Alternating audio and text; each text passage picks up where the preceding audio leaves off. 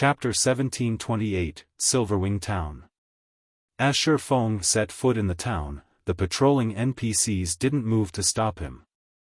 However, once he reached the town's guild residence, a middle-aged man in dark blue robes appeared before Xiaofan. The logo of a silver sword had been embroidered on the chest of this man's robe.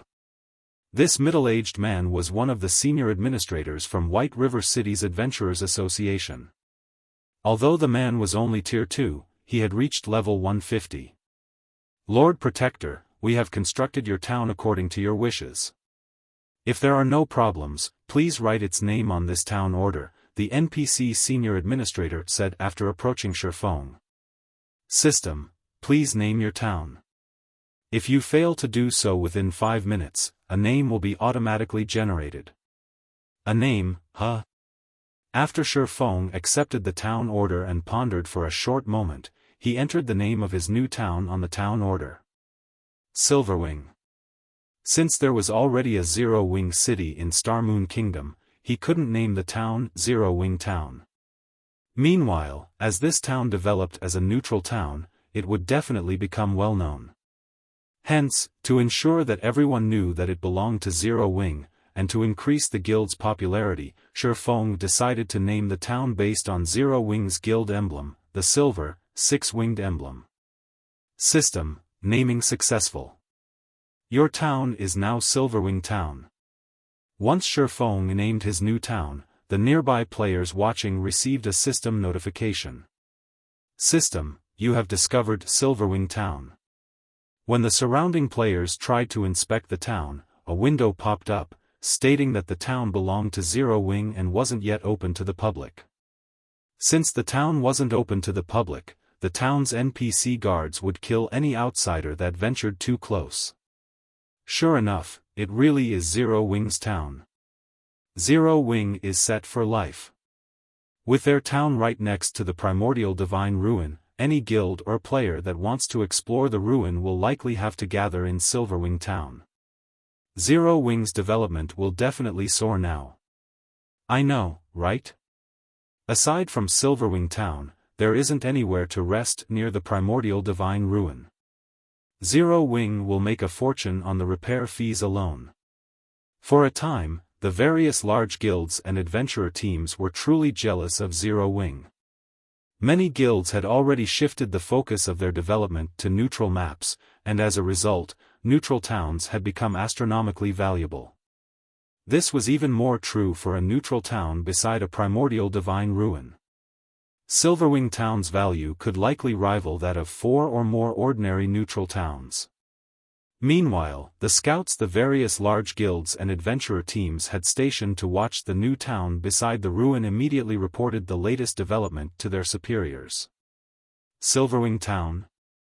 Cuttlefish, one of Crimson Emperor's elders, caressed his white beard as he looked at Silverwing Town from a short distance away. Uncle Cuttlefish, many guilds are trying to partner with Zero-Wing right now. Should we send someone to contact the guild as well? A level 51, Tier 2 Berserker beside Cuttlefish asked. The Berserker wore dark red armor and carried a double-edged battle axe. No, let's wait for a while, Cuttlefish said, shaking his head. Although Zero-Wing has built a town beside the primordial divine ruin, Beast Emperor isn't someone to be taken lightly. Moreover, this is a neutral map. There is simply too much profit involved with Silverwing Town. Even if Beast Emperor doesn't make a move, I doubt that the other superpowers will sit still. Whether or not Zero-Wing can keep its town after the protection period is uncertain. Hearing Cuttlefish's thoughts, realization dawned on the Tier 2 Berserker. At the same time, a hint of pity also surfaced in his gaze as he looked at Silverwing Town. God's domain was a cruel place. In God's domain, holding a treasure without the power to protect it was a sin. Although Zero-Wing had shown the world its extraordinary strength, this kind of power was short-lived.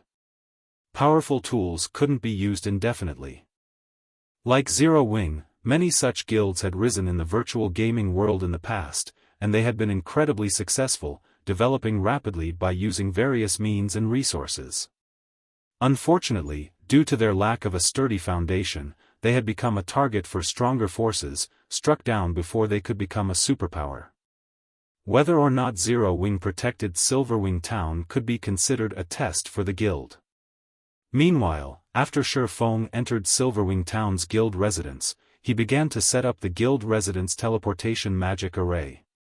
Once he finished and made teleportation to Silverwing Town via guild transfer scrolls possible, he instructed Aqua Rose to bring all of the architects he had requested and a large number of elite members to the town. When the group emerged from the guild residence, seeing Silverwing Town for the first time, they could not help but grow excited, especially the elite members.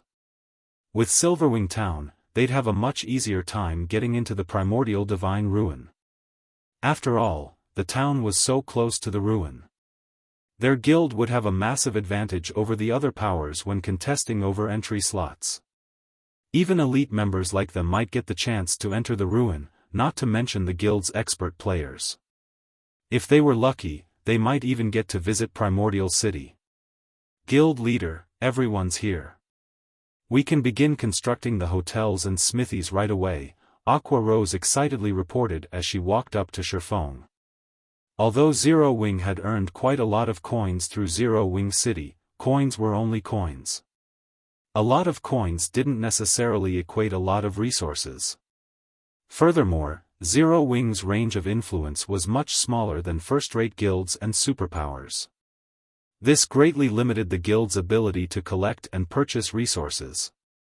However, Zero Wing now had Silverwing Town. With a treasure trove of resources like the primordial divine ruin right beside the town, Zero Wing would have a much easier time acquiring the resources it needed.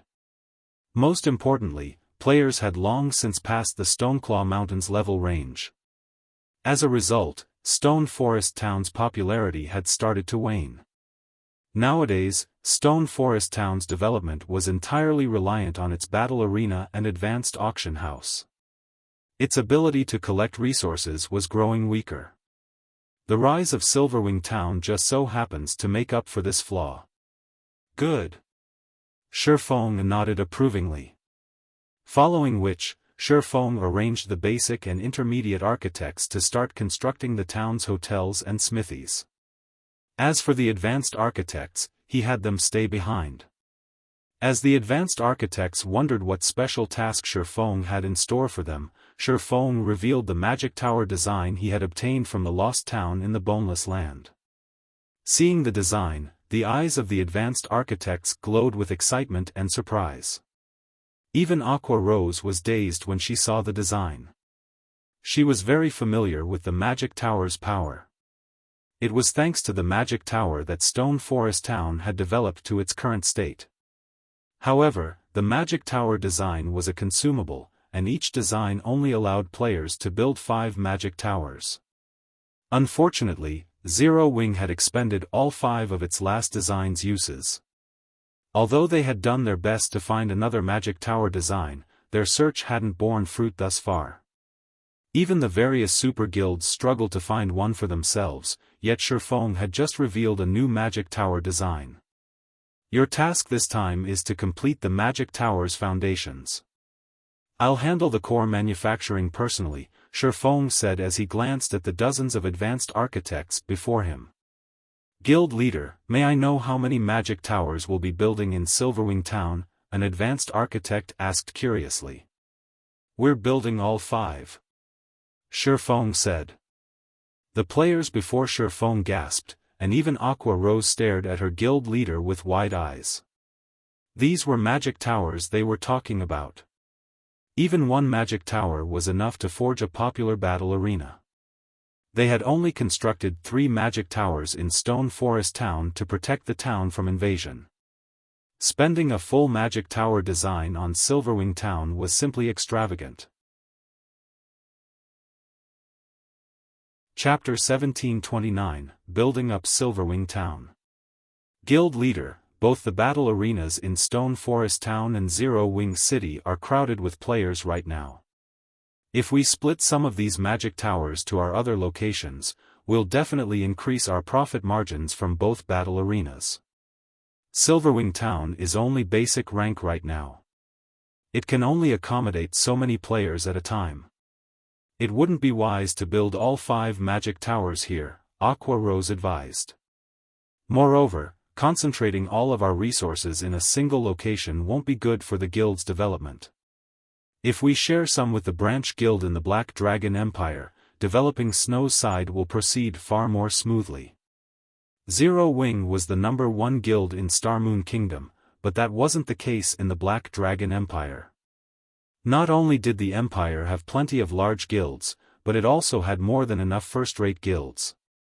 The competition between guilds in the Empire was intense.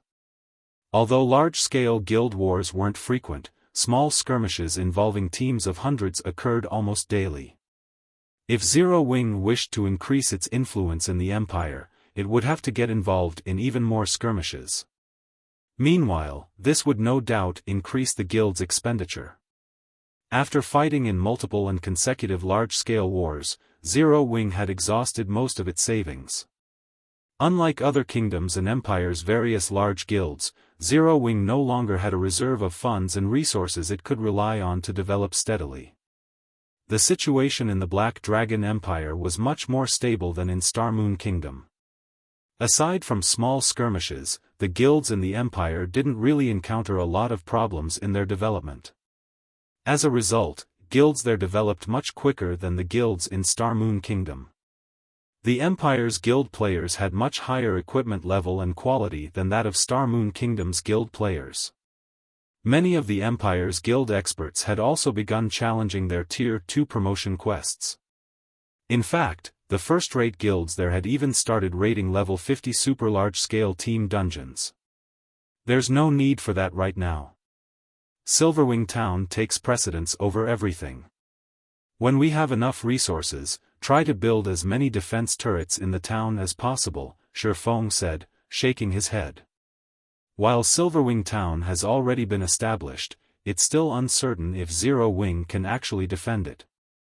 Although there were plenty of resources available in the Black Dragon Empire, the Orc Empire's primordial divine ruin was much more important. It might be a different story if the Orc Empire's primordial divine ruin was an ordinary one, but housing a passage to Primordial City increased its value by several times. Stone Forest Town couldn't compare to Silverwing Town's potential value. Previously, Stone Forest Town had only managed to attract so many players because the Stoneclaw Mountains turned into a regional dungeon. After players reached level 50, the Stoneclaw Mountains weren't accessible to them. However, a primordial divine ruin that was connected to Primordial City would never fall behind the times. Even superpowers had gone all out to monopolize primordial divine ruins with a pathway to Primordial City. This was because Primordial City offered quite a bit of help to players as they challenged their promotion quests. Although players received less help from Primordial City as they reached higher tiers, as long as the city was even the slightest bit helpful, it was still extremely valuable. The various superpowers had yet to realize the true value of Primordial City. They merely treated it as a source of combat techniques and some other valuable resources. Hence, they still held a wait-and-see attitude in regard to Silverwing Town. Once they discovered Primordial City's true value, however, they would do everything they could to obtain Silverwing Town. Beast Emperor would be the least of Zero Wing's worries. Zero Wing needed to strengthen Silverwing Town to the best of its abilities. Aqua Rose gawked at Xiaofan's reply. She felt that Xiaofan was simply insane. Not only did he want to build 5 magic towers in Silverwing Town, but he even planned on constructing a large number of defense turrets. Was he trying to turn Silverwing Town into a fortress? If the other guild upper echelons found out, they would definitely curse Xiaofan's wasteful behavior. Seeing as Xiaofan had no intention of changing his mind, Aqua Rose gave up on persuading him and started designating work for the basic and intermediate architects.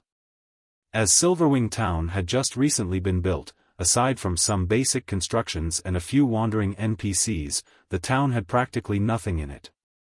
Fortunately, Aqua Rose had brought over 600 basic and intermediate architects with her this time, and since they only had to build basic constructions, their building speed was extremely fast.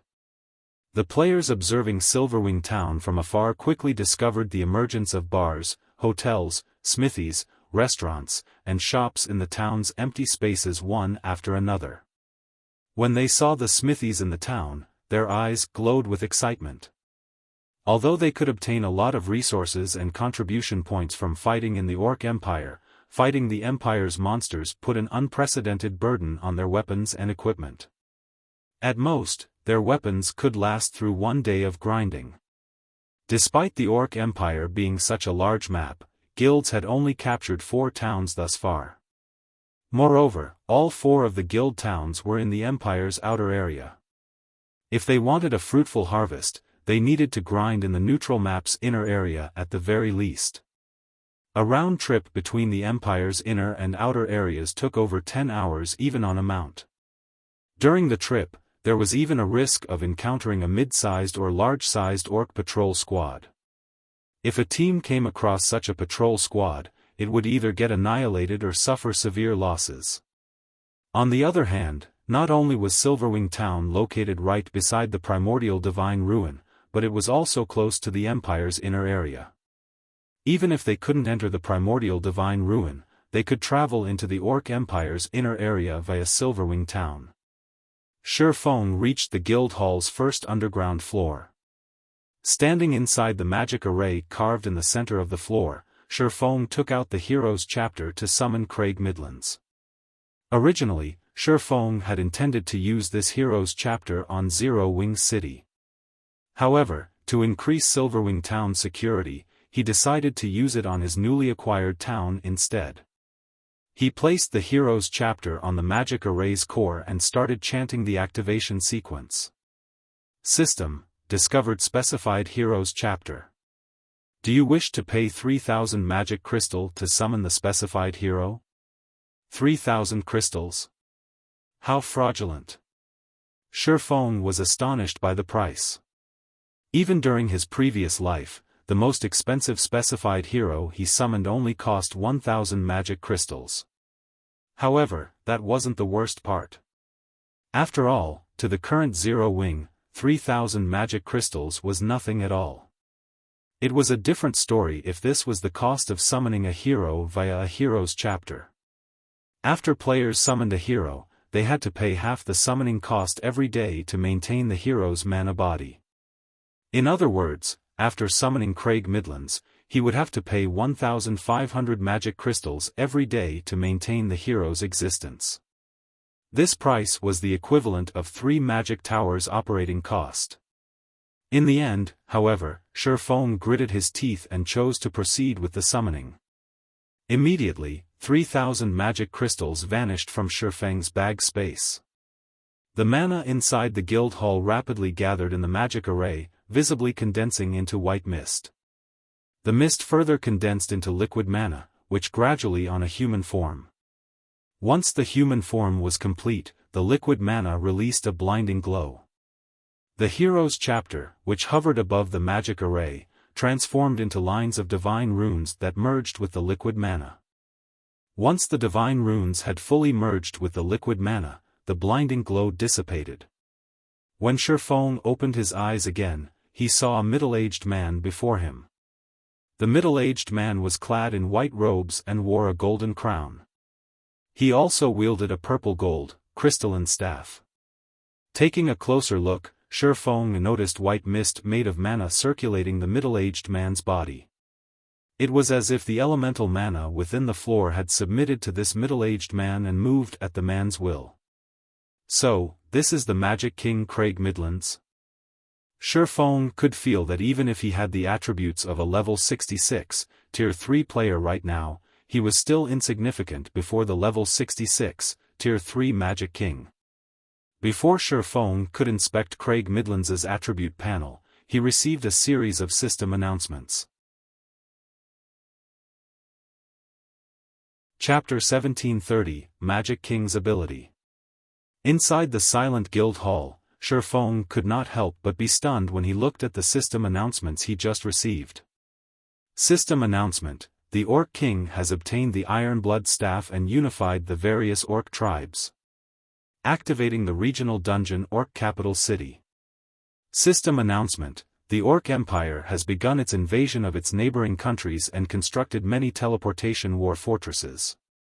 System announcement: the Orc Empire has joined the Dark Alliance. The Orc Empire is now classified as a glory battlefield. Xiaofan wasn't the only person shocked by the appearance of these three system announcements. The players residing within the Orc Empire and its neighboring countries were all stunned by these sudden announcements. A regional dungeon, fortresses, and a glory battlefield? Is the system trying to turn the entire Orc Empire into a war zone? Xiaofan could not help but frown as he studied the contents of the system announcements. First of all, the Orc capital city. The quantity and quality of resources available inside a regional dungeon located in a neutral map were far better than what regional dungeons located within kingdoms and empires could offer. Not to mention, the Orc capital city was an Asura mode regional dungeon. Setting aside the quality of the weapons and equipment one could obtain from it, just the magic crystals one could get there would make it a target of competition for the various large guilds. Moreover, the Orc capital city's level limit started from level 50 and ended at level 100. A regional dungeon that covered such a wide level range was extremely rare in God's domain. In the future, the large guilds would definitely contest fiercely for the Orc capital city. Aside from the regional dungeon, the teleportation war fortresses would most likely become a fuse that would ignite a war between the major powers as well. The Orc capital city was located in the core area of the Orc Empire.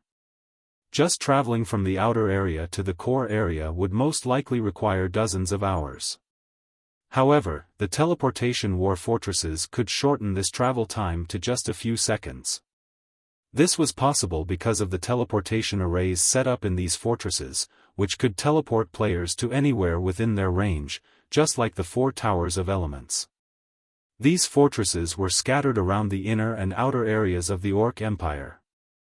As long as players could capture these fortresses from the Orcs, they could directly teleport to the core area of the Empire, possibly even to somewhere close to the Orc capital city. For this reason, the various large guilds would definitely do everything they could to capture these war fortresses. Aggravating the situation in the Orc Empire even more, the Orc Empire had actually joined the Dark Alliance. With this, not only could players belonging to the Dark Forces move about fearlessly within the Orc Empire, but they would even receive help from the Orc Empire itself. Moreover, now that the entire Orc Empire had been classified as a glory battlefield, Dark players and normal players would be after each other's necks constantly inside the Orc Empire. The reason for this was the glory points that players would earn from killing players of the opposing faction. Meanwhile, these glory points could be used not only to exchange for top-tier equipment but also to obtain battlefield titles. These battlefield titles were much more valuable than any weapon or equipment. In fact, they could even aid players in their promotions. Hence, whenever a glory battlefield appeared, a festival of blood would ensue and continue until one side was completely defeated. Moreover, the losing faction would have to pay a very steep price. Due to these reasons, both factions would usually fight with everything they had. As Xiaofan tried to process all these sudden developments, his head ached. The appearance of an Asura mode regional dungeon should have been a good thing. However, the timing of the dungeon's appearance only served to further boost the value of Silverwing Town in the eyes of the various major powers. To make matters worse, even the Dark Forces were intervening in the affairs of the Orc Empire, throwing the Empire into even greater turmoil. If Zero Wing was not careful, it was very likely to fall victim to the struggles of the various major powers. At this moment, Xiaofan wasn't the only person troubled by this sudden turn of events. After finding out about the changes made to the Orc Empire, the upper echelons of many large guilds also held emergency meetings to discuss how to deal with this situation. Meanwhile, the dark guilds and dark players hiding within the different kingdoms and empires all grew ecstatic upon receiving the system announcements. Their time had finally come. Although neutral maps were not restricted by any kingdom or empire, they still weren't friendly to the dark forces. Dark players would have a much more inconvenient time leveling up in neutral maps than normal players. However, now that the Orc Empire had joined the Dark Alliance, the entire empire became the territory of dark players. They would have a much easier time moving in the Orc Empire than in other NPC kingdoms and empires. In fact, they could even teleport directly into the Orc Empire. Moreover, they also wouldn't have to keep sneaking around and hiding their identities in the Orc Empire, as the Orcs were now their allies. Now, they could not only kill other players in such a favorable environment but also earn glory points in doing so. The Orc Empire was basically heaven to dark players like them right now. Even if some independent dark players were not particularly interested in this matter, the various dark guilds would definitely exploit this situation to the fullest. After all, this was a good chance for dark guilds to develop themselves. Wonderful. This is an excellent opportunity for our guild to establish a town. Ha ha ha. The era of dark players is finally here. For a time, countless dark players swarmed towards the Orc Empire. Ancient Rock City, Evil God's Branch Temple. After finding out about the latest changes of God's domain, Beast Emperor was also beaming with joy. Although the Evil God's Temple had no allies in God's domain, that did not mean he could not take advantage of this sudden development. There was a saying, "The enemy of my enemy is my friend." With the various large guilds and dark players at loggerheads, he could cooperate with the dark players to deal with Zero Wing. Doing so would allow him to exact his revenge and destroy Silverwing Town, as well as accelerate the collection of enough contribution points to hasten the invasion of Star Moon Kingdom. Wind, get in touch with the dark guilds in the different kingdoms and empires and tell them that I have a proposition for them. Beast Emperor said, chuckling wickedly. Understood. Wind Hunter nodded. He then ordered his subordinates in the Purple Thorns Empire to arrange for a meeting with the upper echelons of the various dark guilds. Meanwhile, inside the first underground floor of Zero Wing's Guild Hall in Silverwing Town, Xiaofan had recollected himself and returned his attention to Craig Midlands. Craig Midlands, Hero, Great Lord, Wizard Saint. Level 66. HP 36,000,000/36,000,000. Growth Potential, 96. As one of the 32 pillars, Craig Midlands had completed the God's Trial and gained the recognition of ancient gods for his achievements and strength. He possessed not only immense power but also some abilities that other heroes did not. In the past, the hero Xiaofan summoned using the specified heroes chapter he obtained had only one ability. Nonetheless, Craig Midlands had two of such special abilities. The first ability was called Hero's Glory, which facilitated the recruitment of powerful NPC soldiers for the town Craig Midlands was residing in. The second ability was called Magic Strengthening, which temporarily strengthened the weapons and equipment used by the NPC guards, improving their combat power significantly. Looking at these two abilities, Xiaofan finally understood why exactly Craig Midlands was so powerful. It was no wonder the Magic King could easily defend a large city and become an existence that even the various superpowers were helpless against. Just the effects of Hero's Glory could already bring immense benefits to the town or city Craig Midlands protected, not to mention the ability to strengthen the NPC guards there. Every guild town and city could recruit only a limited number of NPC soldiers. Hence, raising the quality of NPC soldiers was important. However, doing so was extremely difficult. The Magic King's ability to directly increase the combat power of NPC soldiers was simply absurd. Immediately, Xiaofan assigned Craig Midlands as Silverwing Town's magistrate. Now, not only did the NPC have authority similar to Xiaofan's, but the Magic King could also recruit and manage NPC soldiers on his own. Xiaofan had given Craig the highest possible authority an NPC could have in a guild town. Just as Xiaofan was about to have Craig start recruiting NPC soldiers, Aqua Rose suddenly sent him a message. The contents of the message were straightforward: the foundations of the 5 magic towers have already been completed. Only the cores are missing now. They're done already? Sure enough, having advanced architects construct the magic towers is much better. Xiaofan felt a little surprised as he read the message. However, after giving the matter some thought, he found it reasonable. Constructing the foundations of the magic tower was a joke that even basic architects could handle with ease, not to mention advanced architects. With dozens of advanced architects working together, it was only natural that they completed the task so quickly. Following which, Xiaofan had the Magic King take independent action. As for himself, he left the guild residence and hurried to the magic towers in Silverwing town. Chapter 1731, Taking Shape. After leaving the guild residence and entering the street outside, Xiaofan noticed that Silverwing town looked much more like a proper town than before. Many new buildings decorated the town now. Even the 5-story tall shop meant for the candlelight trading firm had already been constructed.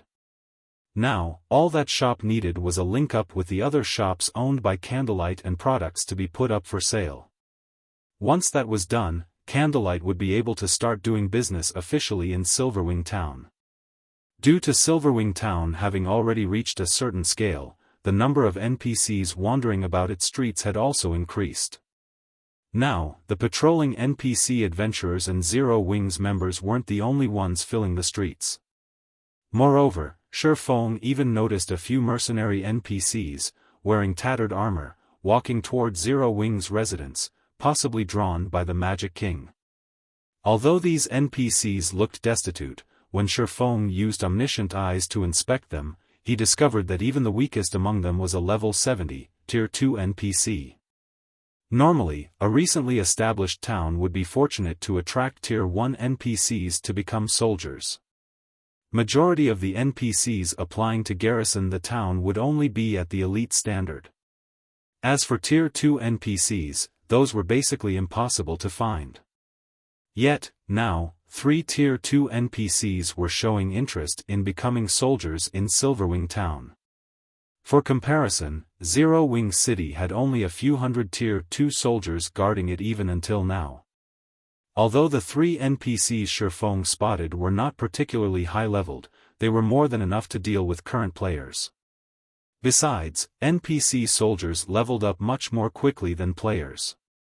It's no wonder people were saying that a powerful hero could give rise to a city.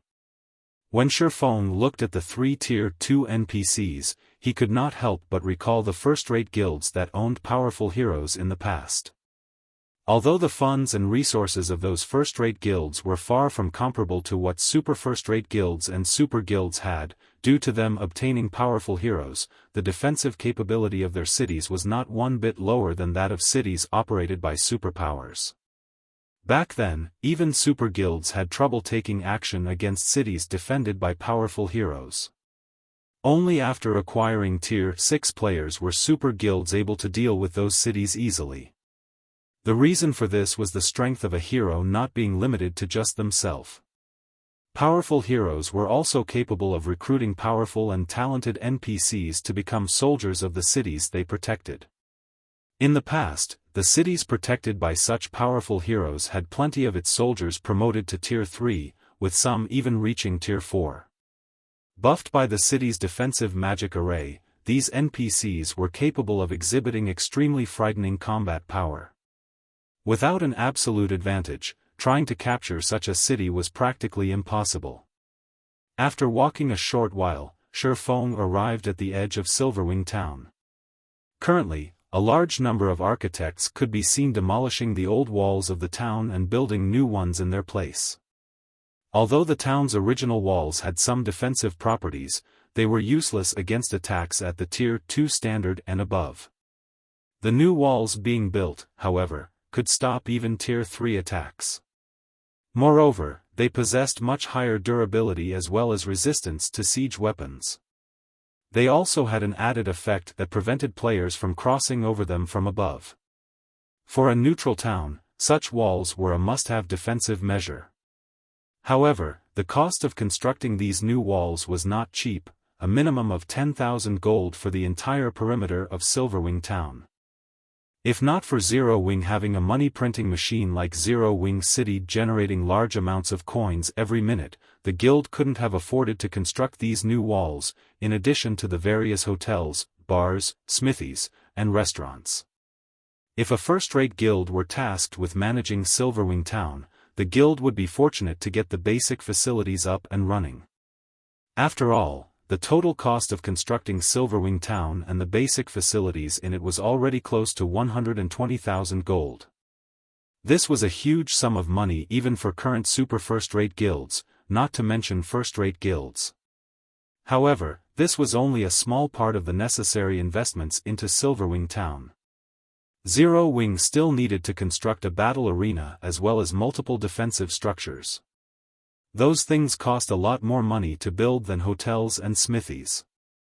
Meanwhile, standing at the four corners of Silverwing town were 4 magic towers as well as one more magic tower located close to the town's main entrance.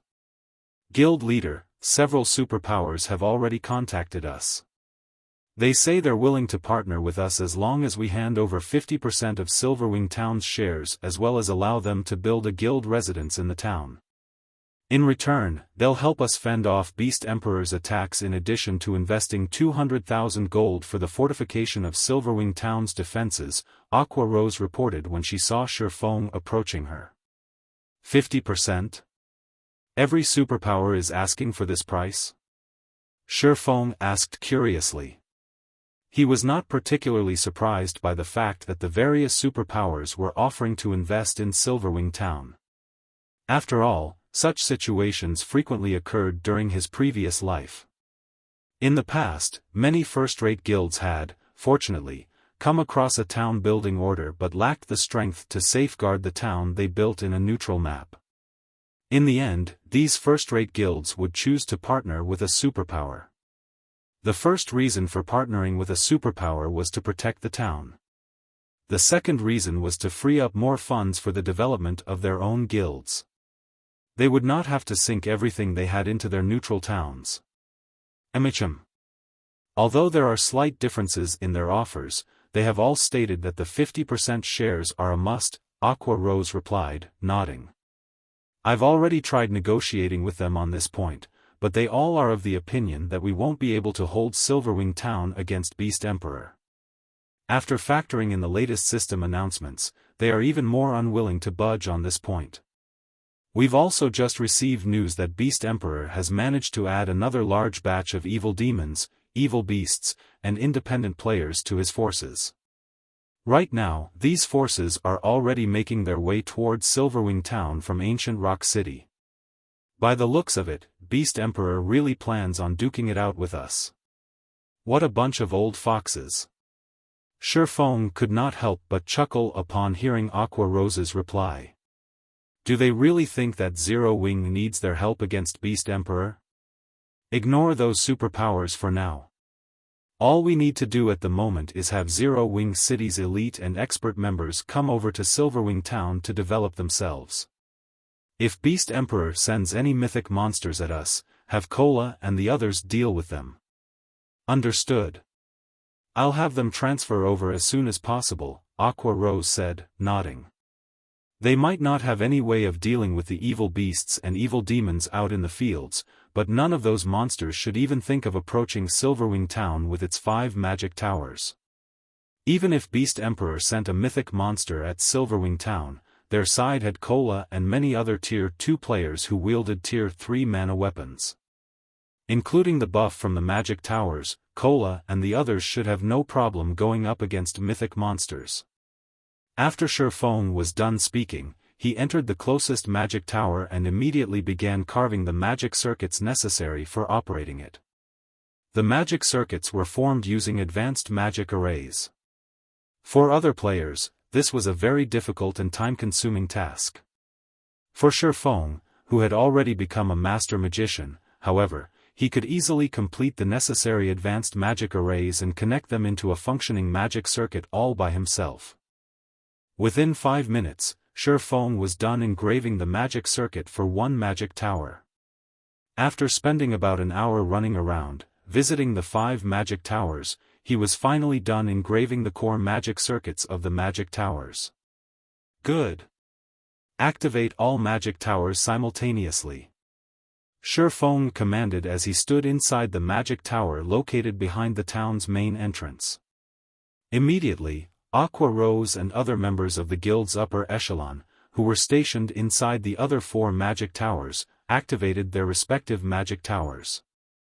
Suddenly, the gigantic crystal atop each magic tower released a dark blue glow. A pillar of light then shot up into the air from each crystal. In the next moment, the towering light pillars split apart and formed light blue barriers that enveloped the entire Silverwing town. The instant the barriers formed by the 5 magic towers came into contact with each other, the barriers immediately took on a darker shade. By the time the barriers of the 5 magic towers fully merged with each other, a dark blue translucent dome had formed around the entire Silverwing town. The spectacular scene was visible even to players over at the Primordial Divine Ruin. What's going on? What's happening in Silverwing town? Everyone present at the Primordial Divine Ruin was dumbfounded as they looked at the dark blue dome covering Silverwing town, because they could feel the density of the mana around them actually increasing gradually. Chapter 1732, The Effect of 5 Magic Towers. Silverwing Town's sudden transformation immediately attracted the attention of the various major powers at the Primordial Divine Ruin. What's going on with Silverwing Town? It's actually causing such a powerful mana drain. Cuttlefish, who was observing Zero Wing's newly built town from an open-air restaurant in the Primordial Divine Ruin, was filled with confusion. Although Silverwing Town appeared to be located right beside the Primordial Divine Ruin, in reality, over 1,000 yards separated the 2 locations. Despite the distance, the commotion in Silverwing Town affected even the Primordial Divine Ruin. If the rise in mana density in the Primordial Divine Ruin was already so remarkable, what about inside Silverwing Town? After thinking up to this point, Cuttlefish could not help but shudder. Nowadays, the understanding that superpowers had towards the effects of mana density was different from before. After conducting extensive research in libraries and live experiments, they had already discovered just how valuable locations with high mana density were. Areas with high mana concentrations did not only help players maintain a calm mind, allowing them to display greater combat power in return, but also accelerated the recovery of players' stamina and concentration.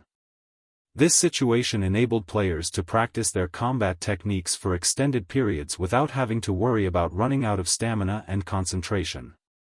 Meanwhile, the execution of combat techniques was different from that of spells and skills. In the case of spells and skills, one could activate them properly so long as the general movements were correct. In the case of combat techniques, however, one's movements needed to be extremely precise. Otherwise, the combat technique would do more harm than good to the user. In short, the difficulty of executing a combat technique was much greater than activating skills and spells. One required arduous practice just to learn to execute a combat technique properly. Hence, if one wished to practice a combat technique efficiently, having an environment that boosted stamina and concentration regeneration was a must. Uncle Cuttlefish, a report just came in from our scouts. It seems Zero Wing has constructed magic towers in Silverwing Town.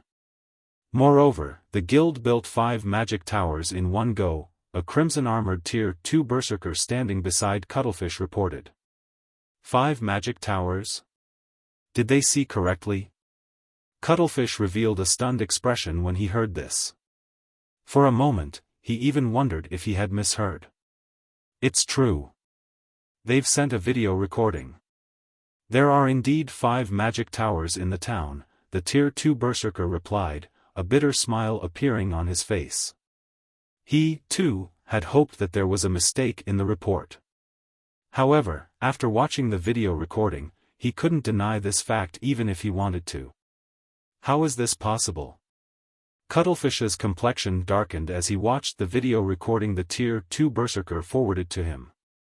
Wasn't it stated that each magic tower design allowed the construction of only 5 magic towers? At this point in time, the various large guilds were no longer strangers to the magic tower.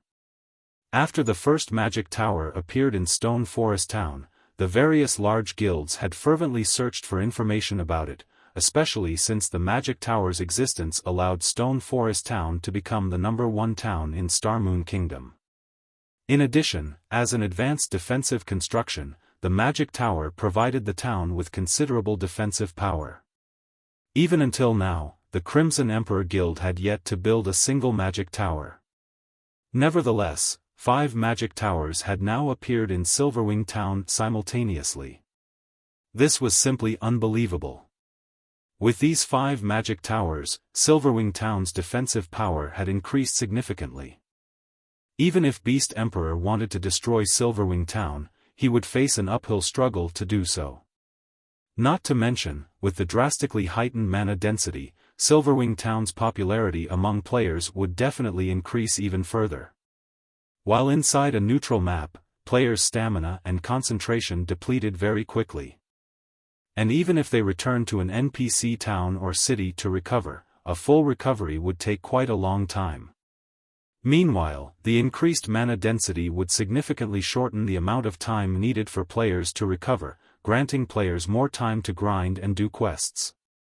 One could just imagine how attractive Silverwing Town would be to the players trying to develop in the Orc Empire. With this, Crimson Emperor would also have much greater difficulty in acquiring the shares of Silverwing Town. At this moment, besides Cuttlefish of Crimson Emperor, members of the other superpowers present in the Primordial Divine Ruin were also frowning at this situation. Damn it! Just where did Zero Wing obtain another magic tower design from? The upper echelons of the various superpowers were filled with envy as they looked at the 5 magic towers of Silverwing Town. Right now, even a fool could tell that Silverwing Town had a promising future ahead of it. News about Silverwing Town having 5 magic towers spread like wildfire. For a time, the expert players that had been hesitating over developing themselves in the Orc Empire started migrating to the Empire in large numbers. Meanwhile, inside Silverwing Town. So, this is the effect of having 5 magic towers in a single town? Xiaofan was a little surprised as he felt the density of the ambient mana. He also noticed an additional buff appearing in his status window. Spirited State. If you remain in this state for 5 hours, your EXP gain will increase by 30% for 1 hour. If you remain in this state for 10 hours, your EXP gain will increase by 30% for 2 hours. Xiaofang's eyes glowed when he read the description of this buff. Moreover, aside from this additional buff, the 5 magic towers also received a boost to their attack range, their defensive radius now covering 6,000 yards. Xiaofan had never imagined that constructing 5 magic towers in a single town would bring such bonuses. This was his first time learning about such a matter. However, this was also a reasonable situation. After all, magic towers were incredibly precious. This was true even after 10 years had passed in God's domain. In his previous life, the various superpowers would split the magic towers they had to as many towns as possible. Even in important towns and cities, they would construct 3 magic towers at most. Nobody had been willing to spend an entire magic tower design on a single location.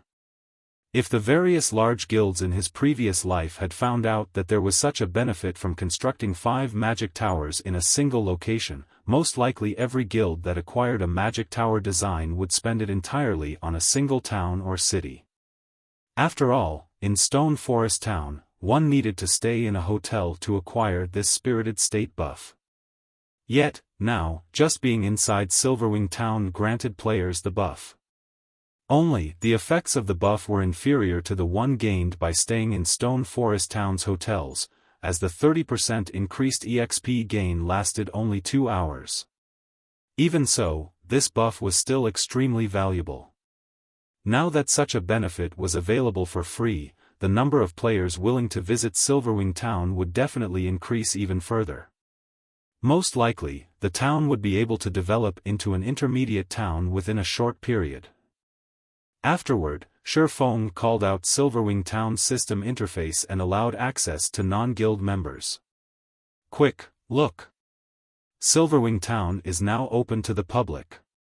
Some observers quickly noticed the change in the town's status. Suddenly, countless players swarmed into the town.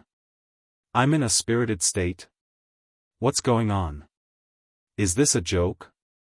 We can accumulate 2 hours of increased EXP gain buff just by staying inside Silverwing Town. All hail Zero Wing. The players that entered Silverwing Town could not help but gape in shock when they looked at their status windows. Originally, Silverwing Town was already a very attractive location for players. After all, it not only boasted a higher mana density than even Stone Forest Town but was also located right beside the primordial divine ruin.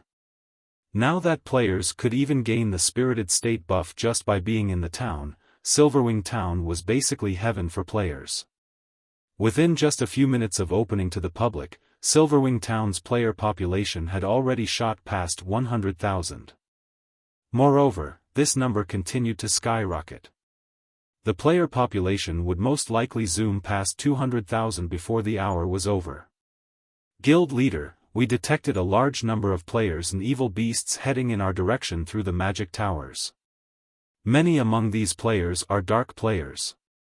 By the looks of it, they are planning to camp outside the primordial divine ruin and start a war of attrition with us, Aqua Rose said, frowning as she looked at the approaching evil beasts and dark players through the crystal ball of a magic tower. Beast Emperor sure is persistent.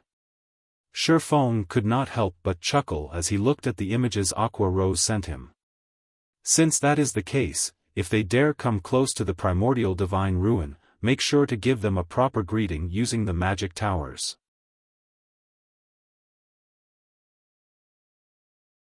Chapter 1733, Earth-shattering blow. A large group of evil demons and evil beasts, easily over 50,000 in total, had set up camp in the wilderness outside of the primordial divine ruin. This particular group also included some cloaked players, which all radiated killing intent. Just looking at these players could make one shiver. Some of these players didn't even bother with black cloaks to hide their identities, revealing the black IDs above their heads. It was obvious that these players had slain a frightening number of players. They were definitely not ordinary expert players. All of these players were very well geared. Despite recently reaching level 50, over half of their equipment consisted of level 50 mysterious iron and secret silver equipment. These pieces were definitely among the best available at this stage of the game. I'll say this first. The Crimson Horn Guild will only help you kill Zero Wings members. We won't be taking the initiative to attack and turn ourselves into cannon fodder, a tall, robust man carrying 2 short swords from his waist indifferently told the phantom of a person beside him. Relax. As long as Zero Wings members leave Silverwing Town, my evil demons and evil beasts will attack them immediately. All you and your men need to do is find an opportunity to kill them.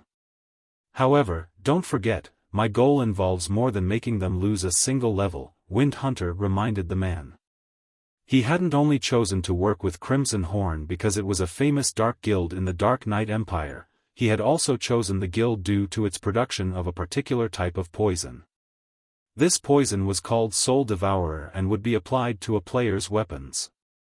When these coated weapons were used to kill a player, the poison would corrode the player's soul, and depending on how much poison was applied, the victims could lose up to 3 levels before entering a weakened state. During this weakened period, players could not level up. In return for Crimson Horn's assistance, the Evil God's Temple would help the Dark Guild's members grind glory points and accumulate battlefield titles. Leave this to us. As long as we slay Zero Wings members, I guarantee that they will need some time to recover their strength, the indifferent man said confidently. If there weren't so many guilds here, I'd love to fight Zero Wings peak experts.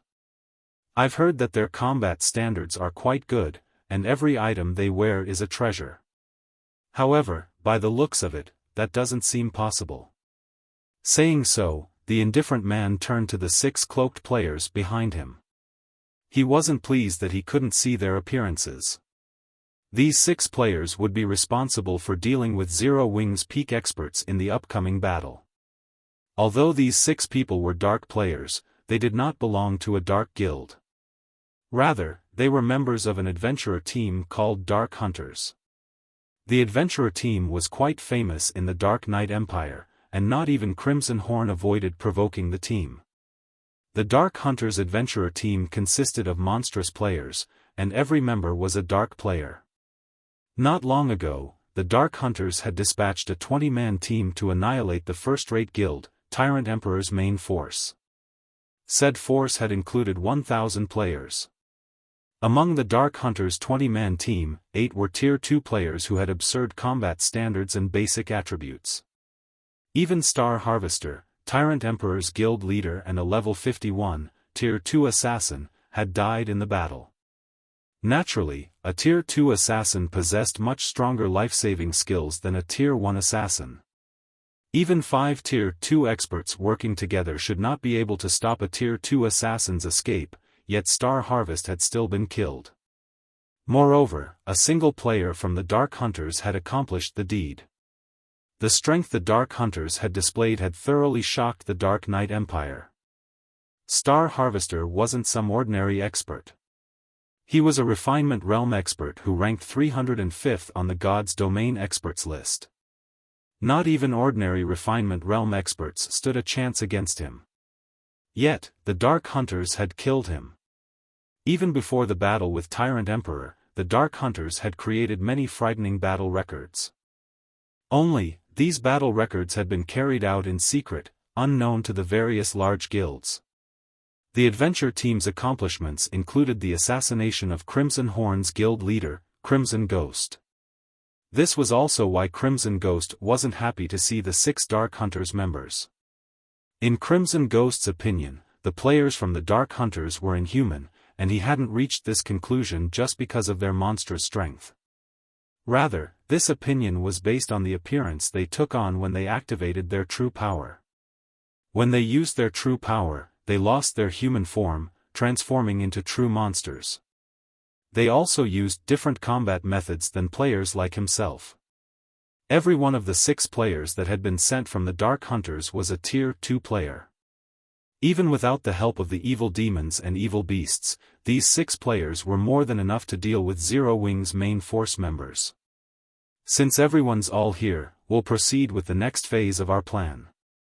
First, we'll set up an encirclement around the Primordial Divine Ruin and Silverwing town. But make sure you stay a safe distance away from the town. We estimate that those magic towers have a maximum attack range of around 1,500 yards. Do not enter that range. We won't be responsible for your deaths.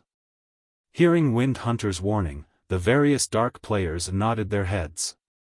War weapons were no laughing matter. The magic tower's attacks possessed power at the peak of Tier 3. Moreover, the attacks had very large ranges.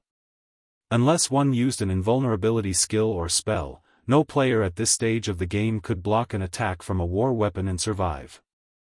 No, there was one player who could block an attack from war weapon like the magic tower, but none of these dark players believed that they had the strength to rival Black Flame.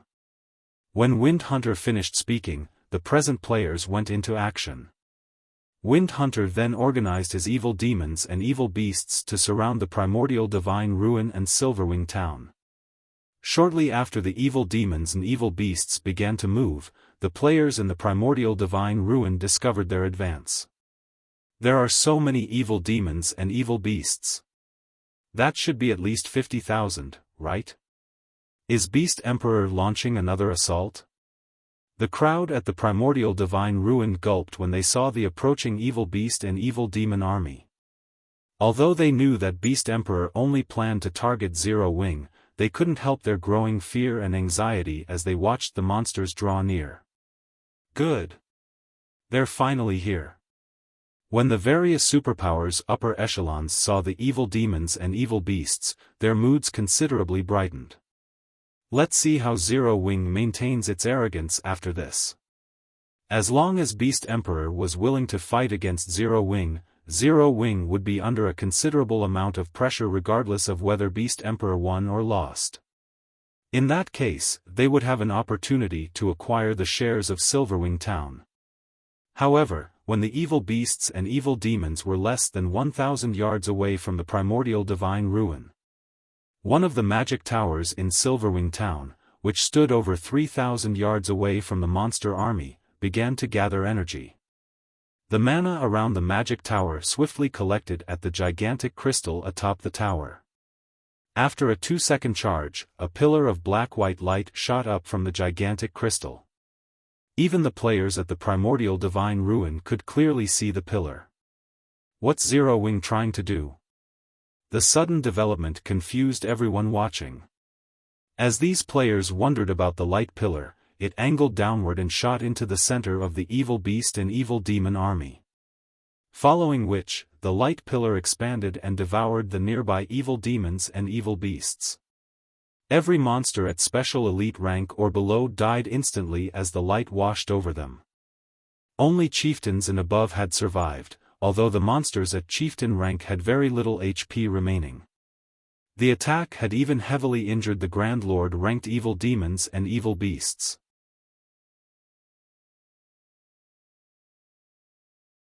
Chapter 1734, Silverwing's Might. The light pillar that had blasted into the evil demon and evil beast army had only stopped expanding after it had covered a 100-yard radius. It then gradually disappeared.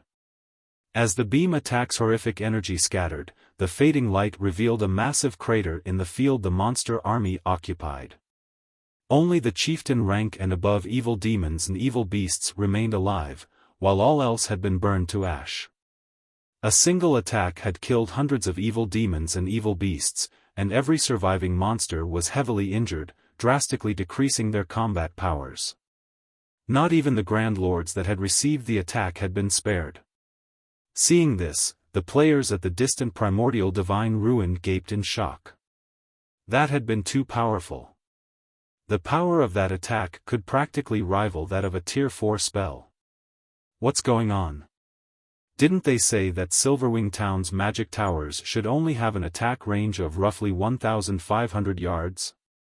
The expressions of Crimson Horn's members darkened as they stared at the crater only a short distance away.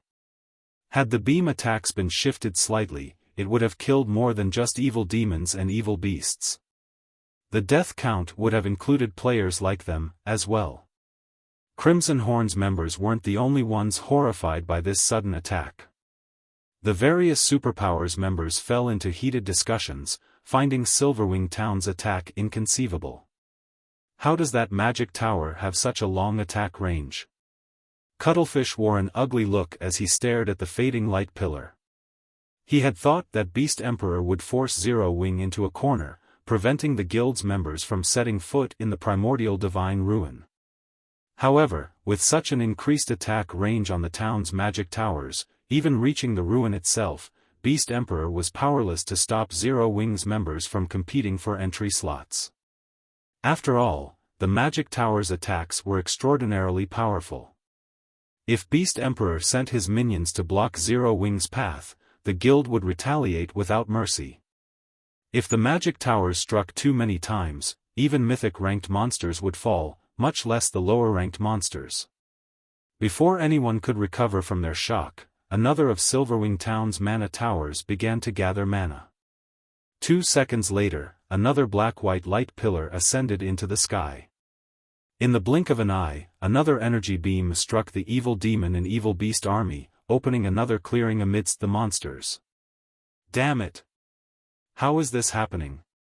Wind Hunter's heart bled as he watched his evil demons and evil beasts fall by the hundreds. He had gone to great lengths to nurture these evil demons and evil beasts. He could accept their deaths if their deaths had meaning, but right now, they were nothing more than living targets for Zero Wing. As Wind Hunter prepared to issue a new command, another beam attack slammed into his monster army. Boom! This time, the attack had taken the lives of more than just a large number of evil demons and beasts. Some of Crimson Horn's members hidden among the monster ranks had died instantly. "Retreat! Everyone retreat!" Crimson Ghost shouted through the team chat with an ashen complexion. Dark guilds had far fewer members than ordinary guilds. A very powerful dark guild generally only had around 30,000 members. Crimson Horn had barely over that count. For this operation, Crimson Horn had dispatched 2,000 expert members, nearly every expert in the guild.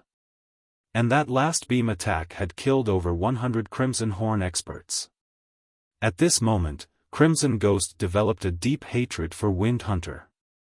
Because of Wind Hunter's misinformation, Crimson Horn had lost over 100 experts for no good reason. As dark players, the death penalty they suffered was much more severe than ordinary players. Even though their alignment with the dark forces would lighten their death penalty slightly, it was still harsher than what ordinary players faced. Now that over 100 Crimson Horn experts had been killed, the guild had lost over 5% of its peak combatants. If they suffered another blow like that, the consequences would be unimaginable. Just as Crimson Horn's members began to retreat, Zero Wing's members flooded out of Silverwing town. Although only a little over 2,000 guild members had emerged, every one of them rode a majestic Thunder Wolf.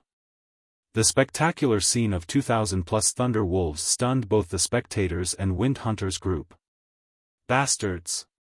Wind Hunter bellowed in rage as he watched Zero Wing's army charge towards him.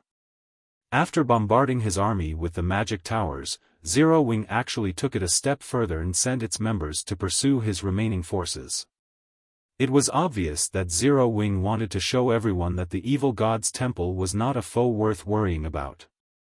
To make matters worse, Zero Wing had only dispatched a little over 2,000 members for the pursuit. If news of this spread, the evil god's temple's prestige would be tarnished. The temple would become a laughing stock in the Orc Empire. Immediately, Wind Hunter had his evil demons and evil beasts charge at Zero Wing's army, even going as far as to mobilize 2 mythic evil beasts. Although the magic tower's attacks were powerful, they couldn't easily take down mythic-ranked monsters. In fact, the 2 mythic evil beasts would have no problems escaping the battlefield even after annihilating Zero Wing's force. Moreover, with how far the magic towers could reach, Zero Wing wouldn't dare to fire on the evil demons and evil beasts as they clashed with the guild's members. Suddenly, one level 60+ evil demon and evil beast charged towards the incoming players, but before they could reach their targets, 2 more beam attacks plowed into the monster's frontline. The beams wiped out any elites and special elites they struck while leaving the rest heavily injured. After the 2 beam attacks descended, Zero Wing's members, who wielded mana weapons, finally made contact with the evil demons and evil beasts. The moment they did, they started a slaughter. The Zero Wing experts wielding Tier 2 mana weapons could fight a Lord-ranked evil demon or evil beast, even when the monsters were at their peak, toe-to-toe. Hence, the weakened chieftains and lords posed no threat to Zero Wing's melee players. In addition, the ranged DPS provided cover fire, and the healers maintained everyone's HPs from the rear. Overall, the first wave of evil demons and evil beasts that met Zero Wing's army in combat was no match for Zero Wing's army. Finally, the 2 mythic-ranked evil earth dragons arrived before Zero Wing's forces, their massive frames looming like 2 mountains. The evil earth dragons then released deafening roars as they swiped their massive claws at the enemy players. However, before their claws could reach the melee players before them, 2 figures appeared before each monster. One of these figures was Kola, while the other was Turtledove, and the 2 MTs had already activated the power of darkness, increasing their attributes significantly. Silver divine runes illuminated the Tier 3 mana weapons in their hands, and once the 2 guardian knights reached the evil earth dragons, they swung these weapons at the incoming claws. Tier 2 skill, Divine Adjudication. A golden glow bloomed before the 2 guardian knights as the 2 evil earth dragons' gigantic claws abruptly halted mid-swing.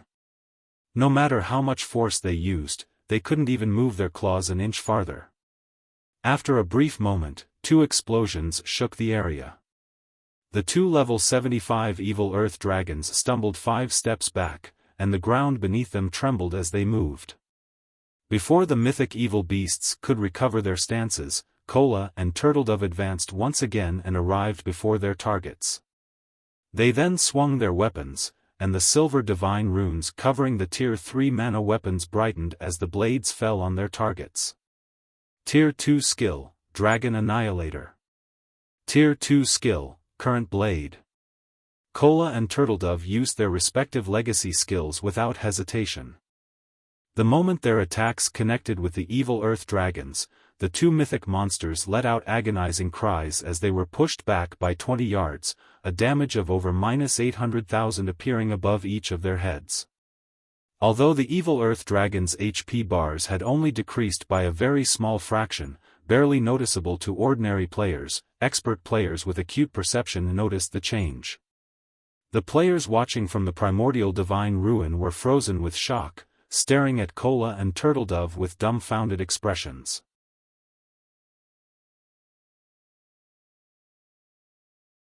Chapter 1735, A Nest of Monsters. Chapter 1735, A Nest of Monsters. The nearby Crimson Horn members couldn't help but gasp when the players pushed the evil earth dragon's titanic frames backward by over 20 yards.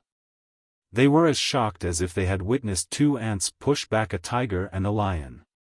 How is this even possible? Is Zero Wing just a nest of monsters? Both Crimson Horn's members and the various spectating players at the primordial divine ruin were at a loss for words. Aside from how massive the evil earth dragons were, just the fact that they possessed the strength of mythic monsters should make them impossible for players to go up against. Watching Black Flame kill a mythic evil demon had been scary enough, yet two more monstrous players had risen in Zero Wing. No! This can't be possible. They must have used some kind of special potion to boost their strength. They can't keep this up for long. Wind Hunter's eyes nearly fell from their sockets when he saw the evil earth dragons slide back. He was sure that Kola and Turtledove must have used some special method to grant them the strength to face mythic monsters for a short time. There were certain tools in God's domain that could grant players extraordinary power for a short time. Even Wind Hunter had such a tool in his possession, but it wasn't strong enough to allow him to go toe-to-toe with a mythic monster. As for the possibility that Zero Wing actually had two more players on Black Flame's level, that was simply absurd. He absolutely refused to believe that Zero Wing could produce 3 experts that could contend with mythic monsters on their own. Thinking up to this point, he commanded the evil earth dragons to continue their assault against the 2 guardian knights. Once the 2 mythic evil beasts had stabilized themselves, they whipped their tails at the 2 MTs. The massive tails swept up a powerful storm as they moved, forming a pitch-black rift wherever they passed. Faced with such an attack, even a Tier 2 metric tons with their life-saving skill activated would risk an instant death if they took the strike head-on. However, Kola and Turtledove remained unfazed as they swung their Tier 3 mana weapons again.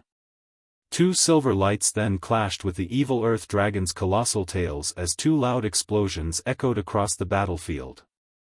Even the crowd at the primordial divine ruin, which was over 1,000 yards away, could clearly hear the explosions.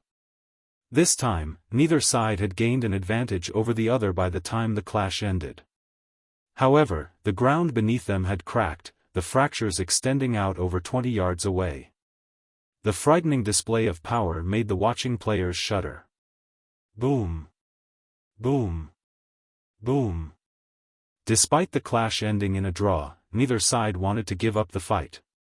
For a time, both sides exchanged one blow after another. Meanwhile, the surrounding Zero Wing members massacred evil demons and evil beasts in a frenzy. Any Zero Wing member could solo a Great Lord, dealing around -50,000 damage with their attacks. As for Aqua Rose, Alluring Summer, Blackie, and Violet Cloud, who wielded Tier 3 mana weapons, their spells easily dealt over -100,000 damage to their targets, with some dealing over -200,000 damage.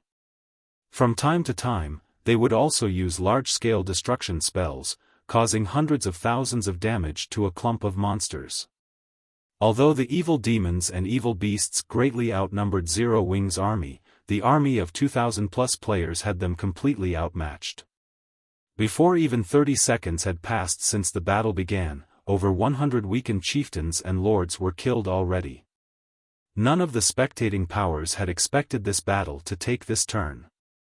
They had assumed that Zero Wing would rely on its magic towers to protect itself. They had never thought that Zero Wing's members actually possessed such extraordinary strength. If the rest of Zero Wing's force weren't busy with the other evil demons and evil beasts, the small army would definitely slay the two evil earth dragons. With such power, it's no wonder why they had no interest in our partnership offers. Quiet Melody, who sat in an open-air restaurant in the primordial divine ruin, could not help but reveal a bitter smile as she watched Cola and Turtledove fight the evil earth dragons. She had thought that Zero Wing was trying to keep up appearances by refusing the various superpowers' offers for cooperation and would only lower its head after Beast Emperor's forces had cornered the guild. However, with Zero Wing's current display of strength, it certainly qualified to protect Silverwing Town without help. Not even the various superpowers could deal with mythic-ranked monsters so easily. With the 5 magic towers' absurdly long attack range, Zero Wing should have no problems defending Silverwing Town even after the town's protection period. That damned Wind Hunter. He nearly made us enemies with Zero Wing. Fortunately, we haven't actually fought Zero Wing's members yet. We should still have time to escape Zero Wing's notice.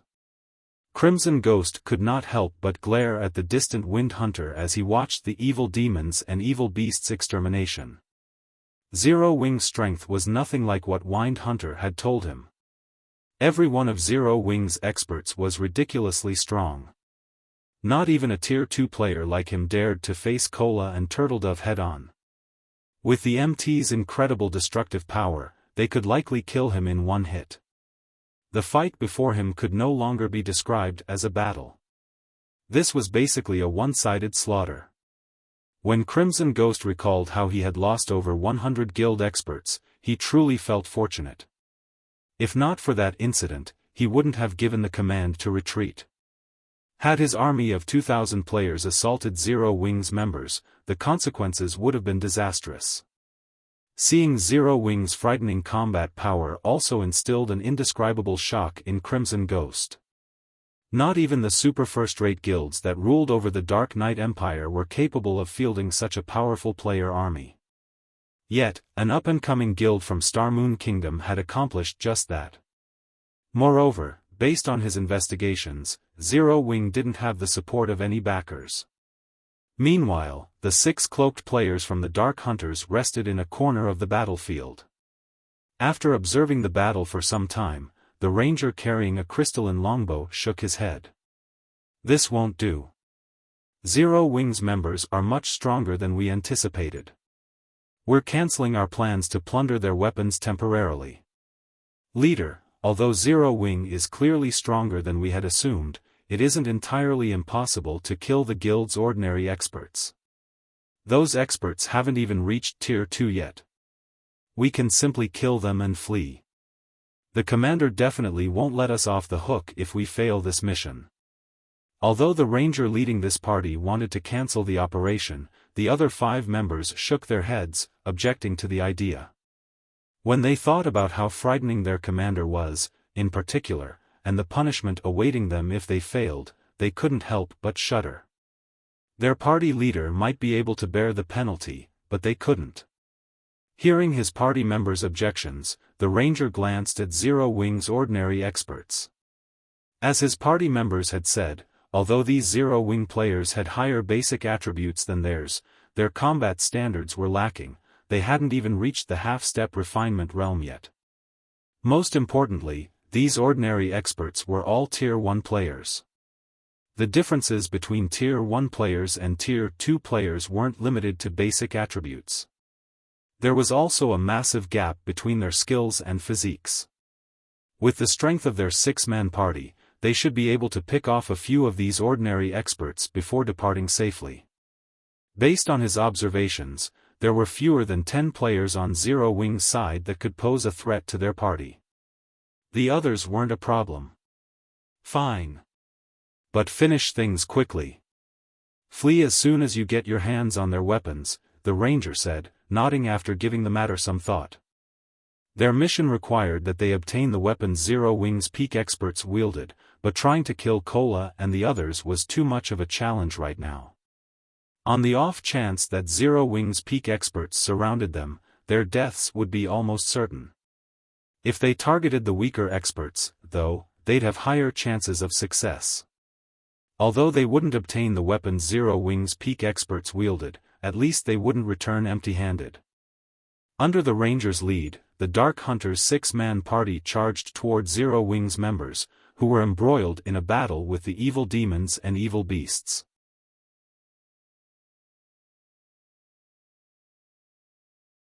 Chapter 1736, Confrontation with the Dark Hunters. Chapter 1736, Confrontation with the Dark Hunters. On the chaotic battlefield, Cola and Turtledove continued to block the evil Earth Dragon's attacks. Meanwhile, the other Zero Wing members frantically cleared out the heavily injured evil beasts and evil demons, rapidly dwindling the army's numbers. The battle was thoroughly in Zero Wing's favor. Because of this, Zero Wing's excitement continued to mount as they fought. The mana weapon's incredible attack power couldn't compare to their normal weapons, and even though they were Tier 1 players, they completely overwhelmed the Lord-ranked evil demons and evil beasts. Although the slain monsters didn't drop any loot, these players did receive a bountiful amount of EXP. After fighting for just a short moment, their experience bars had grown by a noticeable chunk. Upon reaching their level, they required a ridiculously high amount of EXP for each level up. Sometimes, they'd grind for 10 minutes straight without any noticeable change to their experience bars. Now, however, they should be able to gain enough EXP for a full level after fighting these evil demons and evil beasts for 3 hours or so. With how generous the EXP was from killing these monsters, they had to take advantage of this opportunity as much as possible. Even the spectators at the Primordial Divine Ruin were jealous of Zero Wing's members. It was not very often players encountered such a large army of high-ranked monsters. Even if they did, most players did their best to stay out of the monsters' way. Trying to fight such a powerful monster army guaranteed casualties, after all. The losses would completely outweigh the gains. However, now that Zero Wing had Cola and Turtledove to pin down the evil Earth Dragons, and Zero Wing's other members had the strength to overwhelm the other evil beasts and evil demons, Zero Wing's army could safely grind these enemy monsters. Why wouldn't they be jealous of Zero Wing? It seems Beast Emperor has only failed again. Quiet Melody could not help her bitter smile when she saw that the evil demons and evil beasts had begun to retreat. After this battle, Beast Emperor wouldn't be able to touch Zero Wing at the Primordial Divine Ruin again. Big Sis Melody, look over there. A few dark players seem to be charging into the battle, Blue Jade said suddenly as she pointed at the 6 figures rushing into the heart of the battlefield with flying speed. They must intend to attack Zero Wing. These 6 players were none other than the 6 from the Dark Hunters Adventurer team. What a powerful concealment technique. Who are those people? Quiet Melody watched the rapidly moving figures with astonishment. As one of the Sacred Temple's Vice-Temple Masters, she had more than great combat power. She also possessed acute perception. Although the 6 players hid their identities and appearances with black cloaks, Quiet Melody could tell that they were all Tier 2 players based on their movement. Tier 2 players had far higher basic attributes than Tier 1 players, and their mobility wasn't something that Tier 1 players could hope to rival. Hence, it was very easy to differentiate between Tier 1 and Tier 2 players. However, what truly surprised Quiet Melody was the 6 players' movement technique.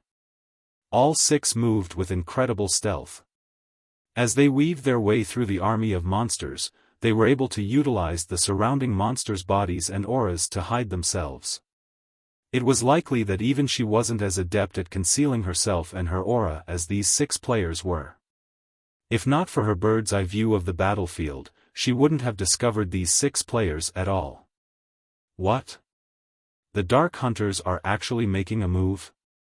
Crimson Ghost, who had long since retreated from the battlefield, could not help his surprise when he noticed the 6 figures approach Zero Wing's army. At this point, Zero Wing's superiority in this battle could not be any more obvious. There was no reason to continue this fight with the guild, yet the 6 Dark Hunters insisted on doing so. Crimson Ghost was truly confused. Elsewhere on the battlefield, Wind Hunter had noticed the 6 Dark Hunters players moving toward Zero Wing's army, as well. They're going to strike? Wind Hunter's frown relaxed slightly. Originally, he hadn't planned on enlisting the help of the Dark Hunters adventurer team in this fight against Zero Wing. Beast Emperor had invited them. Moreover, Beast Emperor had even specifically instructed him not to provoke the Dark Hunters casually. It was clear that even Beast Emperor was a little afraid of this adventurer team known as the Dark Hunters. Initially, Beast Emperor's decision had left him slightly disgruntled, but after seeing that all 6 of the adventurer team's representatives were Tier 2 players, his opinion of the Dark Hunters had changed slightly. When he had tried to fight one of these representatives, he had learned exactly how powerful these 6 players truly were. If these 6 players were pitted against a 1,000-man team of ordinary Tier 1 experts, the expert army would suffer catastrophic losses even if the 6 eventually died.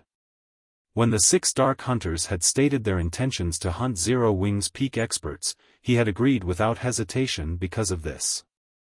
Originally, he had thought that the Dark Hunters had planned to abandon this fight like Crimson Horn's members had. He never thought that the Dark Hunters would still make a move. This was definitely good news for him. As Wind Hunter considered his next move, the 6 Dark Hunters reached the edge of Zero Wing's army.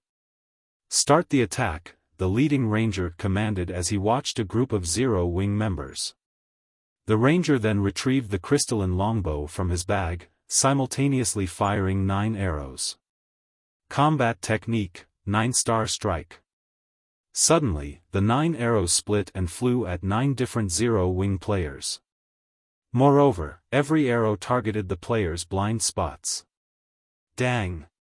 Dang! Dang! Although the ranger's aim had been accurate, the 9 Zero Wing members noticed the attacks and responded by swinging their weapons at the incoming projectiles. However, they felt as if they had struck an immovable wall the moment their weapons touched the arrows. Not only did the resulting vibrations hurt their arms, but they were also forced to retreat. The power the arrows contained could even rival a High Lord's attack. As Tier 1 players, they wouldn't be able to block such an attack unless they used their berserk skills. However, Zero Wing's ordinary experts all wielded Tier 2 mana weapons, which granted them great strength. They could also stabilize their postures after retreating about 4 steps. Unfortunately, before the 9 Zero Wing members could locate their attacker, they noticed multiple skills and spells flying at them from multiple directions. Before they could react, these skills and spells smashed into them. Needless to say, these attacks had originated from the other 5 Dark Hunters. The 9 players from Zero Wing rapidly lost HP. Only the plate armor classes retained around 2/3 of their HP, while the rest had more than 50%. After the brief clash, the 9 Zero Wing members realized that they had encountered a powerful foe. They immediately activated their mana weapons, attacking their ambushers. Facing attacks that could rival the power of High Lords, the 6 Dark Hunters chose not to block the attacks directly, but to dodge or deflect them. This situation rendered the 9 Zero Wing members utterly helpless about their current predicament. Before the rear-line healers could heal the 9 injured players, the 6 Dark Hunters launched another wave of attacks, easily slipping past the Zero Wing members' defenses and killing the 9 experts instantly. This shocked the nearby Zero Wing players. Even the upper echelons from the various major powers, who watched from the primordial divine ruin, couldn't help but gasp. Too fast. Although the 9 players from Zero Wing had yet to reach the refinement realm, their basic attributes almost rivaled Tier 2 players. They should wield the strength of a High Lord of the same level, yet the 6 Dark Hunters had effortlessly ended their lives. Although the Dark Hunters' status as Tier 2 players was part of the reason for their success, the various major powers' upper echelons recognized the absolutely perfect coordination between the 6 players. Even if the 9 targeted players had been refinement realm experts, the ambush's outcome would likely have been the same. After the 9 Zero Wing members had died, they had dropped a total of 18 items, far more than normal. 3 of these 18 items were Tier 2 mana weapons. Good. We're retreating, the leading ranger commanded after snatching up a Tier 2 mana weapon. He then turned and fled. The other 5 Dark Hunters nodded in response. They wanted to kill more players, but since their party leader had ordered the retreat, they had to obey. Following which, they dully picked up an item closest to them and fled back into the Evil Demon and Evil Beast army. But just as the 6 players melded into the monster army, a figure leaped out of Zero Wing's forces and blocked the Dark Hunter's path. This figure was none other than Fire Dance. Do you think that you can leave so easily after killing our guild members? Fire Dance demanded as she swept a glance over the 6 Dark Hunters, a cold glint flashing in her eyes.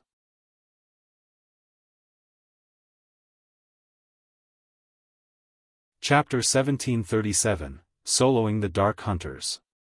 Chapter 1737, Soloing the Dark Hunters.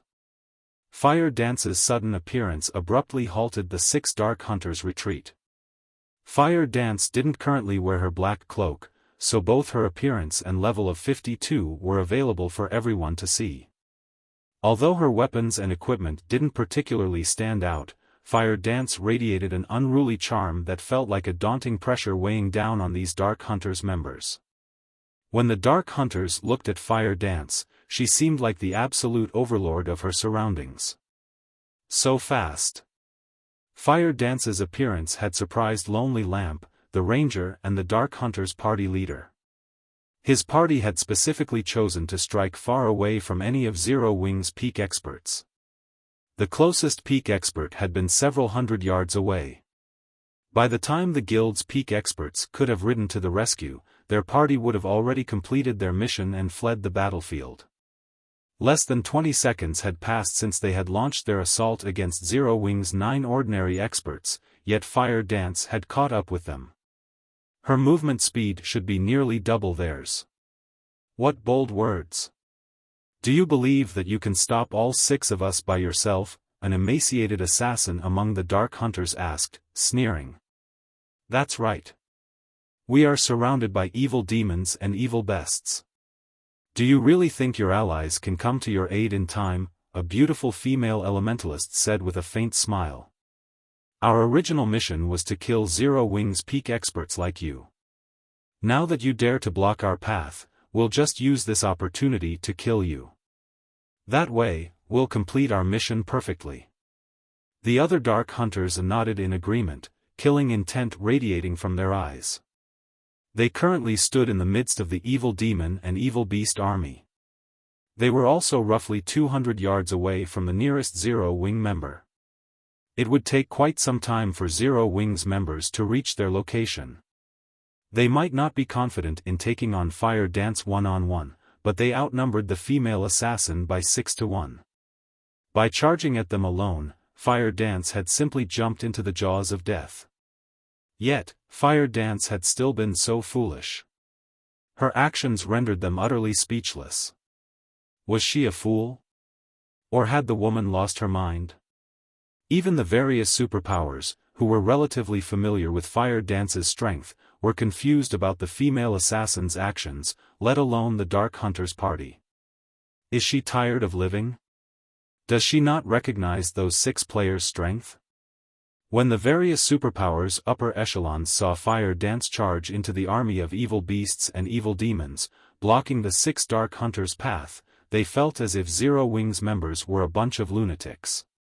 It wasn't unusual to see Black Flame make such bold and arrogant moves. He qualified to do so, after all, but Fire Dance. Ha ha ha. Zero Wing is finally going to suffer a little. Wind Hunter could not help but laugh at the situation. When he noticed Zero Wing's members trying to reach Fire Dance to offer their help, he commanded some of his evil demons to stop them. While the 6 Dark Hunters had spoken, they had subtly surrounded Fire Dance, preventing her escape. Watch her speed. Ranged players, maintain your distance from her. Sharp, you'll be the distraction. Make sure she doesn't escape. We have to finish this fight as quickly as possible. Lonely Lamp commanded as he retrieved his crystalline longbow from his back. The other 5 Dark Hunters nodded in response. The emaciated assassin, Sharp Blade, then charged at Fire Dance with a Tier 2 Berserker and a Tier 2 Swordsman close behind him. At the same time, the Tier 2 Cleric at the rear cast the Tier 2 instantaneous spell, Holy Mark on Fire Dance. Now, even if Fire Dance used Vanish and entered a forced stealth state, their party could keep track of her. As for Lonely Lamp and the Tier 2 Elementalist, they coordinated their attacks, firing from the female assassin's sides. In the blink of an eye, multiple attacks flew towards Fire Dance from different locations. Pay for your arrogance. Sharp Blade shouted as he used Shadow Steps, appearing behind Fire Dance instantly. He then thrust his aquablue short sword at Fire Dance's back. Tier 2 skill, Triple Interception. Suddenly, Sharp Blade's short sword transformed into 3 streaks of shadow that aimed for Fire Dance's blind spots. Although each shadow's power wasn't strong, the strikes couldn't be blocked with shields or weapons. They could only be dodged or stopped by a defensive skill. In the meantime, the Berserker charging at Fire Dance from the front raised his battle axe and slammed it at the ground before him. Tier 2 skill, Fracturing Spikes. Stone spikes rose from the ground beneath Fire Dance's feet, entrapping her. Meanwhile, the Tier 2 Swordsman used a normal slash against his target. As for Lonely Lamp and the female Elementalist, they sent numerous arrows and fireballs at the female assassin. As they watched the 6 Dark Hunters assault, the spectators at the Primordial Divine Ruin gasped. Even the various superpowers peak experts wore serious expressions when they saw this coordinated offensive. The Dark Hunters' coordination and skill utilization were simply perfect. Even peak experts like themselves would fall under such a seamless bombardment. Even Fire Dance, the target of this offensive, was slightly surprised. She hadn't expected such high combat standards from the 6 Dark Hunters, and even their coordination had reached such an impressive level. However, before the numerous attacks could land, Fire Dance split into 6 identical copies of herself. Phantom. This was the Thousand Transformations' first additional skill. Although the 5 doppelgangers couldn't attack, they were invulnerable. Moreover, they could exist for a full 30 seconds. Boom! Boom! Boom! A series of attacks struck Fire Dance, but her HP didn't decrease in the slightest. Meanwhile, Fire Dance's sudden split and 6 copies had stunned the Dark Hunters slightly, and they paused for a brief moment. These are doppelgangers that can't attack. One of these 6 doppelgangers must be the real assassin. Lan Hua and I will attack the doppelgangers. The rest of you need to keep an eye out for the real body. Lonely Lamp shouted, reacting quickly to the new development. Although doppelganger skills like the one Fire Dance had just used were rare in God's domain, some did exist. Hence, players had learned of ways to counter these skills. In a one-on-one fight, players would have to flee and wait for the skill's duration to end, but if a party were to face such a doppelganger skill, the ranged players could launch AoE attacks, hitting every doppelganger simultaneously to determine the real body's location. The melee players could then take advantage of this information to attack the enemy's main body. Immediately, Lonely Lamp and the female elementalist, Lan Hua, launched spells and arrows at all 6 Fire Dance copies. However, Before they could do so, Fire Dance had switched positions with one of her doppelgangers and appeared beside the Tier 2 Berserker. She then lightly swung 1,000 transformations at her target. Surprised, the Berserker hurriedly executed Whirlwind Slash to repel Fire Dance. Boom! The instant the Berserker's battle axe collided with 1,000 transformations, however, the man's expression darkened. He felt as if he had just struck an impenetrable wall. Not only did his weapon stop abruptly, but the intense feedback forced him to take a step backward. Just as the Tier 2 Berserker stepped back, the Tier 3 mana dagger in Fire Dance's left hand glowed with a beautiful red light as the assassin thrust it towards the Berserker's heart. Damn it! The Berserker was close to losing his mind. You forced me to do this. He currently wielded a two-handed weapon. In terms of strength, he should be stronger than players who used one-handed weapons, yet Fire Dance had surprised him by relying on 1,000 transformations. Her first attack didn't leave him any energy to deal with the weapon in her left hand. As the Berserker finished his statement, his skin began to turn a dark shade of red. His body then seemed to grow a little larger, and just as the Tier 3 mana dagger was about to reach the Berserker, two long swords appeared, blocking its path. Boom! Following the sound of an explosion, Fire Dance involuntarily took 3 steps backward, and she gave the Tier 2 Berserker before her a surprised look. The Berserker no longer resembled a human. Instead, he had taken the form of a four-armed, humanoid lizard. The Berserker now wielded 2 one-handed axes and 2 longswords in his 4 hands. You're quite impressive to force me to transform. But I'll be taking your life now, the Tier 2 Berserker sneered as he charged at Fire Dance. Silence dominated the battlefield. Meanwhile, the spectating crowd at the Primordial Divine Ruin watched this unbelievable scene with dropped jaws. A player had actually transformed into a monster.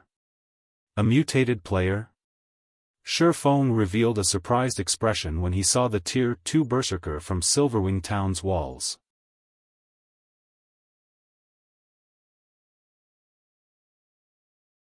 Chapter 1738, Dark Mutation.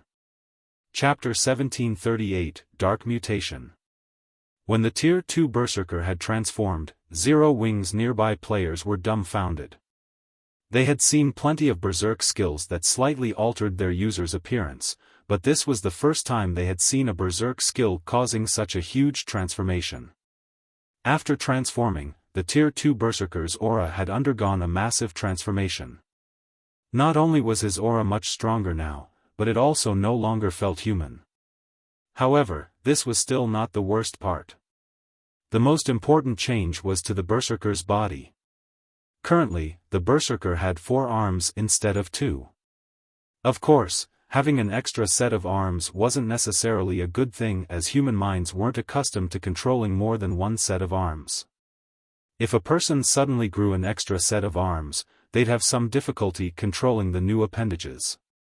However, if the Berserker could control all 4 arms properly, he'd have a massive advantage in battle. A player with 4 arms would be able to execute more varied attack methods than a player with a single set. The 4-armed player could also commit 2 arms to offense and 2 to defense. If the Tier 2 Berserker could coordinate all 4 of his arms properly, his combat power would double at the very minimum.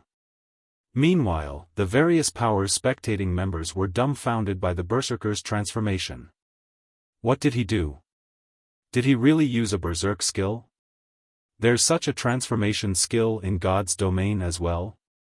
Curiosity filled the spectating crowd as they watched the transformed Tier 2 Berserker. Even the various superpowers upper echelons had no idea of what the Berserker had just done.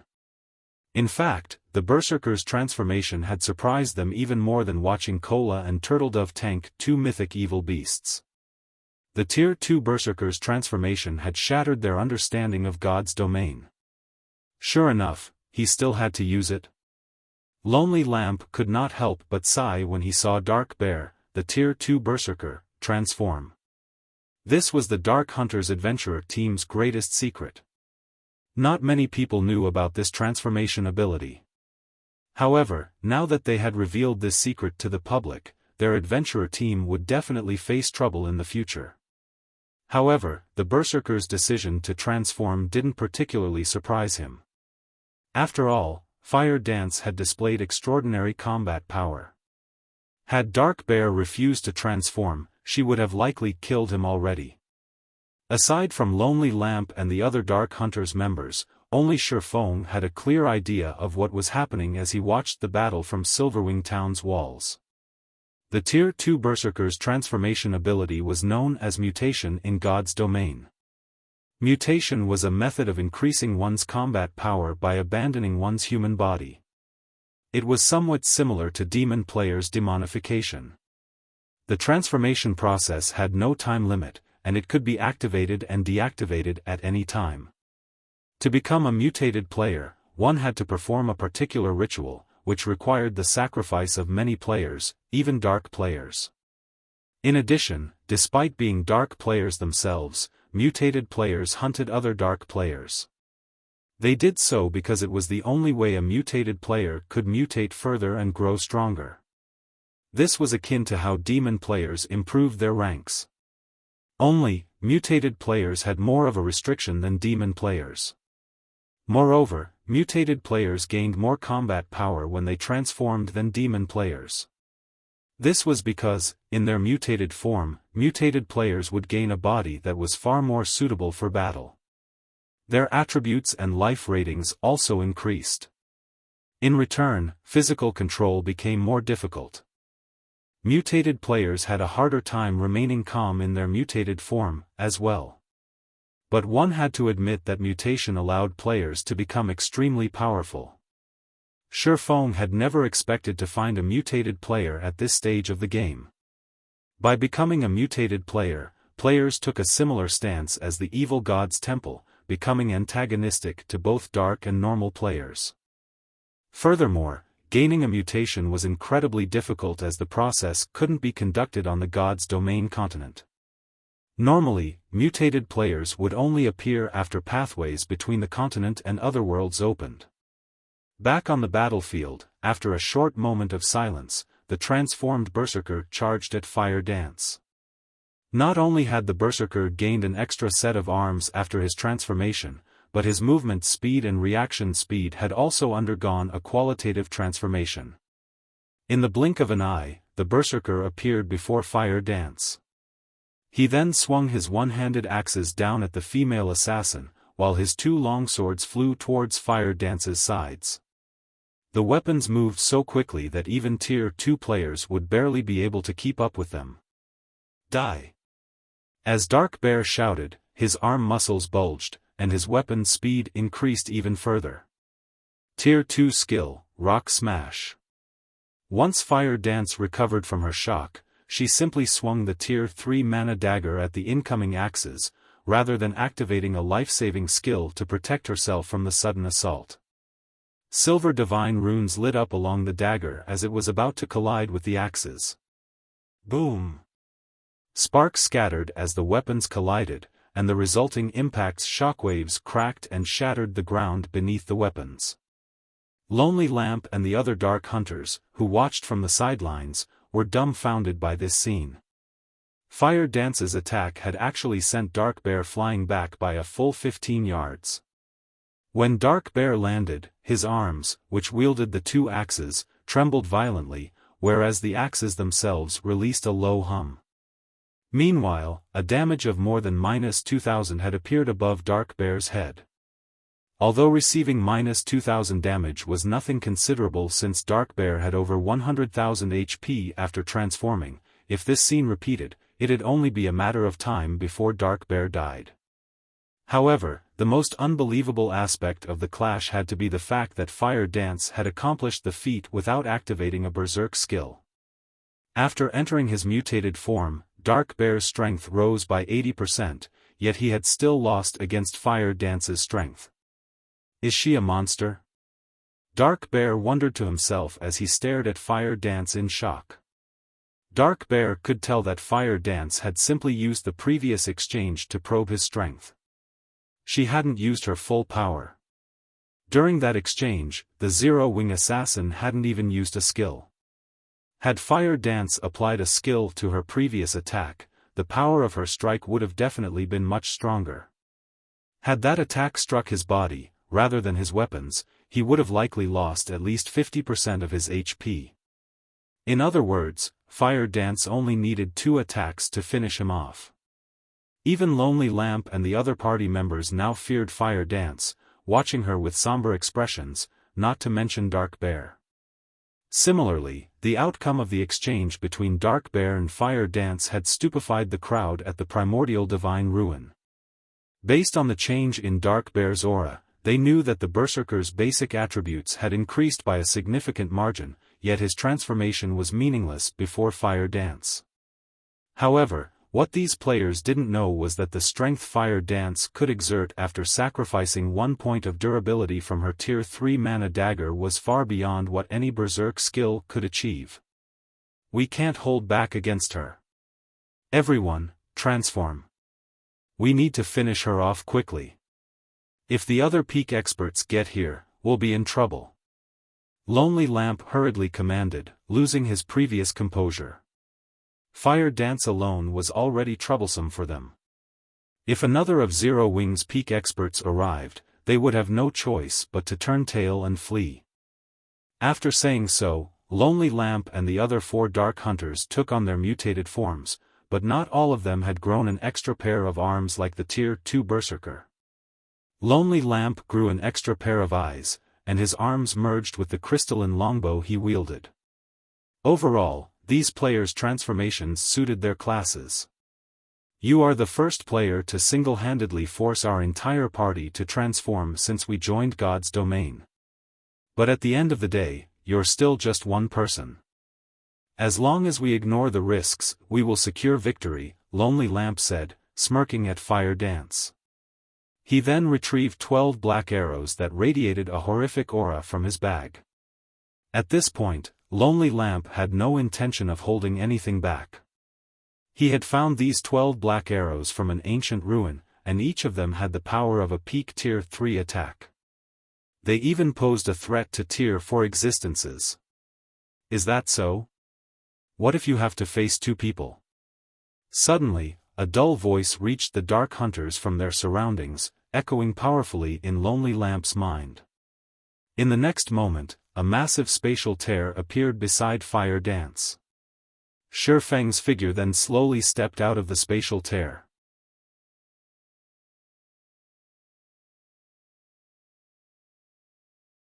Chapter 1739, Annihilating the Dark Hunters. Chapter 1739, Annihilating the Dark Hunters. Black Flame? Lonely Lamp's expression darkened when he saw Xiaofan. The other 5 Dark Hunters also halted their assault as they stared at the swordsman, fear surfacing in their gazes. After the battles in Stone Forest Town and near the Primordial Divine Ruin, Black Flame's fame had spread to the various countries across God's domain, including the Dark Knight Empire. Although these 6 players had never fought Black Flame personally, they knew that both his basic attributes and combat standards were at the apex of God's domain after witnessing the man's battle videos. Even under normal circumstances, their 6-man party would have to take extreme care around Black Flame. Originally, they had a chance of completing their mission since Fire Dance had been alone, but now that Black Flame had joined the fray, their chances were uncertain. Black Flame is finally making his move? The various superpowers watching from a distance could not help but grow excited upon Xiaofang's appearance. They had very eagerly watched the clash between Fire Dance and the Dark Hunters, but they had also worried that the female assassin might die. They had been worried because they wanted to see the 6 Dark Hunters' true strength. This was the first time they had encountered players that could transform into monsters. They hadn't even known that was possible until today. Naturally, they had to collect as much information on these 6 players as possible. They might even discover some clues that could help them acquire this power. From what they could tell, the Dark Hunter's ability to transform into monsters was definitely stronger than a Berserk skill since the transformation gave the players a body that altered and improved their combat standards. If their guild's experts could grasp this power, it would undoubtedly increase the guild's overall strength. Hence, they very much hoped that Zero Wing could defeat the Dark Hunters, forcing the 6 Dark Hunters to use everything they had. If the Dark Hunters achieved victory instead, however, they wouldn't know whether or not these players had held back anything. Leader, what should we do? Even if we have the strength to defeat 2 of them, it'll likely take a long time to do so, Lanhua asked through the team chat as she quietly observed Xiaofan. Our opponents are too powerful. Prepare to retreat. Lonely Lamp said, breathing a deep sigh as he glanced at Fire Dance and Xiaofan. If their party tried to fight Xiaofan and Fire Dance, regardless of the battle's outcome, the Dark Hunters party would be annihilated in the end. It wouldn't take long for Zero Wing's other peak experts to arrive, after all. If they did die, they'd suffer an even worse death penalty than ordinary dark players, which wasn't an outcome Lonely Lamp wished to see. Understood. Although the other 5 Dark Hunters felt reluctant, they nodded and prepared to flee. What? Leaving so soon? Lonely Lamp and his party members' action surprised Xiaofan a little. He hadn't expected the Dark Hunters to be so decisive, retreating the moment they realized how disadvantageous their situation had become. Guild Leader Black Flame, you jest. We are not so foolish as to think that the 6 of us can stand against you and Commander Fire Dance, Lonely Lamp calmly explained as he looked at Xiaofan. Since we've already accomplished our mission, albeit barely, we will be taking our leave. Saying so, Lonely Lamp fired the 12 black arrows in his hands, aiming 4 at Fire Dance and 8 at Xiaofan. Each arrow carried power at the peak of Tier 3. Current players had no chance of blocking them. Even against a monster like Xiaofan, Lonely Lamp was confident that his arrows would push the swordsman back slightly. Meanwhile, their party could use the opportunity to leave the area safely. However, Xiaofan unhurriedly unsheathed Killing Ray and lightly swung the blade at the air. Suddenly, a blue lightning bolt tore through the space before him. Lightning slash. The massive lightning bolt devoured all 12 black arrows instantly, and the intense shockwaves that resulted even made the surrounding space tremble. After a brief moment, the black arrows disintegrated. Lonely Lamp and his companions, who prepared to run, were thoroughly dumbfounded. They forgot about their retreat as they stared at the vanishing black arrows. This. How is that possible? Lonely Lamp could not believe what he had just seen. Those were 12 black arrows they were talking about. Even a mythic monster would have trouble dealing with such an attack, yet Xiaofan had crushed it with a single move. For a moment, he even wondered if heaven were playing some joke on him. He truly hadn't thought that Xiaofan would actually block all 12 black arrows successfully. He had watched Xiaofang's battle against the mythic evil demon. The man shouldn't be capable of blocking the black arrows so easily. At the very least, blocking the attack should have pushed the swordsman back by over a dozen yards. Naturally, the spectating crowd was similarly dumbfounded. Strong. Too strong. The various superpowers were no strangers to black arrows. They all had their own small stockpile. Normally, these arrows were stored in their guild warehouses, only to be used against sufficiently valuable bosses. However, after watching Xiaofan destroy 12 black arrows so effortlessly, they felt like fools. They had all treated these black arrows, which could be blocked so easily, like priceless treasures. You can't possibly think that you can leave safely after that little trick, do you? Xiaofan said indifferently as he glanced at the 6 dark hunters before him. Leader, what should we do? Lonely Lamp's party members asked the ranger. Previously, they had only feared Xiaofan due to his fame, but after watching him destroy 12 black arrows in an instant, true fear gripped their hearts. They finally realized why so many people called Xiaofan a monster. We don't have any other choice. Use the advanced Mad Demon Potion. Lonely Lamp said, gnashing his teeth as he stared at Xiaofan. Hearing this, the other 5 Dark Hunters were shocked. The advanced Mad Demon Potion was a special Berserk potion, which they had gone to great lengths to purchase. When consumed, it would grant mutated players like themselves another boost in power for 30 seconds. It was akin to a twofold Berserk. However, this twofold Berserk did not come without a price. Once the potion's duration ended, they would lose 40%'s worth of EXP. In addition, they would also fall into a weakened state for a short time.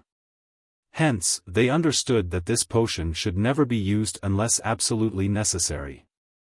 But they also realized that this potion was their only chance of escape right now. Guild Leader Black Flame. You are as amazing as the rumors say. However, I'm afraid that you still lack the strength to keep us here. Saying so, Lonely Lamp took out an advanced Mad Demon Potion and drank it. The other 5 Dark Hunters did the same. Suddenly, the 6 Dark Hunters' auras grew more intense. Previously, their auras had rivaled great lords of the same level, but now, their auras were even stronger than that of a Grand Lord of the same level. Immediately, the 6 players split up and ran. I don't think so. Xiaofan revealed a calm smile. Following which, he activated Power of Darkness, skyrocketing his basic attributes. He then stabbed the abyssal blade into the ground. Forbidden Domain. Abyssal Curse. With Xiaofan as the center, pitch-black ripples spread up to a 30-yard radius. At the same time, every one of his enemies within a 500-yard radius became unable to use any skills, spells, or tools. Not only did Abyssal Curse's activation bind all 6 Dark Hunters, but it also decreased their basic attributes by 20%. Reacting quickly, the 6 tried to activate their control removal skills. However, no matter how much Lonely Lamp and the others willed for their skills to activate, their skills remained inactive. As the 6 Dark Hunters struggled to break free of their restraints, Xiaofan raised Killing Ray once again and lightly swung the sacred sword at the Dark Hunters. Lightning Edge. Countless arcs of lightning formed before Xiaofan, forming a river that devoured Lonely Lamp and the others. When the river of lightning faded, only 7 items lay on the ground where the Dark Hunters had stood.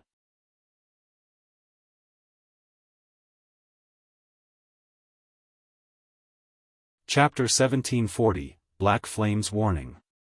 Chapter 1740, Black Flames Warning. The moment the 6 Dark Hunters died, silence filled the battlefield.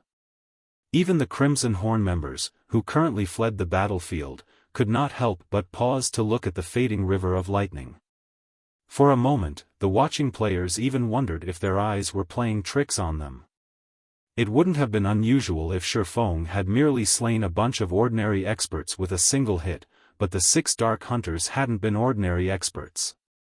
They were bona fide great experts. Every one of them was strong enough to make the various dark guilds in the Dark Knight Empire shudder with fear. Yet, now, as if swatting a bunch of flies, Xiaofan had incapacitated and killed the 6 Dark Hunters with a single swing of his sword. They died? How is this possible? Those are the Dark Hunters we are talking about. Crimson Ghost, who had long since put some distance between himself and the heart of the battlefield, stared at Lonely Lamp and his companion's prior location in a daze. He had experienced Lonely Lamp's strength personally before. After transforming, Lonely Lamp and the other Dark Hunters' combat power was only slightly weaker than his when he activated a Berserk skill. However, unlike his Berserk skill, Lonely Lamp and the others' transformation did not have a duration. Once his Berserk skill's duration ended, he'd meet death very quickly. Moreover, Lonely Lamp's party had consumed a mysterious potion that had heightened their aura's intensity. Needless to say, their basic attributes must have risen further. If he had to fight Lonely Lamp while the Ranger was in such a state, he'd likely die after a few hits even with his Berserk skill active, yet even after multiple boosts, Xiaofan had killed the party instantly. He might be able to accept Xiaofang's victory after an arduous battle, but that hadn't happened. As soon as Xiaofan took the situation somewhat seriously, Lonely Lamp and the other dark hunters had burned to ash. When Crimson Ghost looked at Xiaofan, who quietly stood before the items Lonely Lamp and his party had dropped, his whole body shuddered. Too scary. Fear and relief overwhelmed his heart. Xiaofan was a true monster with bottomless strength. If he weren't certain that Xiaofan was, in fact, a player, he might even suspect that Xiaofan was an NPC the main god system had created to prank God's domain's players. Fortunately, he had not allowed his army to fight Zero Wing's forces. Even if some of his players survived, his army would have suffered severe losses.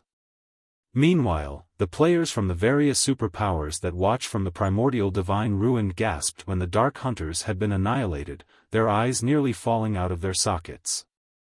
The 6 Dark Hunters exuded auras that could even rival Grand Lords of the same level. This proved that their basic attributes had reached that standard.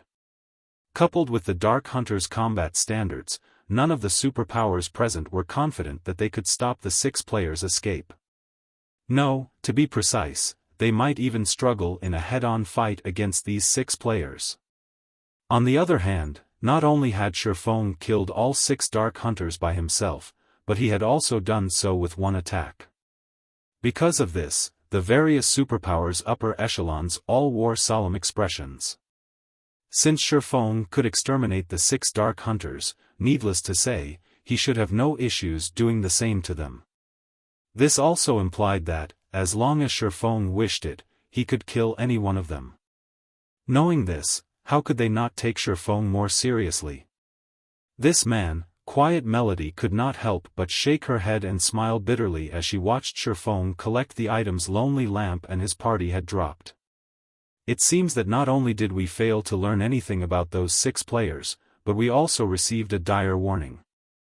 In her opinion, Xiaofan had killed the 6 Dark Hunters instantly for 2 reasons.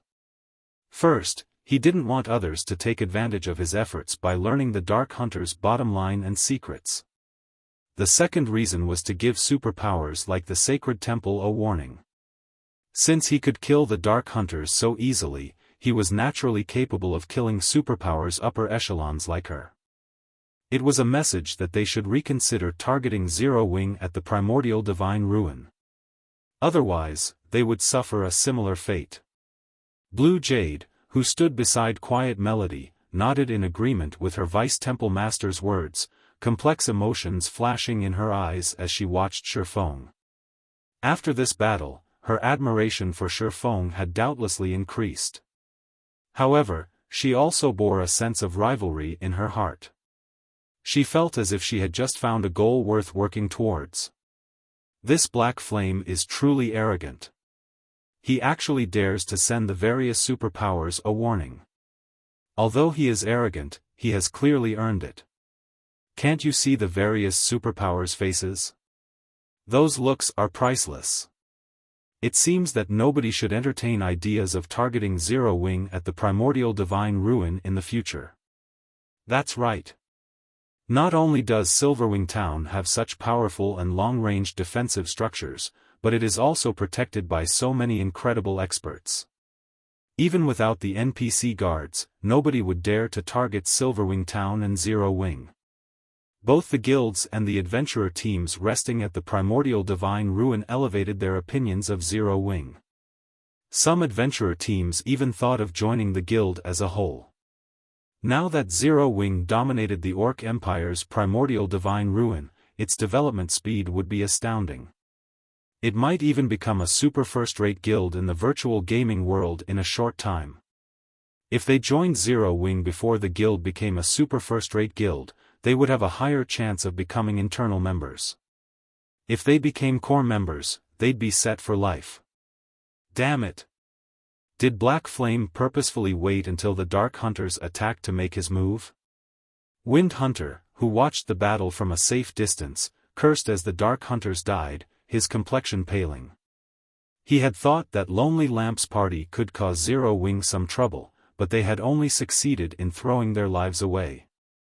Moreover, he had dispatched quite a few evil demons and evil beasts to reinforce Lonely Lamp's party.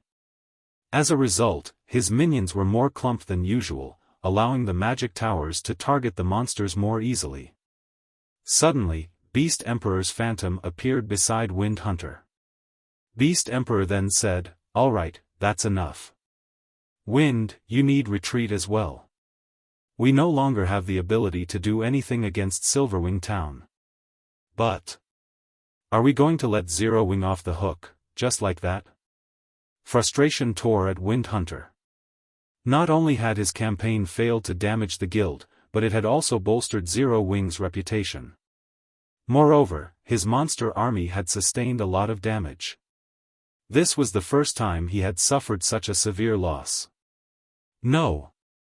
Of course, we won't let Zero Wing off the hook. Regardless of my agreement with Nine Dragons Emperor or my personal reasons, I want to remove Zero Wing from God's domain permanently. But it's not time for that yet, Beast Emperor said as he glared at Xiaofan's distant figure, killing intent radiating from his eyes. Because of that man, his path to promotion had been cut short. How could he possibly spare Zero Wing after the losses he had suffered? However, thanks to this operation, Zero Wing has provoked the Dark Hunters. Provoked the Dark Hunters? Wind Hunter could not help his confusion. That's right. The Dark Hunters Adventurer Team is a mysterious organization consisting of a bunch of lunatics. Nobody can guess their true thoughts. However, one thing you can be sure of is that they are a vengeful bunch. Now that Black Fame has killed Lonely Lamp, one of its core members, the Dark Hunters won't let Zero Wing get away with this, Beast Emperor said, sneering. Zero Wing will only maintain its arrogance for a short time. Once the Dark Hunters take action, Zero Wing's days will be numbered. I understand. Wind Hunter nodded. He then commanded his evil demons and evil beasts to depart from the battlefield. However, even though the evil beasts and evil demons had begun their retreat, Xiaofan commanded Zero Wing's members to chase the monsters down. In the end, Zero Wing slaughtered another large number of evil demons and evil beasts. Meanwhile, news of this battle's outcome quickly spread to the neighboring countries.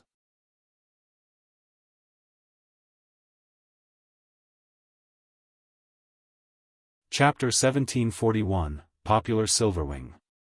Chapter 1741, Popular Silverwing. After the battle outside of Silverwing Town, Zero Wing's prestige and reputation skyrocketed. Zero Wing is amazing. Even Beast Emperor's monster army is helpless against the guild. I've heard that you can get plenty of combat techniques from the primordial divine ruin.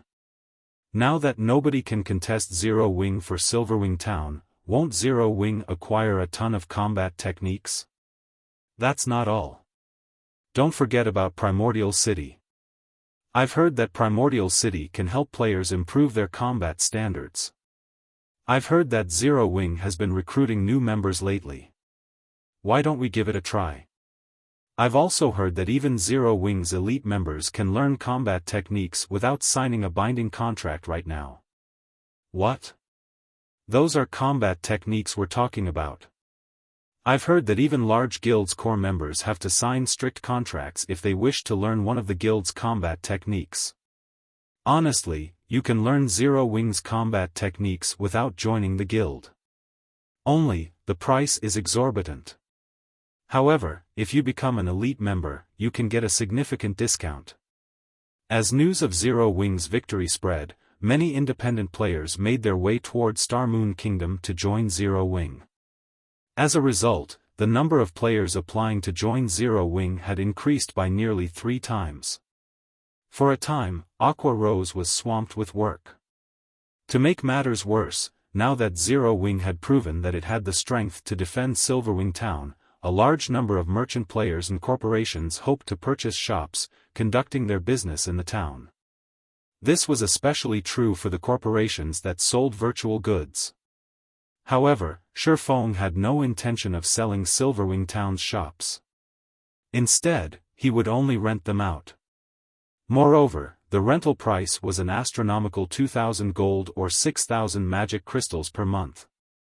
Because of this price, 99% of the merchant players cursed Zero Wing. This was simply fraudulent. Xiaofan's decision even confused Aqua Rose. With 2,000 gold, one could buy a very good plot of land in an NPC town. Even in guild towns, strategically located shops only sold for 800 gold or so, yet not only were Silverwing Town's shops only available to rent, but the rental cost was also 2,000 gold per month. With so much money, players could permanently purchase 2 good plots of land in another guild town. Although Silverwing Town's location was strategic, teleportation war fortresses had appeared in the Orc Empire. It was only a matter of time before the various large guilds occupied these fortresses. Once that happened, Silverwing Town's value would fall. The wisest decision Zero Wing could make right now would be pulling as many merchant players as possible to Silverwing Town. By doing so, Zero Wing could make a fortune and solidify the town's position and advantage in the Orc Empire. Yet, Xiaofan had chosen to rent the town's shops at astronomical prices, scaring away many merchant players that had solid foundations. When the various large guilds began to capture teleportation war fortresses, these merchant players would gravitate to these fortresses instead. Doing this wouldn't benefit Zero Wing. But Xiaofan paid the matter no heed. First, the Orc Empire's teleportation war fortresses were not that easy to capture. Second, Silverwing Town had 5 magic towers. Players could gain a full rest just by standing in the town, they wouldn't need to rent rooms from a hotel. There was also the Spirited State buff, which could help players level up far more quickly. One could easily imagine how attractive Silverwing Town would be to players. However, these players wouldn't just loiter on the street like fools, doing nothing. They would stroll around the town and window shop. The chances that they'd spend some money would be quite high. In addition, unlike Zero Wing City, where players could accumulate the double EXP buff even while they were offline, players in Silverwing Town had to remain online to take advantage of the Spirited State buff. They could only take advantage of the buff while offline if they rested in a hotel room or a guild hall. Hence, there would be many players strolling down Silverwing Town streets. With how many players would wander Silverwing Town streets, business in the town would thrive as well as those in Zero Wing City. Naturally, he couldn't ask for too low of a price for the town's shops. Moreover, Silverwing Town needed to maintain more than just the 5 magic towers. There was also the Magic King, Craig Midlands. Silverwing Town's daily operation costs could drive any first-rate guild crazy. Including the fact that Silverwing Town needed the funds to develop and had limited space, selling the shops cheaply would be foolish. Rather, setting up hotels in place of shops would generate more income for the town. In the end, only 6 merchant associations were willing to rent shops in Silverwing Town. Although there were so few, Zero Wing had still earned 12,000 gold. This allowed the guild to construct more high-rise buildings in the town, which would, in turn, hasten the town's promotion to an intermediate town. A neutral town's promotion conditions weren't like those of towns constructed within kingdoms and empires. In addition to the population and town reputation requirements, the neutral town also needed to achieve certain conditions. These conditions involved a certain number of high-rise buildings and NPC merchants. Unfortunately, due to safety concerns, NPC merchants would rarely set foot into neutral maps. The town needed to earn a C rank in safety, but trying to do so with a basic town was excruciatingly difficult. Because of this, neutral towns had a hard time getting promoted. One had to develop the town to its very limits before it could reach the next rank. Of course, there were methods that could hasten this process, and one involved using a town promotion order. Only, the town promotion order a neutral town required was unusual. To upgrade a basic neutral town to an intermediate neutral town, one would need a gold-ranked town promotion order. Meanwhile, gold town promotion orders could be used to upgrade an intermediate town to advanced rank in kingdoms and empires. One could easily imagine how difficult such a promotion order would be to obtain. Even Xiaofan did not have a guaranteed method of acquiring a gold town promotion order. All he could do was hasten the construction of high-rise buildings in Silverwing Town. Although it was true that Silverwing Town currently had the ability to stop Beast Emperor's forces, he wasn't so arrogant to think that Silverwing Town's current state would always be enough to stop Beast Emperor. After all, the evil god's temple, which Beast Emperor belonged to, was everyone's enemy on the god's domain continent. If given enough time to grow, Beast Emperor could definitely become strong enough to overcome Silverwing Town's current defenses. Moreover, Beast Emperor wasn't the only enemy Zero Wing had to worry about. The various superpowers also eyed Silverwing Town. With these superpowers' foundations, they would only grow stronger as time passed. Once the various superpowers realized Primordial City's true importance and gathered sufficient strength, they wouldn't miss the chance to strike at Silverwing Town. The various superpowers only saw the benefits Silverwing Town currently offered. However, they had neglected to notice the potential threat Silverwing Town could become. Hence, Xiaofan needed to develop and fortify Silverwing Town as quickly as possible. However, although Zero Wing currently had a gold mine like Zero Wing City, which earned a large number of coins and magic crystals each day, it wasn't enough to sustain the guild's development. This was because Zero Wing had constantly recruited new members recently. Since the start of the latest recruitment drive, more than 150,000 players had joined the guild. This number would only increase as time went on. Meanwhile, the guild needed to provide all sorts of benefits for these new members, and to do so, the guild would need a ton of resources. Normally, new members were a good thing for a guild. After all, the more members a guild had, the stronger it would be. But Zero Wing wasn't like first-rate guilds. Zero Wing's sphere of influence was tiny in comparison. As a result, although Zero Wing had gained more members, the guild did not have the necessary territory to let these new members operate and generate wealth for the guild, which was necessary to sustain the guild benefits its members enjoyed. To put it simply, Zero Wing couldn't afford to take in so many members. If the guild wished to develop, it would need a large amount of resources and coins. Without the proper funds, the guild couldn't be self-sufficient. Meanwhile, after the battle, Xiaofan returned to Silverwing Town's candlelight trading firm and began to evaluate the guild's latest harvest. After killing the evil demons and evil beasts, the guild had acquired nearly 2,000 evil energy crystals from this battle. This was a considerable harvest.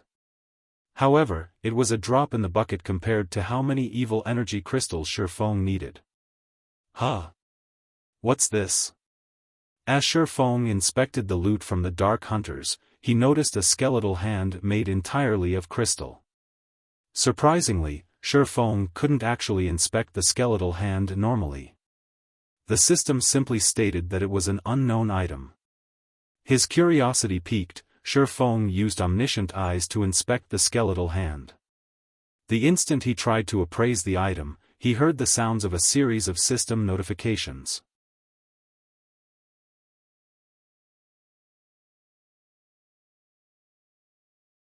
Chapter 1742, Philosopher's Hand. Chapter 1742, Philosopher's Hand. System, you have discovered the cursed Philosopher's Hand. System, Epic Ranked Main Storyline Quest, Philosopher's Wish, activated. Quest content, locate the World Forest using the Philosopher's Hand and activate the World Gate. Reward, Philosopher's Hand. A legendary item? Xiaofang's heart pounded rapidly when he saw the system notifications. He had never thought that he would have the opportunity to acquire the Philosopher's Hand in this life.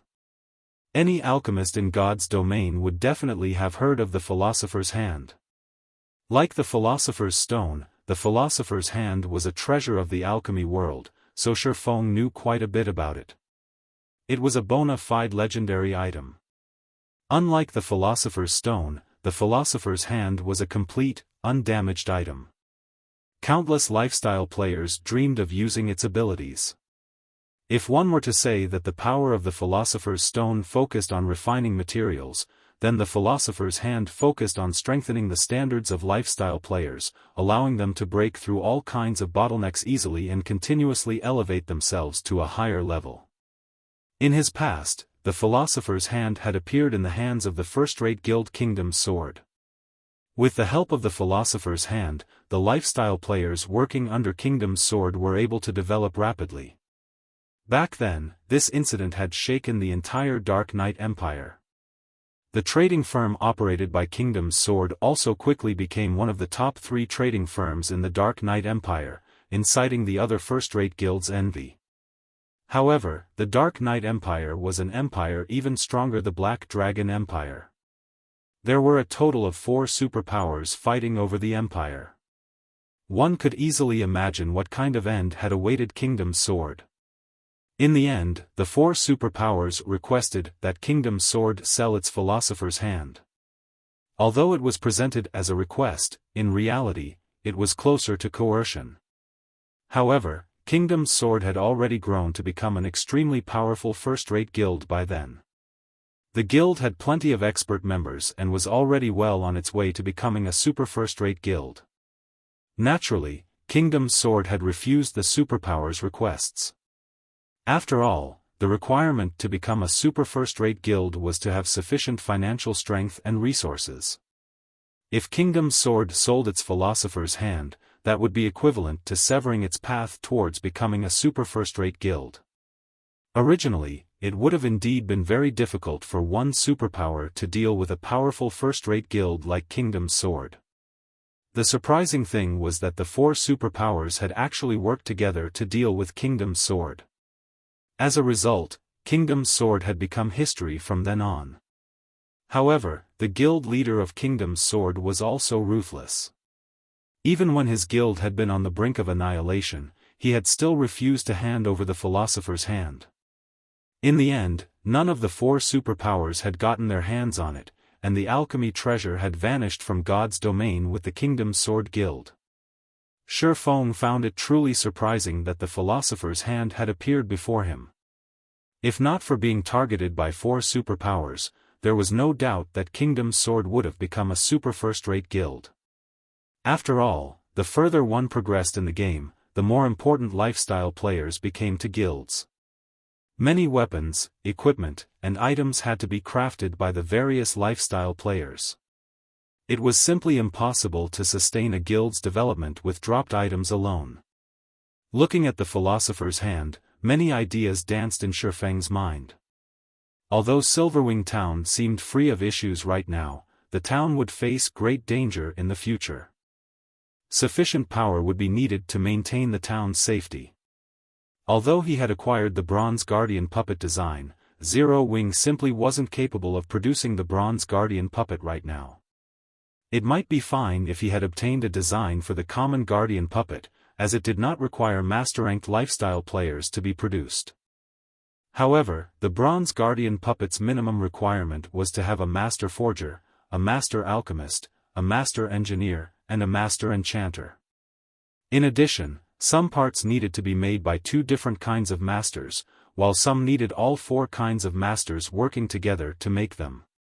The Bronze Guardian puppets could only be crafted after meeting the requirements. Even then, the production success rate was very low. If one wished to produce the Bronze Guardian puppet reliably, the master lifestyle players selected had to be intermediate or advanced masters. Basic masters were too unreliable. Fulfilling these conditions was wishful thinking for the current Zero Wing. Master lifestyle players were not available on demand. Even 10 years after God's Domain had launched, basic masters had been extremely rare and had been greatly respected by the various large guilds, let alone intermediate and advanced masters. However, if Zero Wing acquired the Philosopher's Hand, it would be possible to nurture a bunch of basic masters within a short time. Building up some intermediate masters might even be possible. At that time, Zero Wing could start the production of the Bronze Guardian puppet. Just thinking about such a future was incredibly exciting. Bronze Guardian puppets possessed combat power at the peak of Tier 3. Moreover, players could control them fully since they were much easier to control than summoned creatures. A Void Realm expert that was ignorant of the realms of truth could still, at the very minimum, exhibit combat power at the refinement realm when controlling a guardian puppet. Most importantly, unlike summoned creatures, guardian puppets could be used permanently. They even dealt additional damage to buildings and magic arrays. Whether they were used in a siege or defensive battle, guardian puppets were the perfect tool. Countless guilds had dreamed of obtaining guardian puppets in the past. Guardian puppets were so powerful that the first-rate guilds that had them could even afford to provoke superpowers and get away with it. If he could produce several dozen bronze guardian puppets now, nobody in God's domain could threaten Silverwing Town. Even if 10 mythic monsters charged at the town, the monsters could be easily stopped with 40 bronze guardian puppets. After all, guardian puppets had extremely high defense, rivaling tier 4 monsters. If he had 100 bronze guardian puppets right now, he would immediately set out to annihilate Ancient Rock City's evil god branch temple right now. Of course, these were only fantasies. However, with the Philosopher's hand, it was entirely possible to turn these fantasies into reality. Setting aside those ideas for the moment, Xiaofan quickly inspected the Philosopher's hand statistics. Cursed Philosopher's Hand. As the creator of the Philosopher's Hand failed to complete his wish before death, the creator's soul had attached itself to the Philosopher's Hand and cursed it to lose all of its power. Only after removing this curse will the Philosopher's Hand recover its original abilities. 20 stalks of soul-dissolving flower are necessary to activate soul guidance and remove the curse. Soul-dissolving flower? What a ruthless price! Xiaofan could not help but frown after reading the item's introduction. In God's domain, any item pertaining to souls was extraordinarily valuable. Xiaofan knew a little about the soul-dissolving flower. It was an extremely rare epic material and the main material needed to produce the master-ranked meditation potion. The meditation potion was one of the rare few potions capable of helping players learn combat techniques more easily. After consuming a master meditation potion, the potion would offer players guidance that would help them grasp combat techniques very quickly. In the past, the potion had been highly sought after by the various major powers. Unlike skills and spells, players needed to train arduously to learn a combat technique. Even expert players struggled to learn basic combat techniques, not to mention advanced combat techniques and above. Hence, one could easily imagine how valuable the soul-dissolving flower was. On the market, each stalk could sell for 300 gold. Even so, nobody would be willing to sell a soul-dissolving flower they had obtained as they were exceedingly rare. So rare that even the various superpowers could only get their hands on a small number. The flower's rarity was because it did not exist on the continent of God's domain. Instead, it only existed in other worlds and higher planes, which made them extremely difficult to acquire. Yet, the Philosopher's Hand actually required 20 stalks of soul-dissolving flower. At this moment, Xiaofan finally understood why the Philosopher's Hand had only appeared after mainstream players had already reached level 80. At that time, the pathways connecting the continent of God's domain and other worlds had already been opened. Most likely, Kingdom's Sword had only managed to collect the 20 soul-dissolving flowers after that event. It seems there's a need to make another trip to the Ice Crystal World. The only other world Xiaofan could freely travel to right now was the Ice Crystal World. Although there was also the option of visiting a higher plane, it would take a very long amount of time to collect 20 soul-dissolving flowers all by himself. Meanwhile, there were many players in the Ice Crystal World. Done thinking, Xiaofan contacted Lifeless Thorn and the other members of the Asura adventurer team and had them gather in White River City. After grouping up, they headed towards the Ice Crystal World.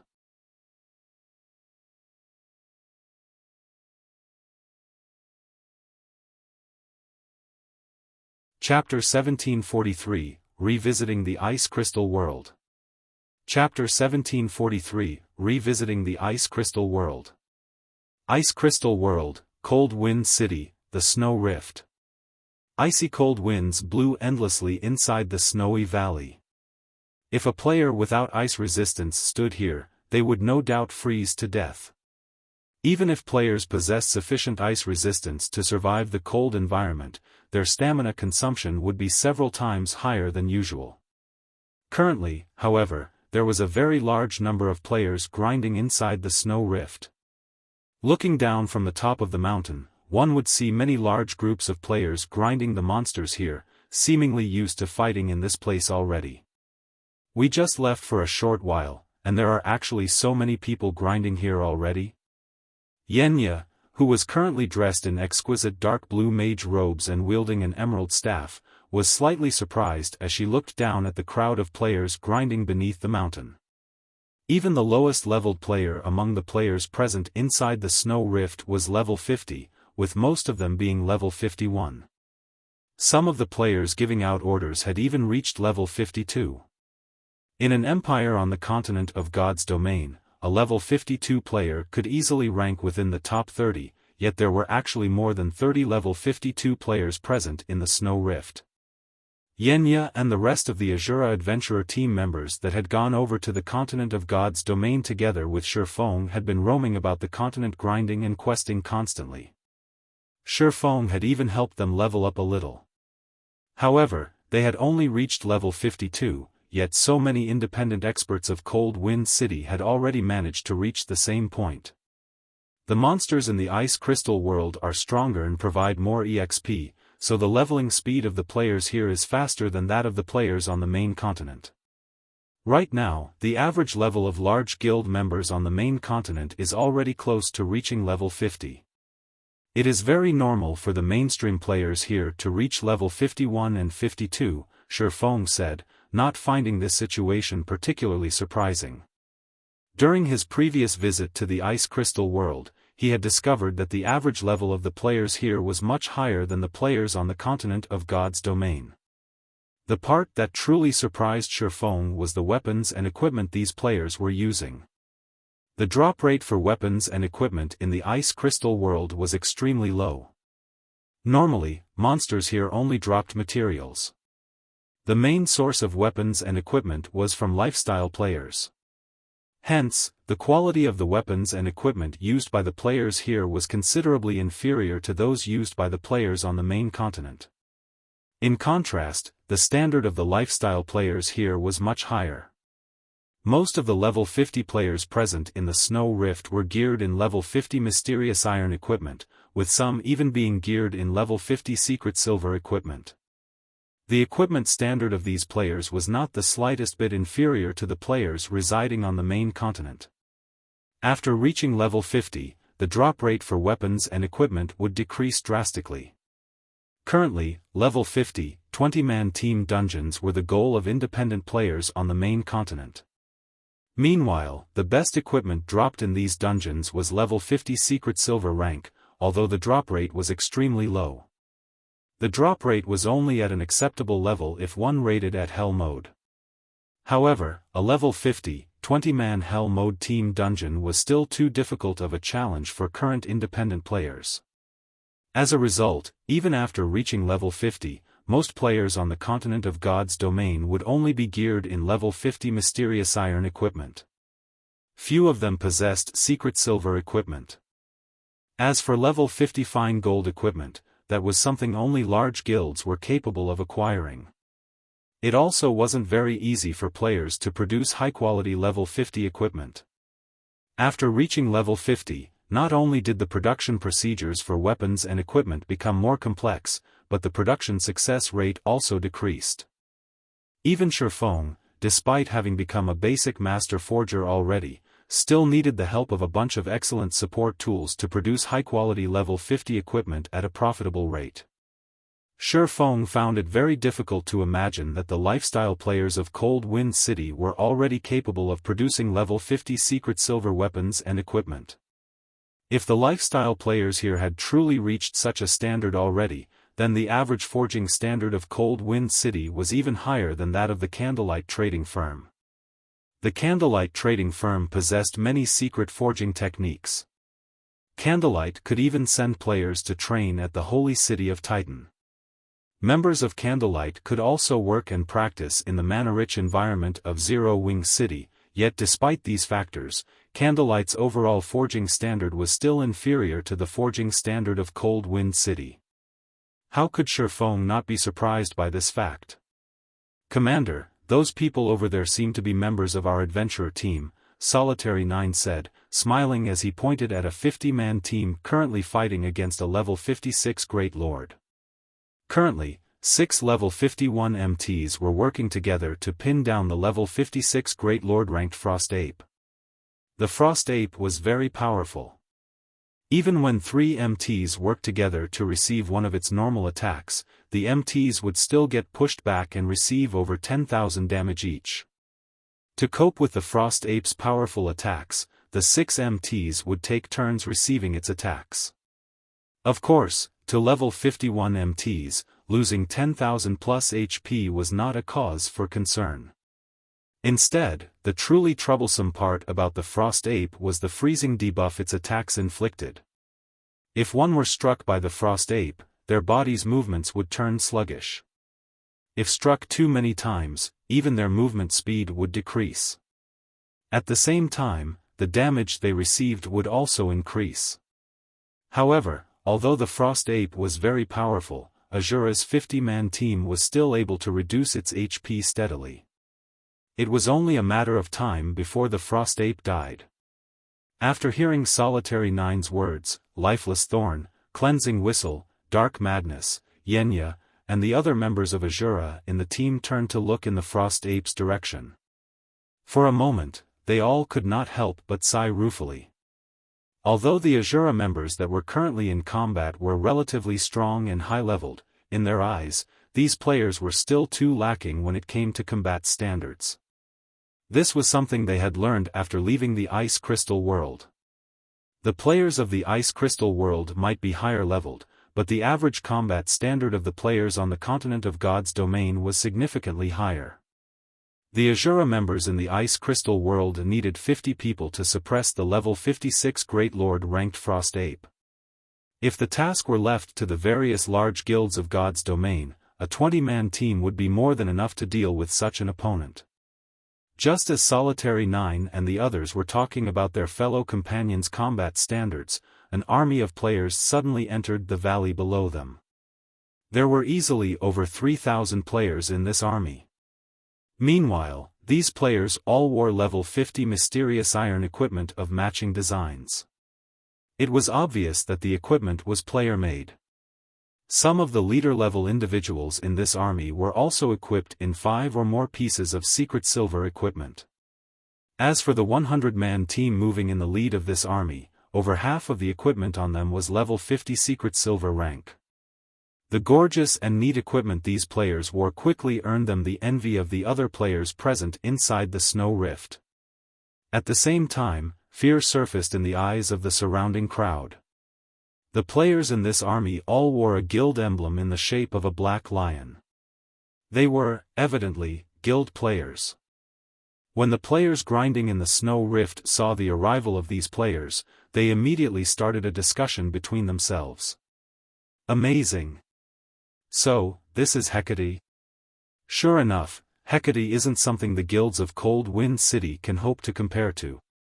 It's no wonder the Matchless family decided to join Hecate. Moreover, with how much pressure Hecate is placing on the Centurion dynasty, I believe it won't be long before the Centurion dynasty disbands. I really wish I could join Hecate. I heard that there are plenty of weapons and equipment made available for exchange in the guild. One is eligible to exchange for level 50 secret silver equipment just by becoming an elite member. It's a pity Hecate's recruitment requirements are too high. As the players grinding in the snow rift watched Hecate's army slowly approach, they felt a sense of yearning towards the guild.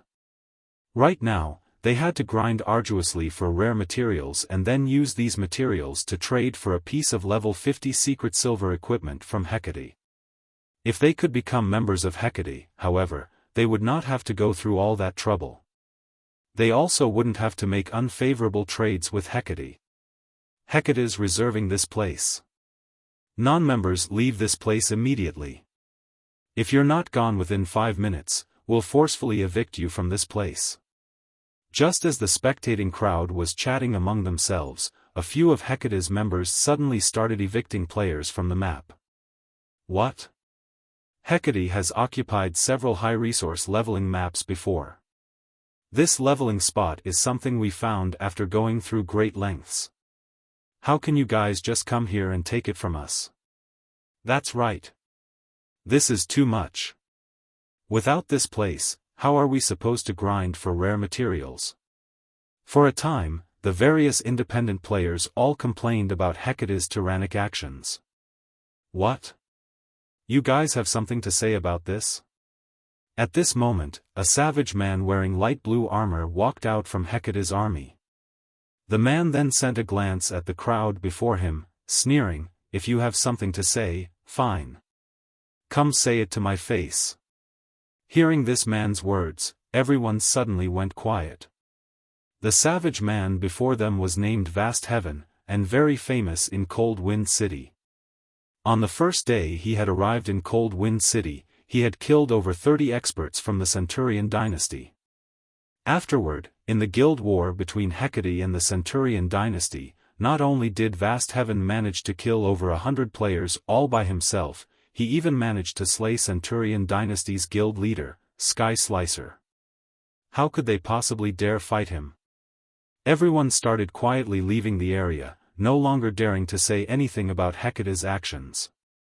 Meanwhile, Asura's 50-man team finally defeated the Frost Ape and were about to pick up their loot and leave as well. Wait a minute. This place is already under Hecate's management. You guys over there leave those materials behind. Vast Heaven shouted as he looked at Asura's members. Vast Heaven, we killed this boss. Don't you dare go overboard, the berserker serving as the leader of Asura's 50-man team said as he looked at Vast Heaven. What? You guys want to fight? Vast Heaven laughed. Sure. Come at me. I'll even let all of you attack me together. If you manage to kill me, I'll immediately have my men leave the area.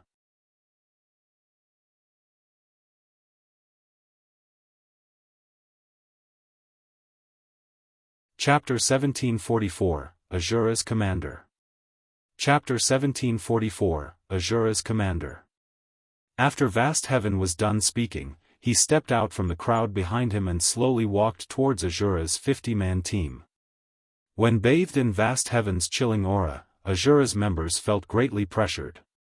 None of them dared reply to Vast Heaven's provocation. They knew very clearly what kind of temper Vast Heaven possessed. During the first few days after Hecate arrived in Cold Wind City, a situation similar to this had occurred. Some adventurer teams that were displeased with Hecate's tyrannical actions had challenged Vast Heaven. In the end, however, Vast Heaven had defeated every challenger. Even when a 100-man team challenged Vast Heaven, the entire team still ended up getting annihilated. Vast Heaven's combat power was on an entirely different level than theirs. Accepting his challenge would simply be suicidal.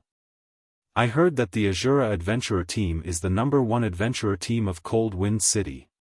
Your commander has even been labeled a monster and was able to oppress the 2 large guilds in Cold Wind City single-handedly.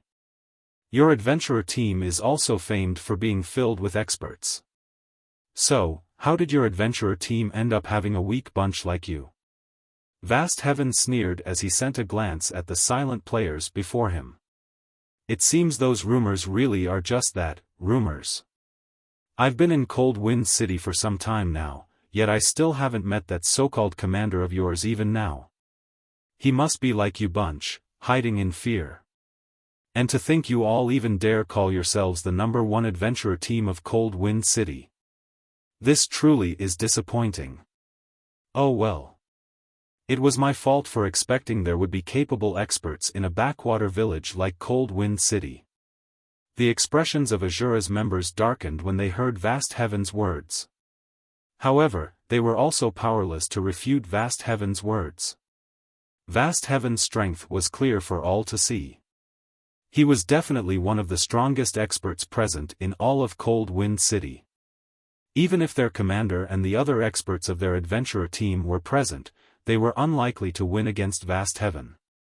Leave the loot behind.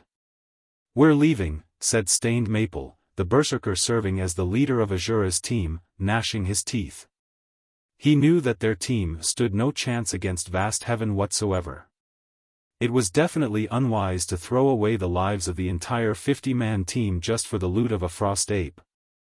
Under the berserker's lead, Asura's team turned around and left. Hold it. Who said you could go? Vast Heaven shouted suddenly. We've already left the loot behind. What else do you want? Stained Maple said, irked. I see that you have quite a few pieces of secret silver equipment on you. Hecate just so happens to be in need of level 50 secret silver equipment. Since I've already come all the way here, you wouldn't let me leave with nothing, right? Vast Heaven said, chuckling. Hand over 5 pieces of secret silver equipment as my labor fee. Afterward, you guys can leave. Rage immediately burned in the eyes of Asura's members when they heard Vast Heaven's words. This was too much. They had already chosen to concede, yet Vast Heaven was even telling them to hand over 5 pieces of secret silver equipment. That was basically asking for their lives. Nowadays, while it was indeed true that the mainstream players of Cold Wind City had already reached level 50 equipment was still scarce.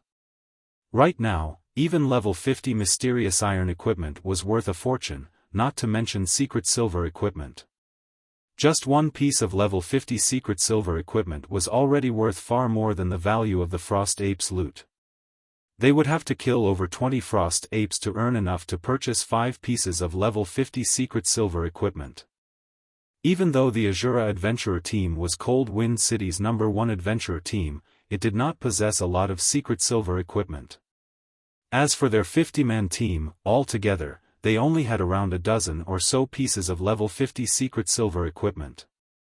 What? Not willing to hand them over? Are you asking for me to make a move? Vast Heaven said as he swept a scrutinizing gaze over Asura's members. Meanwhile, Asura's members' rage burned brightly as they glared at Vast Heaven. Boss Maple, let's just duke it out with them. Isn't it just a single death? That's much better than just handing over 5 pieces of secret silver equipment. That's right. I refuse to believe our 50-man team can't kill one person. Asura's members were expressing their anger on the team chat one after another. They were all willing to fight against Vast Heaven rather than handing over 5 pieces of secret silver equipment without putting up a fight. Alright. We'll fight with everything we got. Even if we can't kill him, we'll make him lose a few teeth. Stained Maple said after giving the matter some thought. After all was said and done, Vast Heaven was only a level 52 berserker. Even Stained Maple himself was a level 52 berserker. The weapons and equipment his team wore were also much stronger than before. Their chances of winning against Vast Heaven were not entirely zero. After Stained Maple agreed, Asura's members all unsheathed their weapons and started encircling Vast Heaven. You want to make a move? Vast Heaven could not help but laugh when he saw Stained Maple brimming with fighting spirit. Good. I just happen to be in need of some practice targets. Saying that, Vast Heaven unsheathed the silver spear hanging on his back. He then charged directly into Asura's team. So fast. Stained Maple could not help but be surprised when he saw Vast Heaven transforming into an afterimage. Despite Vast Heaven being a berserker, he was so fast that even Stained Maple's eyes could not keep up with him. In fact, Vast Heaven appeared to be even faster than Asura's assassins. This bunch from Asura sure is unlucky. The boss has just been promoted to Tier 2 recently and had been fussing about not having any sparring partners. The boss is amazing. His speed is so high.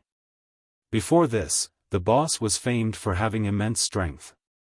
However, back then, his speed was lacking. His promotion to Tier 2 just so happens to have made up for this weakness of his. With this, he is most likely unbeatable in Cold Wind City now. Hecate's members started chatting merrily among themselves when they saw that Vast Heaven had already charged into the ranks of Asura's team. Previously, even when Vast Heaven was still a Tier 1 player, he had already managed to make a mess of the Centurion dynasty. Now that he had been promoted to Tier 2, he was definitely invincible in Cold Wind City. Let alone 50 players, even if Asura's team had 100 players, the outcome would still be the same. Seeing Vast Heaven's ridiculous movement speed, Stained Maple immediately commanded the ranged players to start attacking the enemy Berserker. He also had the 6 MTs of the team try to surround Vast Heaven as much as possible, preventing the enemy Berserker from coming close to the team's ranged DPS and healers. However, Vast Heaven was simply too fast. He was able to easily dodge any spells and arrows that were sent at him. As for the 6 MTs trying to pin him down, they were as slow as turtles before Vast Heaven. Very quickly, Vast Heaven managed to circle the 6 MTs and charged at Asura's healers and ranged DPS. Disappear. Vast Heaven dashed past the melee players that had tried to hinder his path and abruptly jumped into the air. When he was still in the air, he started rotating his spear and creating a storm with it. Immediately after, he slammed his spear down where Asura's healers were standing. Tier 2 skill, Blade Storm.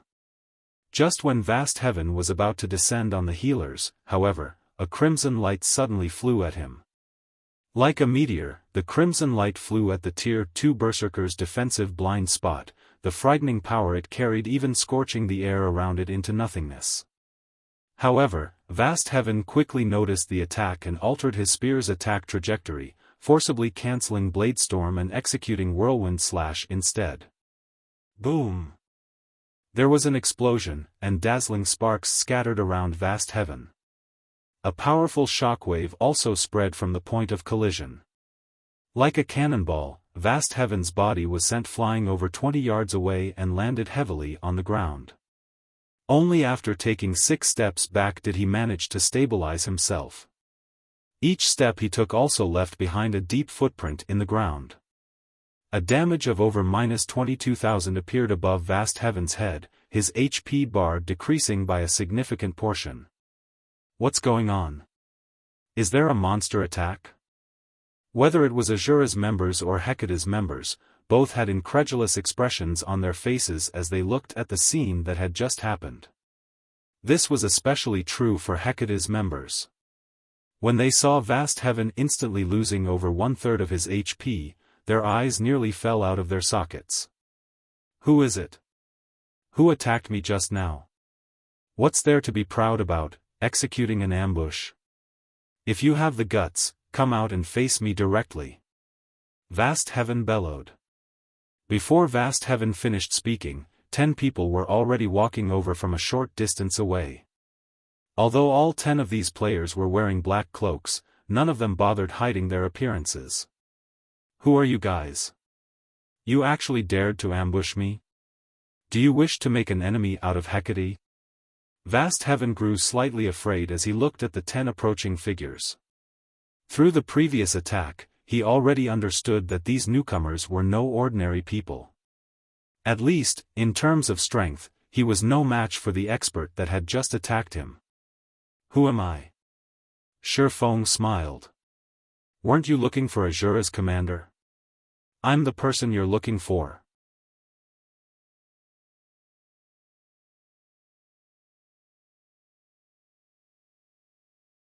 Chapter 1745, You lack the qualifications. Chapter 1745, You lack the qualifications. You're Asura's commander?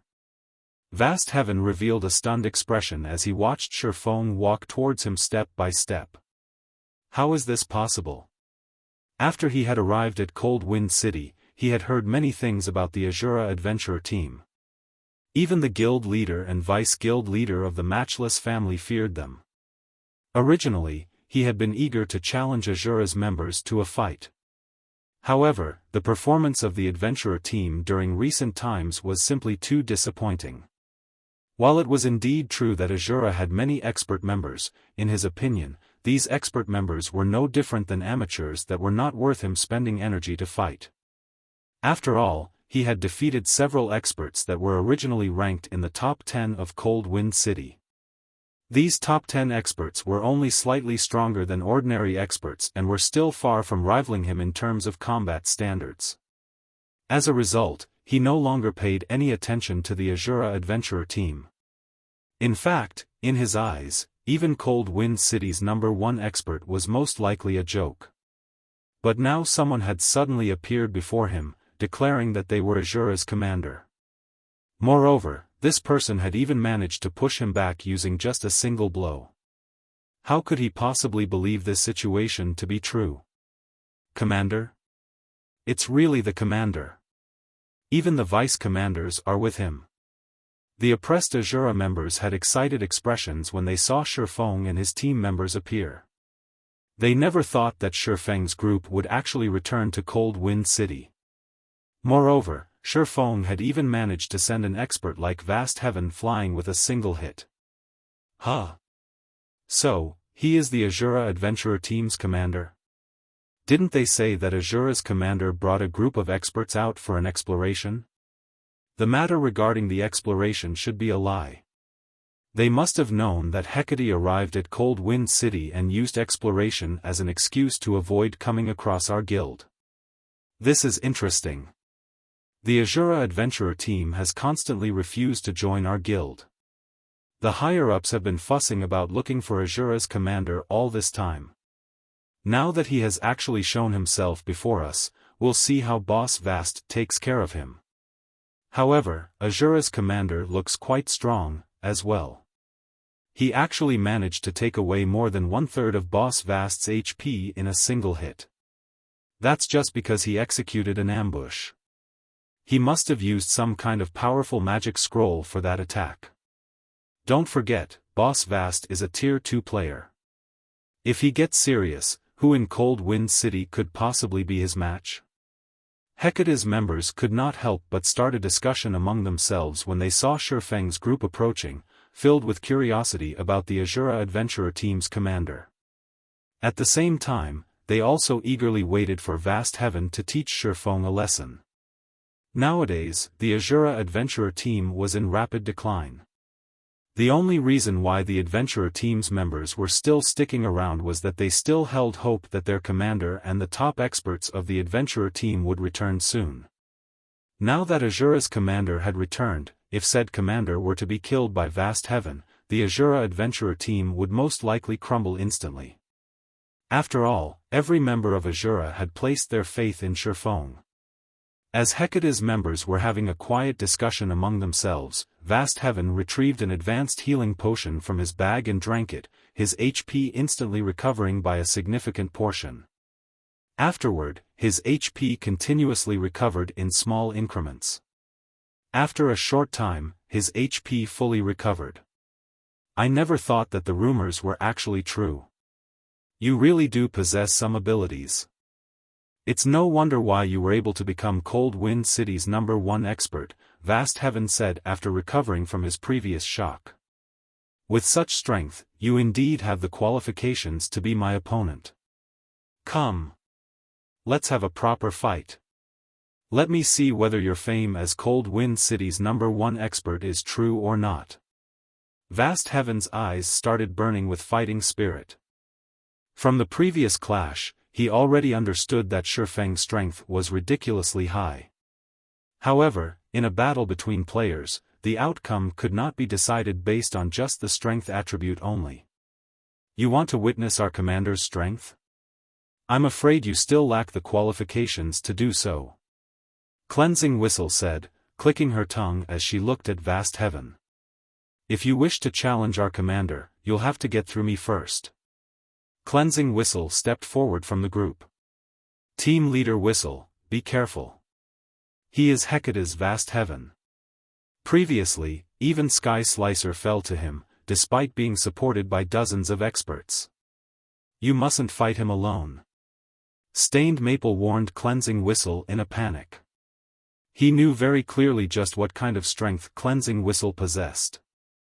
After all, he was originally a member of the Waveheart Adventurer team and had joined Asura with Lifeless Thorn and Cleansing Whistle. While Cleansing Whistle was indeed very strong, she should only be roughly equal to the Centurion Dynasty's Sky Slicer. Meanwhile, Vast Heaven was someone who had single-handedly slain Sky Slicer together with dozens of experts from the Centurion Dynasty. Vast Heaven's strength was no trivial matter.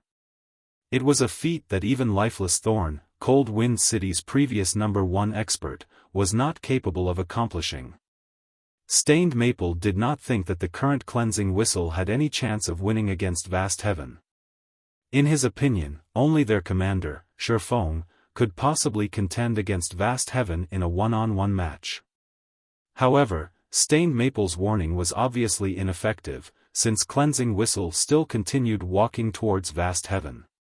Although Stained Maple wanted to try and stop Cleansing Whistle again, his attempt was hindered by one of Asura's vice-commanders, Solitary 9. When Stained Maple turned to look at the rest of Xiaofang's group, he noticed that nobody on the team showed any intention of stopping Cleansing Whistle. Instead, they simply took on the attitude of spectators, making it look like this upcoming fight had nothing to do with them whatsoever. This is insane. Every one of them has lost their minds. Stained Maple was rendered speechless by his allies' actions. Despite having clearly stated that even the Centurion Dynasty was powerless against Vast Heaven, Xiaofan and the others were actually allowing Cleansing Whistle to go into battle all by herself. This was basically sending Cleansing Whistle to her death. Besides Stained Maple, his team members were also very anxious. "Boss Maple, what should we do? The commander and the other higher-ups are refusing to listen to your advice. I heard that Vast Heaven has a special tool that can increase the death penalty of the players he has killed. If he uses that special tool, we don't have a choice. If Cleansing Whistle looks to be getting pushed back, we'll charge in together." Stained Maple said through the team chat as he gritted his teeth. He was determined that he would not let Cleansing Whistle die. Currently, the Asura Adventurer team was in a precarious situation and in urgent need of powerful experts to take charge of it. Meanwhile, Cleansing Whistle was one of the top 10 experts in the Adventurer team. The Adventurer team could not afford to let her get killed and lose multiple levels. The other members in Stained Maple's team nodded in agreement. Meanwhile, seeing Cleansing Whistle slowly walking towards Vast Heaven, Hecate's members started making a clamor. "Who is this lady? She actually dares to challenge Boss Vast? Boss, let us take action. We'll teach this little girl a proper lesson. Asura's members sure are arrogant." Hecate's members were greatly displeased with Cleansing Whistle's arbitrary decision to take Xiaofang's place in battle. They all wanted to charge forward and kill Cleansing Whistle now. "You're going to fight me? You sure know how to speak bold words." Vast Heaven could not help but laugh as he looked at Cleansing Whistle's slender figure.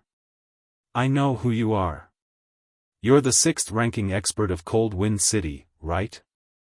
However, even the ones ranked above you failed to last more than 10 moves against me. How many moves do you think you can possibly last against me?" He was filled with feelings of ridicule as he watched Cleansing Whistle walking towards him. Even before he had completed his Tier 2 promotion, he had managed to defeat experts ranked higher than Cleansing Whistle with great ease. Now that he had reached Tier 2, he could easily defeat those experts in just 2 or 3 moves. After all, the difference between tiers was massive. "You sure speak a lot of nonsense. Or are those your last words?" Cleansing Whistle replied in annoyance. "Die!" Vast Heaven shouted in rage. He readied his spear and activated charge, his body transforming into an afterimage as he instantly arrived before her, although she stood over 20 yards away. He then thrust his spear, sending 8 rapid jabs at Cleansing Whistle's defensive blind spots. Tier 2 skill, Star Piercer. The combination of a Tier 2 skill's power and his strength attribute meant each one of his jabs carried strength rivaling that of a great lord of the same level. Just as the 8 streaks of silver light were about to come into contact with Cleansing Whistle, the female swordsman brandished her two swords. They created multiple arcs of light before her. Tier 2 skill, Split Flash. Dang. Dang. Dang. When swords and spear collided, sparks scattered into their surroundings. The sounds of miniature explosions also rang out one after another. In the end, not only did Cleansing Whistle block all 8 spear jabs, but she even managed to force Vast Heaven to retreat 3 steps, damages ranging in the hundreds appearing above the Berserker's head in succession. In contrast, Cleansing Whistle remained standing steadily in her original position, her HP still completely intact. Although both sides had only clashed once with each other, the difference in strength was already clear for all to see.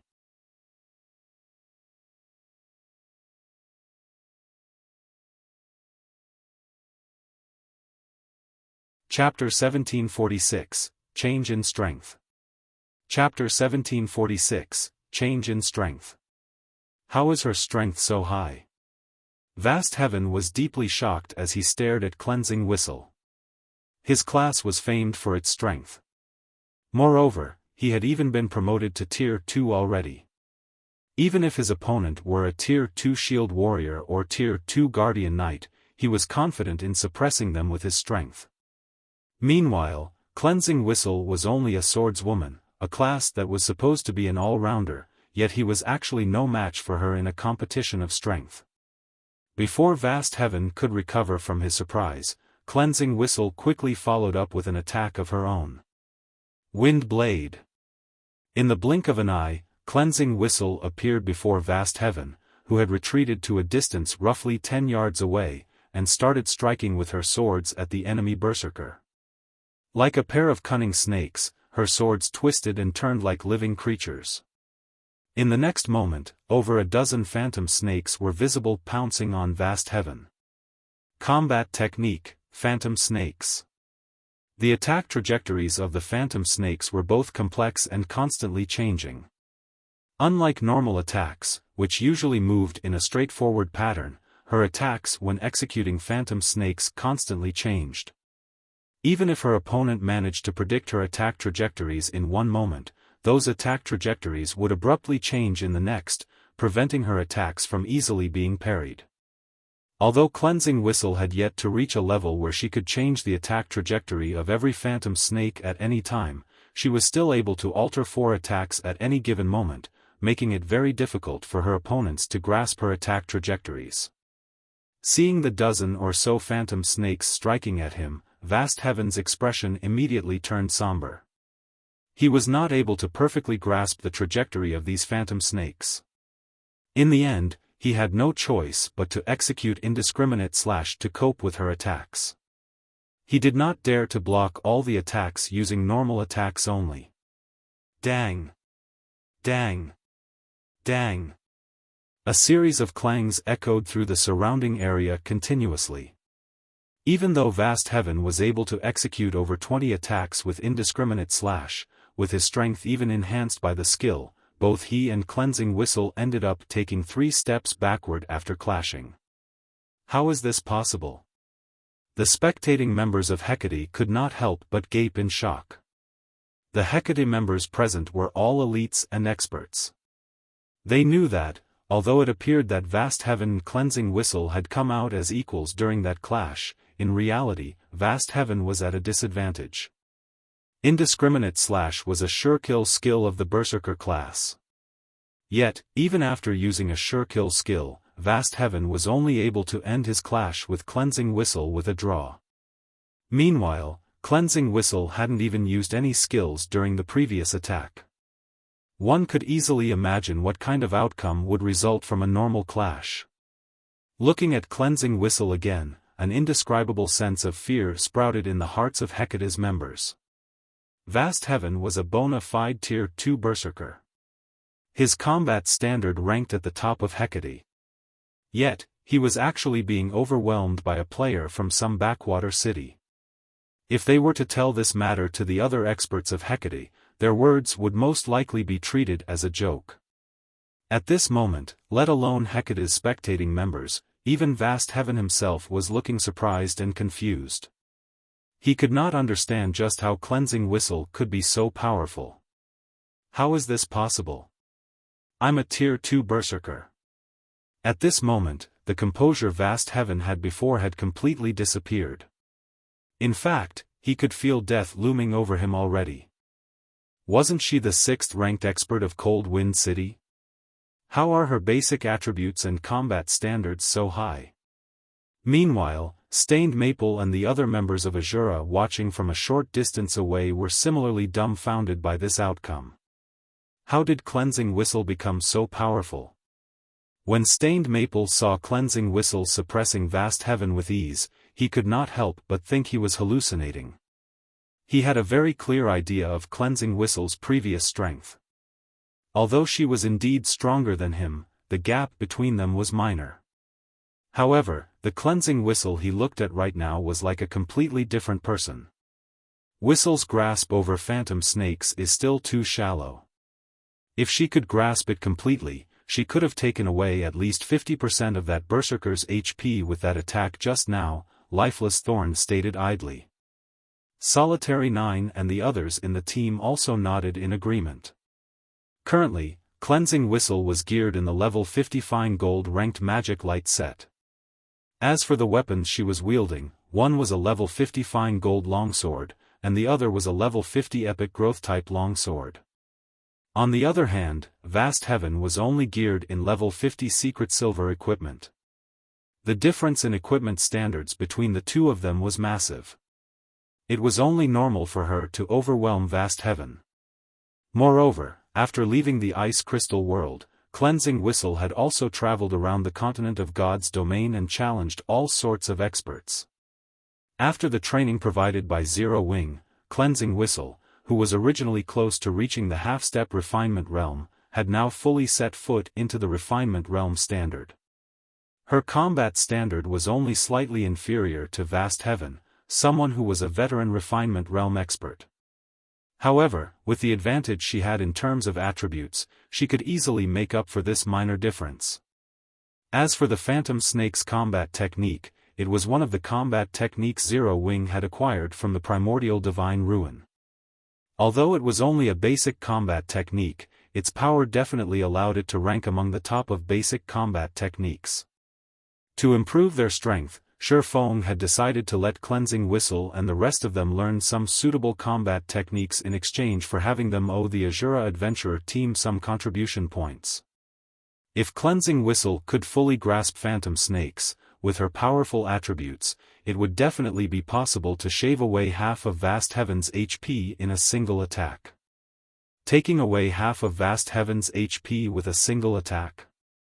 When Stained Maple heard Lifeless Thorn's words, he suspected he was hearing things. This was Vast Heaven they were talking about. The Berserker was someone capable of going up against dozens of experts from the Centurion dynasty all by himself. Yet, in the eyes of Lifeless Thorn's group, such an expert was like an ordinary player one could find anywhere on the street. Just as everyone was feeling shocked by the strength Cleansing Whistle had displayed, Cleansing Whistle immediately altered her footwork after stabilizing herself. She transformed into multiple afterimages, making it look like there were 5 copies of her as she dashed towards Vast Heaven. Combat Technique, Residual Steps. Similar to Phantom Snakes, Residual Steps was also a combat technique acquired from the primordial divine ruin. It was a special footwork technique that relied on afterimages to confuse one's opponent. Footwork-type combat techniques were capable of improving a player's combat power significantly. In terms of value, a basic footwork-type combat technique was equivalent to an advanced offensive or defensive combat technique.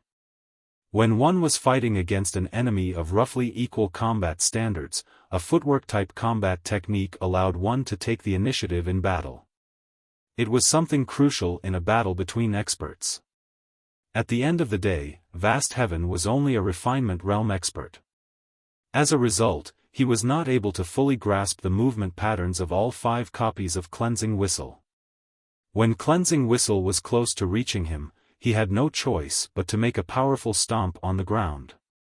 Thunderclap. The ground around Vast Heaven trembled and shattered, preventing Cleansing Whistle from executing residual steps properly. As a result, her afterimages disappeared, and her real location was revealed. Die. Seeing an opportunity to strike, Vast Heaven immediately used his strongest Tier 2 skill, Death Charge. Vast Heaven's body increased in size, instantly becoming a 3-meter-tall giant. He raised his silver spear and stabbed it at Cleansing Whistle. Death Charge was a sacrificial skill that sacrificed 40% of his maximum HP to execute a charging assault on a target within 50 yards ahead of him. While the skill was in effect, it increased his movement speed by 150%, strength by 100%, and damage dealt by 500%. In the next moment, the ground beneath Vast Heaven's feet shattered. The Berserker transformed into a blur as he charged at Cleansing Whistle. Just as Vast Heaven was about to reach Cleansing Whistle, the latter suddenly swapped out the level 50 fine gold longsword in her right hand and replaced it with a tattered longsword engraved with silver divine runes. She swung the tattered longsword at Vast Heaven. Just as the tattered longsword was about to collide with Vast Heaven's spear, the silver runes engraved on the longsword lit up brightly. Boom! There was an explosion, and the ground beneath the point of impact shattered. Contrary to expectations, Cleansing Whistle did not get sent flying. In fact, she was still standing steadily in her original position.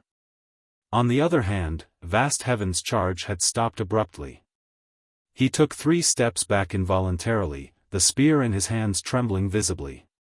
His body had also fallen into a complete paralyzed state for a brief moment. Vast Heaven was thoroughly dumbfounded by this outcome. He failed to understand what Cleansing Whistle had just done, actually overwhelming his strongest attack. However, before Vast Heaven could recover from his brief paralyzation, Cleansing Whistle quickly swung the epic growth-type longsword in her other hand. Tier 2 skill, Storm Fury. This move was the strongest Tier 2 skill Cleansing Whistle possessed. In the next moment, countless wind blades assaulted the immobilized Berserker, chipping away at his HP rapidly. By the time Vast Heaven recovered from his paralyzed state, he had less than 1/3 of his HP remaining. However, Cleansing Whistle had already followed up with another 2 slashes. A moment later, Vast Heaven's vision darkened, and his body collapsed to the ground powerlessly.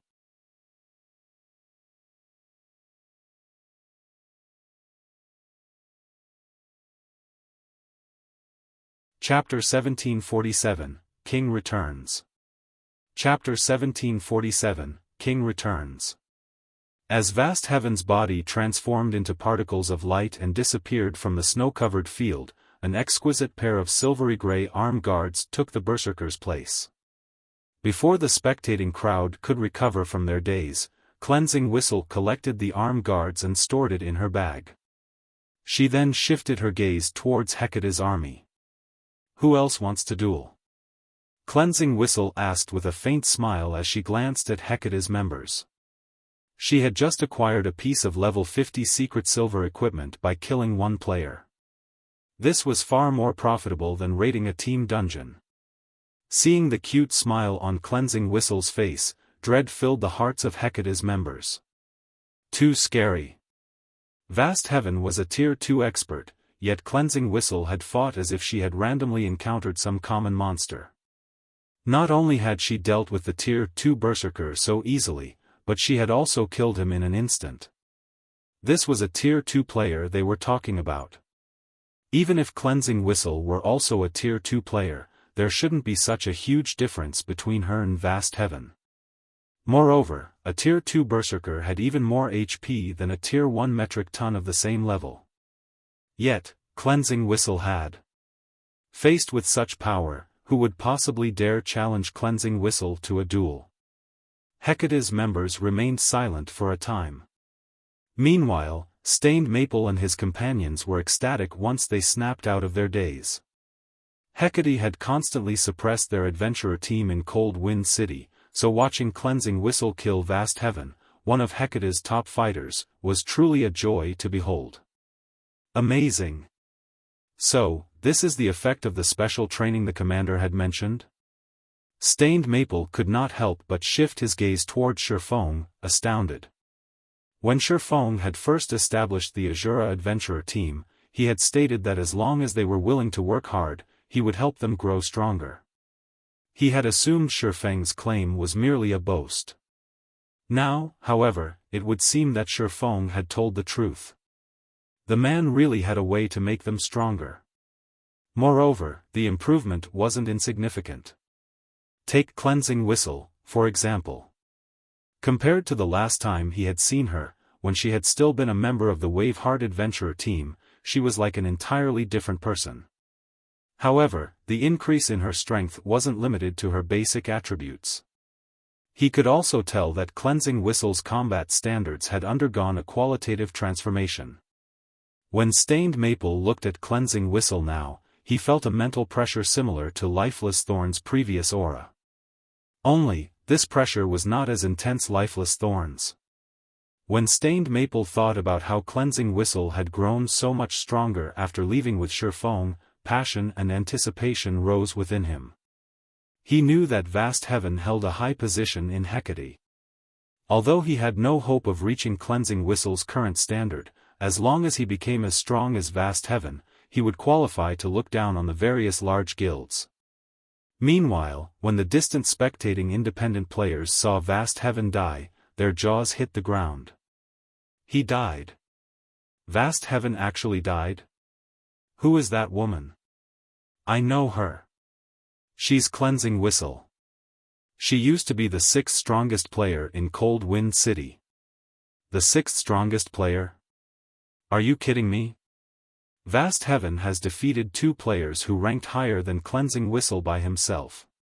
Even if Cleansing Whistle has become significantly more powerful in such a short time, she shouldn't be able to kill Vast Heaven so easily, right? As the spectating crowd watched Cleansing Whistle, they started to research the woman. However, what they learned shocked them.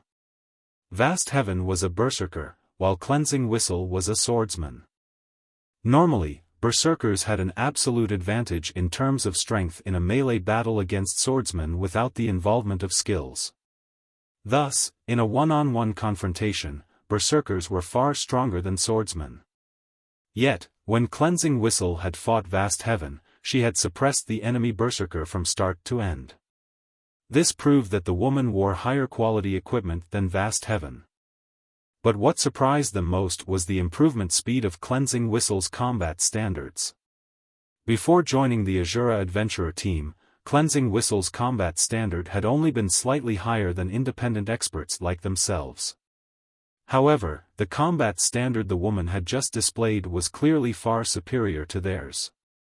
The combat technique Cleansed Whistle had just employed, in particular, had seemed like some kind of skill or spell. They had never seen such mystifying combat techniques before. No one would believe that Cleansed Whistle had hidden her strength before she had disappeared.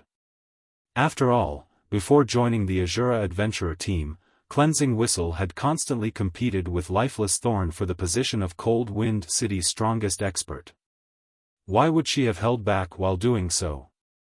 The only explanation was that Cleansing Whistle had drastically improved her combat techniques after she had joined the Asura Adventurer team and left Cold Wind City.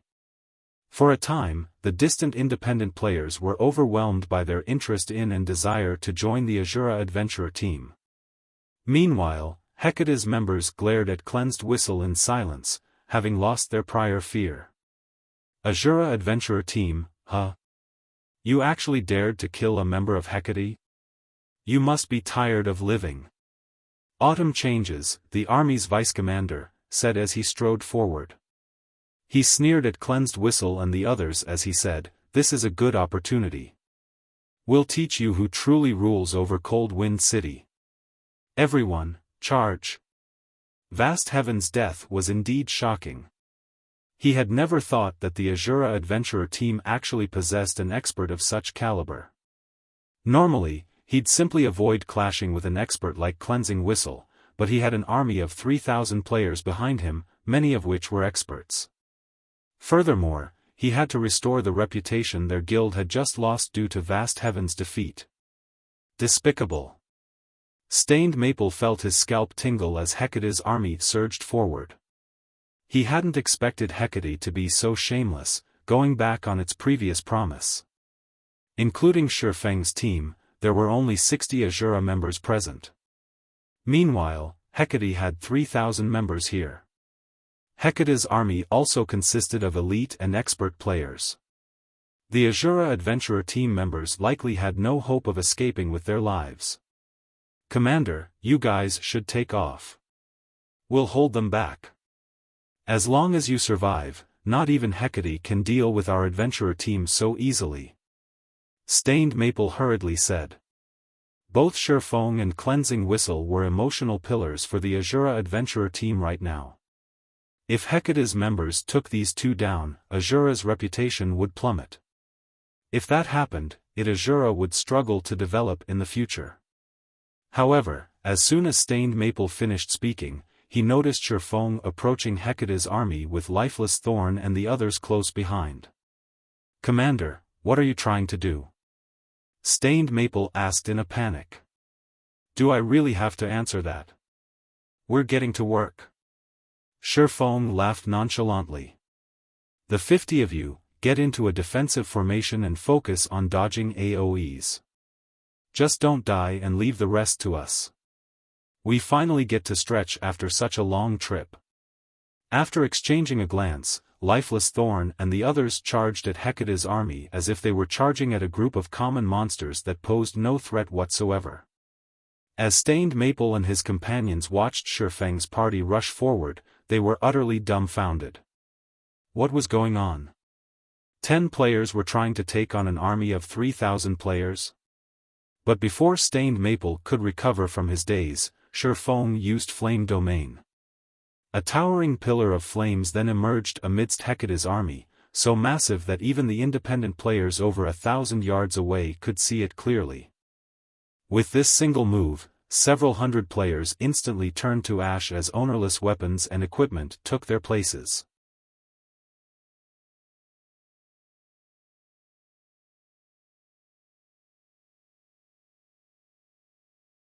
Chapter 1748, Small Display of Strength. As the towering pillar of fire dissipated, it revealed a charred circle within the snow-covered plain. Even players over 30 yards away could feel the rising heat that radiated from the scorched area. Aside from the weapons and equipment, nothing remained in the 70-yard radius of charred earth. A large-scale destruction spell? Autumn Changes paled when he saw the burned ground. Although he had his players spread out, Xiaofang's large-scale destruction spell had slain over 300 of his people. That was more than 1/10 of Hecate's army. The players that had just died were all experts and elites from Hecate. This was the first time the guild had suffered such a devastating loss since Hecate had arrived in Cold Wind City. They'd need an astronomical amount of resources to recuperate from this. The responsibility he'd bear would also be massive. "Kill them. I want all of them dead." Autumn Changes bellowed as he glared at Xiaofan, the person who was responsible for this loss. He'd only be able to avoid a severe punishment if he annihilated the Asura members before him. Hearing Autumn Changes' command, Hecate's members snapped out of their daze. Although they still somewhat afraid of Xiaofang's group and worried that their enemies had more large-scale destruction spells in store, they had over 2,600 players on their side.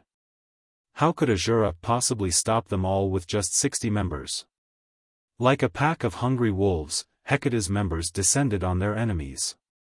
Of course, although Hecate's members had been stirred into a frenzy, their movements were still well organized.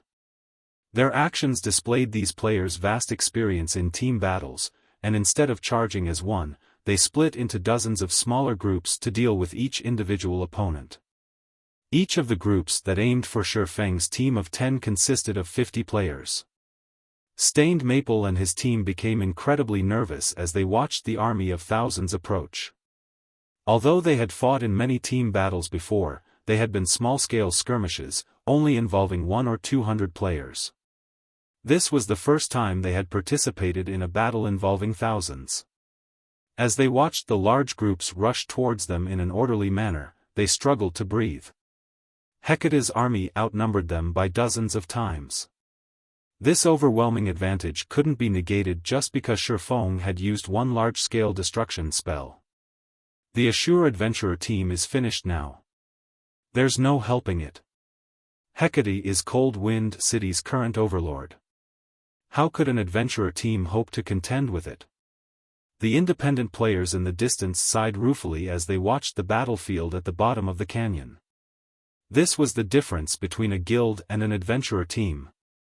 Even if an adventurer team were very powerful, it would only be able to stand against an ordinary guild like Centurion Dynasty or Matchless Family at most.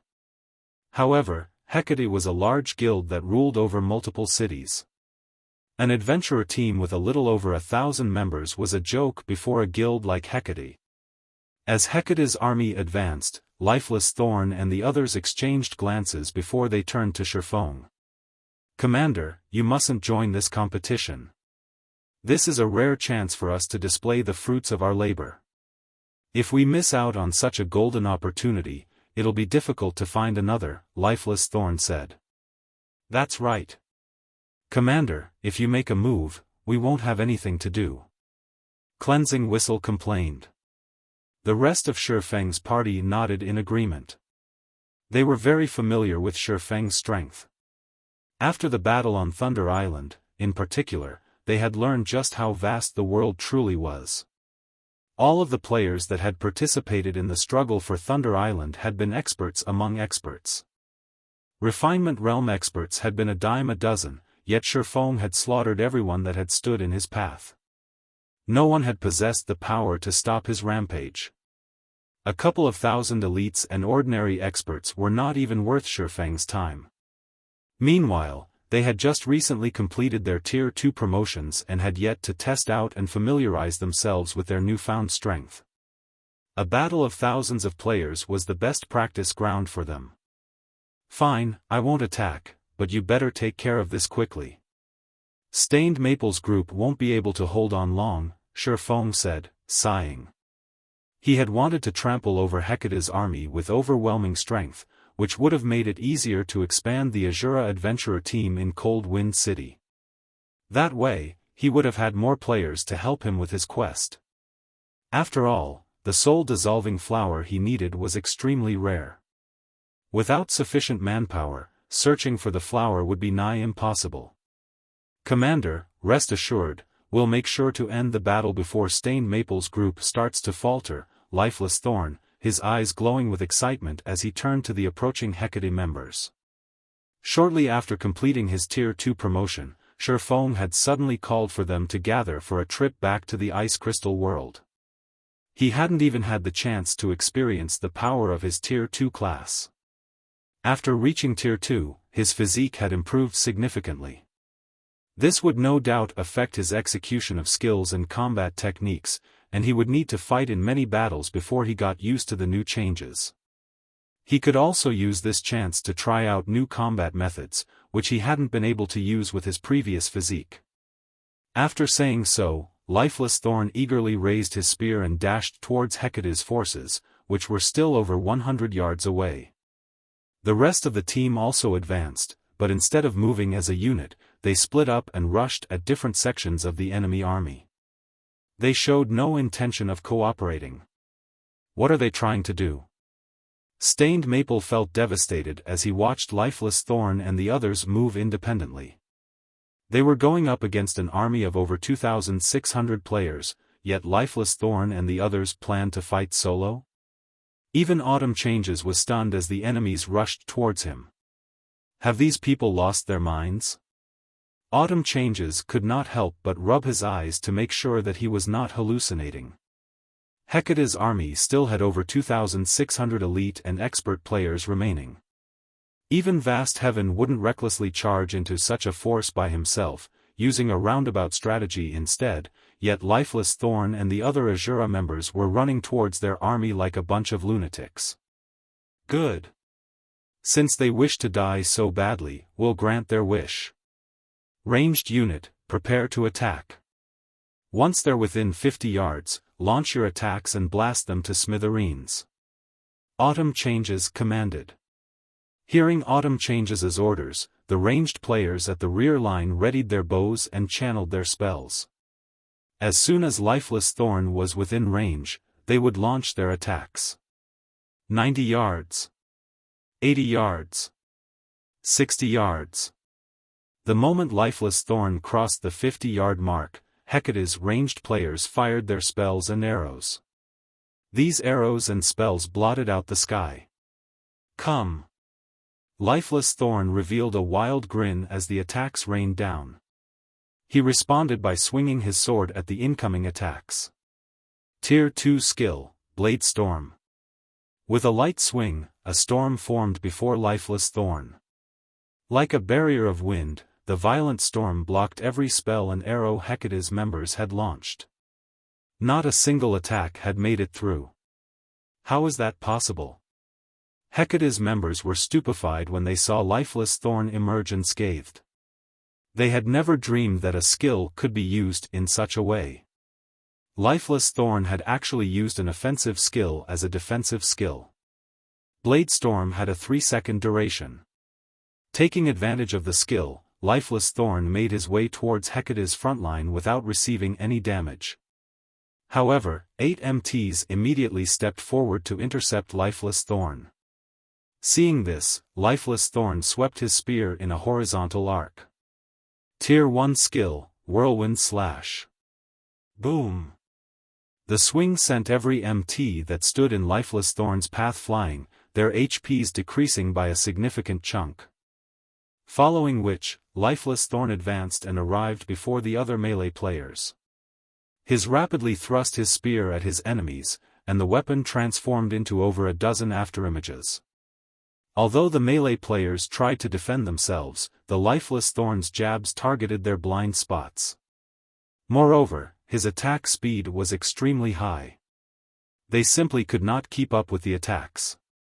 In the end, the spear struck these players multiple times before they transformed into streaks of light and vanished. The attacks Hecate's ranged players launched were utterly ineffective against Lifeless Thorn as he constantly and swiftly changed positions. Wherever Lifeless Thorn passed, players fell, one after another. Moreover, Lifeless Thorn's movements became faster and smoother as he continued to fight. Solitary 9 and the others had also charged into Hecate's ranks by this point. Although their performance was not as violent as Lifeless Thorn's, they were just as unstoppable. Whenever they used a Tier 2 skill, they instantly killed 10 or more players. Although Solitary 9 and the others took some hits, they instantly recovered the lost HP with an advanced healing potion. Meanwhile, the Hecate members that had charged at Xiaofan were even more miserable. Before Hecate's members could reach him, Xiaofan activated Defensive Blade, which increased his attack range tremendously. He then lightly swung Killing Ray at the approaching players. The swordsman's strength was already beyond that of a Tier 3 Great Lord of the same level, and the players that had failed to block his attacks had fallen instantly. Although the players that had blocked the attack had survived, they were paralyzed for a brief moment. As a result, they couldn't block Xiaofang's following attacks. At this moment, the difference in tiers and attributes could not be more obvious. Asura and Hecate's members were on an entirely different level. How is this possible? Autumn Changes was racked with confusion as he watched this happen. With just 10 members, the Asura adventurer team had rendered Hecate's 3,000-man army utterly helpless. Just who are these people? Before even 1 minute had passed, Hecate's army had lost an additional 800 or so players. In contrast, Xiaofang's group of 10 had yet to suffer a single casualty. It's about time we end this battle. Seeing that the enemy's morale had plummeted, Xiaofan pulled out the Bible of Darkness and activated Demon Summoning. Immediately, a massive gate of white bone descended from the sky. As the gate opened, a 5-meter-tall, dual-horned, pitch-black demon emerged.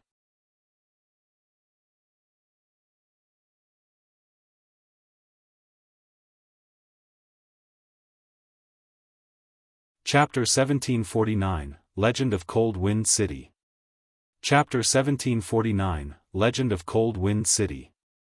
The massive bone gate immediately caught the attention of everyone present.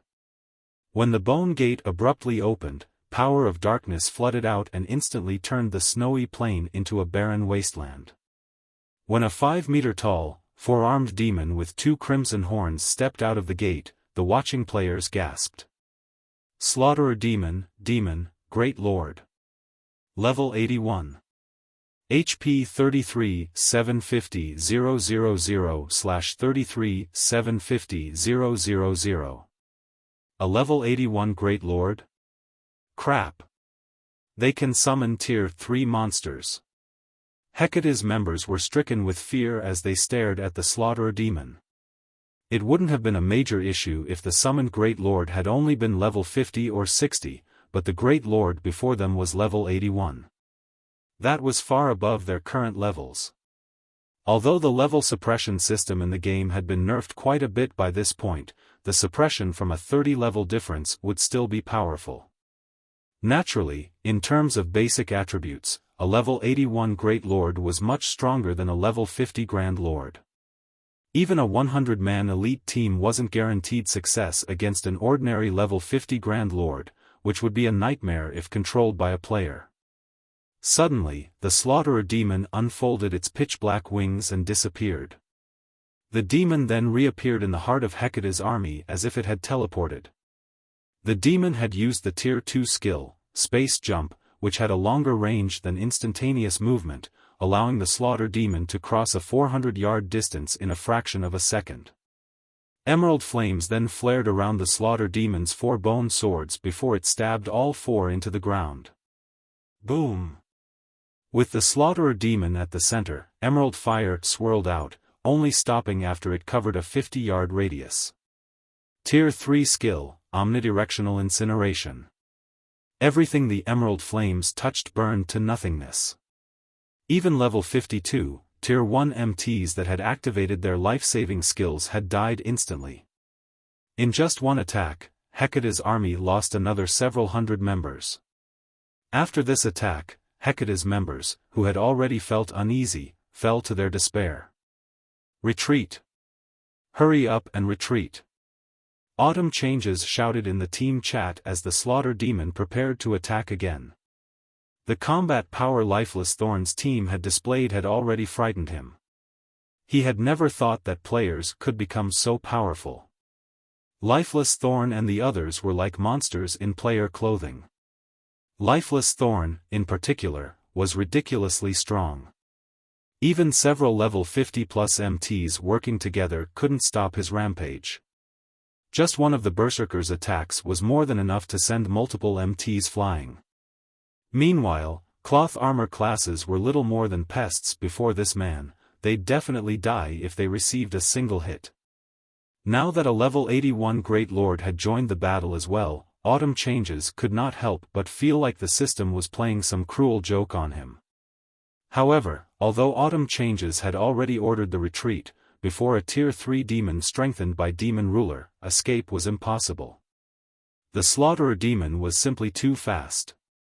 Moreover, it only needed one hit to kill the fleeing players. Since Hecate's members were focused on escape, Lifeless Thorn and his companions had an easier time killing their enemies. 9 players and 1 demon chased after the 1,000-plus players that fled in all directions. The inconceivable scene left the distant independent players speechless. They had witnessed many accounts of 1,000-man armies chasing down groups of dozens of players, but they had never seen a handful of players chase after a 1,000-man army. The crowd's eyes glowed with excitement, and some players even got goosebumps as they watched this miracle unfold before them. Ever since Hecate had arrived in Cold Wind City, the guild had constantly suppressed independent players like themselves. Naturally, they were more than pleased to see this guild's members get slaughtered. Their blood boiled with passion as they watched. Too strong. Asura is invincible. So, this is the strength of Cold Wind City's #1 adventurer team? The watching crowd gained a newfound appreciation for Asura's strength. Numbers could no longer replace the strength the adventurer team wielded. As long as these Asura experts were present, the adventurer team would become a legend. Rather, Asura's legend would begin today in Cold Wind City. Meanwhile, Stained Maple and his teammates, who tried their best to keep Hecate's members from fleeing, felt an indescribable pride and excitement for their own adventurer team. So strong. But the basic attributes and combat standards Lifeless Thorn and his companions had displayed today were absolutely mesmerizing. When they thought about how Lifeless Thorn and the others' newfound strength was due to their commander, Xiaofan, their hearts burned with even more passion. Since Lifeless Thorn and the others had improved so much by following the swordsman, these players realized that if their performances were sufficient, they might get to train under their commander as well, experiencing the same explosive strength growth. If they could become half as powerful as Lifeless Thorn and his teammates, they'd be more than satisfied. Meanwhile, many of the spectating independent players had recorded the battle between Asura and Hecate, and some had even uploaded their videos to Cold Wind City's official forums. Battle of the Century in the Snow Rift. Initially, very few players paid attention to the forum post, those that had checked it out had done so out of boredom. However, as soon as players clicked on the post and watched the videos, they couldn't look away. What's going on? Several players are chasing after thousands? Is this some kind of movie shoot? This battle is real. I am at the battlefield right now. You should have seen it for yourself. Several experts from the Asura adventurer team just slaughtered Hecate's army. They can kill even level 50 MTs with one hit. When did Asura become so powerful? I am also at the scene of the battle. I'm an assassin, so I managed to get a closer view of the battlefield. It seems that Asura's commander has finally returned. Those are the experts from Asura that left Cold Wind City with the adventurer team's commander a while ago. Just now, Asura's cleansing whistle single-handedly killed Hecate's vast heaven. Moreover, she made it look easy. Cleansing whistle killed vast heaven by herself? Stop lying. Do you know who Vast Heaven is? He's the current #1 expert in Cold Wind City. The city's previous top-ranked experts didn't even last 10 moves against him. How could Cleansing Whistle beat him? I have screenshots and videos. Take a look for yourself. What? It's actually true. That's Vast Heaven. For a time, every player in Cold Wind City was focused on the shocking battle between Asura and Hecate. Cold Wind City's inhabitants were astounded and excited as they watched thousands of Hecate's elite and expert members flee from a handful of players from the Asura adventurer team. Any thoughts they had harbored of the adventurer team falling apart had vanished. After this heaven-defying battle, who in Cold Wind City would possibly look down on Asura's strength? At the same time, Asura was fated to become a legend in Cold Wind City after this battle. Even if a long time had passed, today's battle would be regarded as a classic. While Cold Wind City's players heatedly discussed the Asura adventurer team, Hecate's upper echelons, who had been stationed in Cold Wind City, gathered in Hecate's guild residence for an emergency meeting. Over a dozen people sat in the solemn meeting hall, every one of them radiating an aura that would make ordinary players shudder with fear. However, these players all watched the youth at the head of the table in silence and trepidation. This youth wore a particularly gloomy expression, and even the temperature of the air around him had dropped due to his aura. Speak. What is happening? What is this Asura adventurer team? The handsome youth demanded.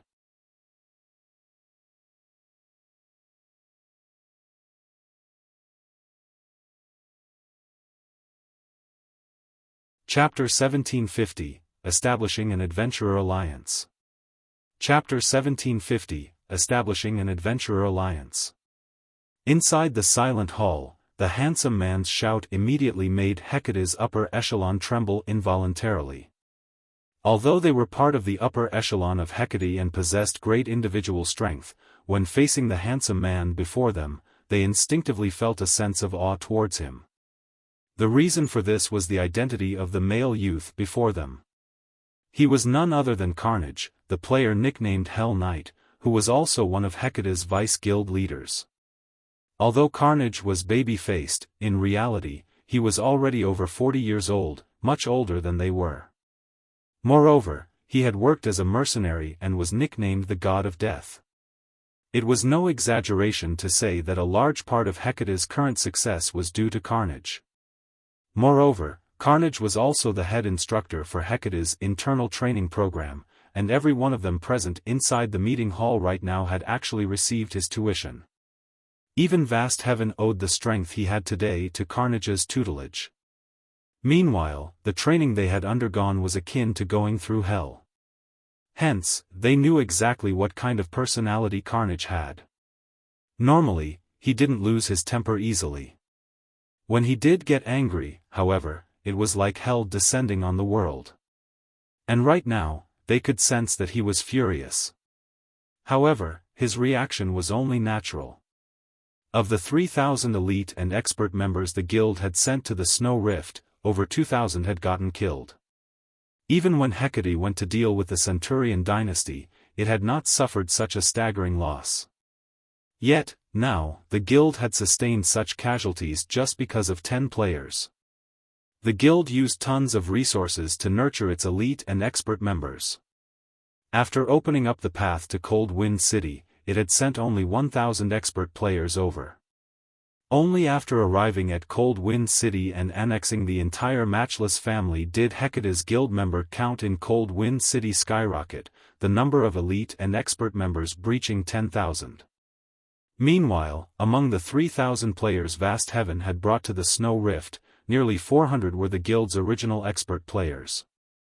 And among the 2,000-plus players that were killed, 300-plus were these original experts, the equivalent to losing more than one-third of the total number of experts Hecate had in Cold Wind City.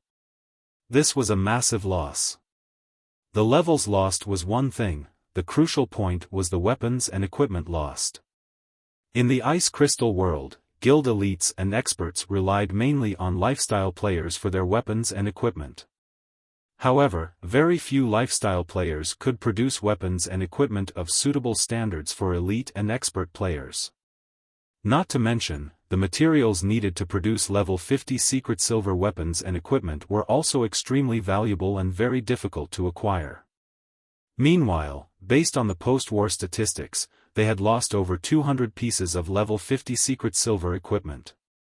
Since producing just one piece of level 50 secret silver equipment already required a lot of time and resources, all the more for 200 pieces, this loss would severely impact their guild's raid progress of the Snow Rift. Vice Guild Leader, we've already done a thorough investigation. The people who targeted us this time are all experts of the Asura adventurer team that had disappeared previously. From what we heard, it seems that these experts had gone with their commander on an expedition. However, the strange part is that these experts weren't so strong before. Right now, we still don't know how they managed to gain the combat power they have, a level 52 elementalist reported in a careful tone. They suddenly became stronger? Carnage's lips curled up slightly as he read the report his subordinate sent him. This is interesting. They're just a bunch of hillbillies, yet not only did they gain a massive boost in basic attributes after going out on an expedition, but even their combat standards have undergone a qualitative transformation. It seems this Asura adventurer team has quite a huge secret. Investigate this matter immediately. Use every means available to dig out this secret. As long as Hecate acquires it, then the day Hecate becomes the #1 guild in the north will be just around the corner. Right, also notify the main branch to send the 12 heavens to Cold Wind City. Upon hearing Carnage's command, everyone in the room was shocked despite themselves. They had never thought that Carnage would actually summon the 12 heavens to a backwater like Cold Wind City. The 12 heavens were the apex combatants of Hecate. In Cold Wind City, aside from Carnage, Vast Heaven was the strongest member of Hecate present. Even so, Vast Heaven's level was still insufficient for him to become one of the 12 heavens, only qualifying as a reserve member, at most. Normally, the 12 heavens would be split up and dispatched to Hecate's various branch guilds. Nevertheless, Carnage was having all 12 of them come. Hecate's upper echelon shuddered in fear just thinking about this matter. These people could still remember the last time the 12 heavens were all together. Back then, they were gathered to help repel the siege of a super first-rate guild's army. In the end, due to the 12 heavens, the invading super first-rate guild had no choice but to give up on capturing one of Hecate's guild towns. Yet, now, Carnage was actually mobilizing the 12 heavens just to deal with a single adventurer team. This was simply insane. Elsewhere, Xiaofan and the others had already returned to Cold Wind City. After reaching the city, the group discovered that nothing much had changed there. The player population in the city had increased only slightly, with the majority of the newcomers being new players to God's domain, and a small portion being Hecate's guild members. Unlike on the continent of God's domain, players belonging to the Ice Crystal world couldn't travel freely between different cities. In the Ice Crystal world, travel between two different cities generally required players to unlock the gate separating the two cities first. Another method was to use a special pathway. However, activating such special pathways was very troublesome. These pathways also had many restrictions. Hence, ordinary players couldn't travel freely between different cities. Currently, outside Asura's residence, Asura's members crowded around the entrance as they welcomed Xiaofan and the others' return. It's the commander. The commander is back. All hail the commander. Asura is invincible. The Asura adventurer team's members were all thrilled to see Xiaofan. The shouting of thousands of players echoed throughout the streets of Cold Wind City, firing up the independent players that had come to join in on the fun. Due to Xiaofan and the others defeating Hecate's army, Asura's fame in Cold Wind City had recovered to its peak. In fact, the adventurer team's fame was even greater than before. The strength Xiaofan's group displayed had captivated the independent players of Cold Wind City. As a result, many independent players were now hoping to join Asura. Commander, with this, I'm afraid the various large guilds of Cold Wind City will target our adventurer team, Solitary 9 said, revealing a bitter smile as he looked at the crowded street around him. The goal of guilds was to take control of NPC cities. Meanwhile, unlike in the NPC cities on the continent of God's domain, players could gain a small portion of control over the NPCs in the Ice Crystal world. Doing so required the support of a large number of players. At the same time, players also needed to complete a series of contributions to the city. At this point, the Asura adventurer team's strength was completely different from before. Currently, aside from Asura's members, hundreds of thousands of players crowded the street outside Asura's residence. One could easily imagine how high the Asura adventurer team's prestige and reputation were in Cold Wind City right now. With so many players willing to join the adventurer team, all Asura needed to do was complete a series of contributions to the city, then, it could become the true overlord of Cold Wind City. With such a situation, how could the various large guilds of Cold Wind City possibly let Asura operate unhindered? The large guilds would undoubtedly treat Asura as a thorn in their side and try to deal with it as soon as possible. Don't mind them. If they want a fight, we'll give them a fight, Xiaofan said, chuckling. Moreover, my original goal was to take control of Cold Wind City and make it the foundation of our Asura adventurer team. Solitary 9 and the others could not help their stupefaction at Xiaofan's words. They had thought that Xiaofan's purpose behind revisiting Cold Wind City was simply a quest. Now, however, it would seem that Xiaofang's sights were set much higher than they had imagined. The thought of an adventurer team taking control of an entire NPC city was simply too crazy. Since so many people have come, I'm making an announcement in my capacity as Asura's commander. From today onward, the Asura adventurer team will be establishing an adventurer alliance.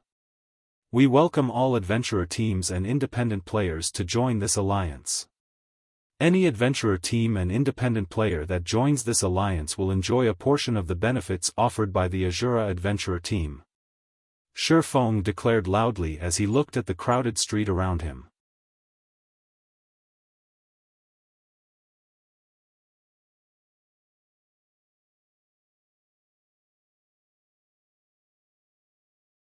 Chapter 1751, Future Help. Chapter 1751, Future Help. Upon hearing Xiaofan's announcement, the hundreds of thousands of players on the street outside Asura's residence fell silent, every one of them staring at Xiaofan in disbelief. However, as if some spell had broken, the sounds of cheering echoed down the street a moment later. All hail Asura! What? The Asura adventurer team is so generous? What a wealthy move! Does Asura plan to unify Cold Wind City? The Asura adventurer team's sudden announcement stunned everyone in Cold Wind City. Meanwhile, some players from the various large guilds, who watched from a distance, gaped in shock. Solitary Nine, Lifeless Thorn, and Asura's other members gave Xiaofan incredulous looks. They all thought that Xiaofan had gone crazy. An adventurer team wasn't like a guild. There were very few restrictions on an adventurer team's members. In fact, some adventurer teams didn't even place a single restriction. They were mostly a large group of players with the same goal. Meanwhile, the Asura offered particularly valuable benefits, even better than what some guilds offered their members. With the adventurer team's contribution points, one could purchase weapons, equipment, and basic combat techniques. However, the adventurer team had strict conditions for joining. Fortunately, Asura had plenty of experts, so the team had a much easier time gathering resources and developing. However, Xiaofang's decision would allow every independent player to enjoy Asura's benefits without meeting any of the entry requirements, yet the adventurer team had to pay for these benefits. "Commander, are we really going through with this?" Yenya hurriedly asked Xiaofan. Even if they were going to acquire Cold Wind City, they had many other methods they could use to do so. There was no need to earn the public's hearts with such a wasteful option. Here are the details. Publicize them in a moment and inform everyone about what the Adventurer Alliance is, Xiaofan said, nodding. He then summed details regarding the Adventurer Alliance he had intended to establish to Yenya and the others. In reality, he had planned to establish an Adventurer Alliance even before he had first visited the Ice Crystal world.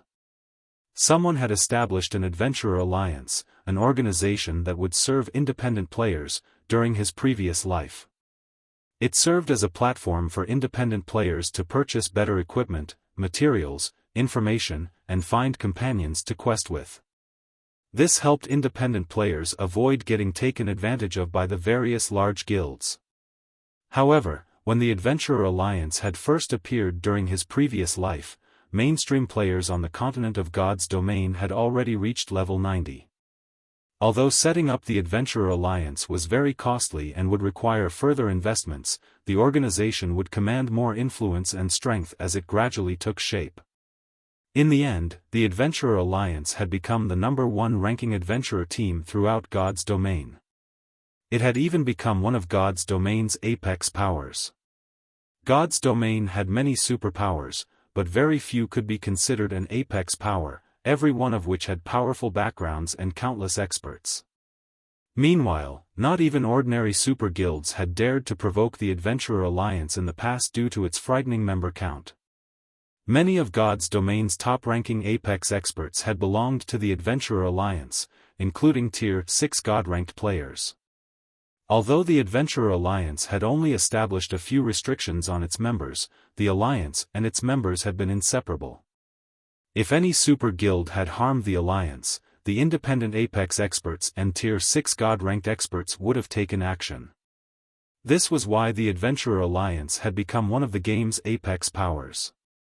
In terms of ability to collect materials, not even the Secret Pavilion had been a match for the Adventurer Alliance. No matter how many members a guild possessed, independent players far outnumbered them. Since nobody had established an organization like the Adventurer Alliance in this life yet, Xiaofan wouldn't hesitate to take advantage of this idea.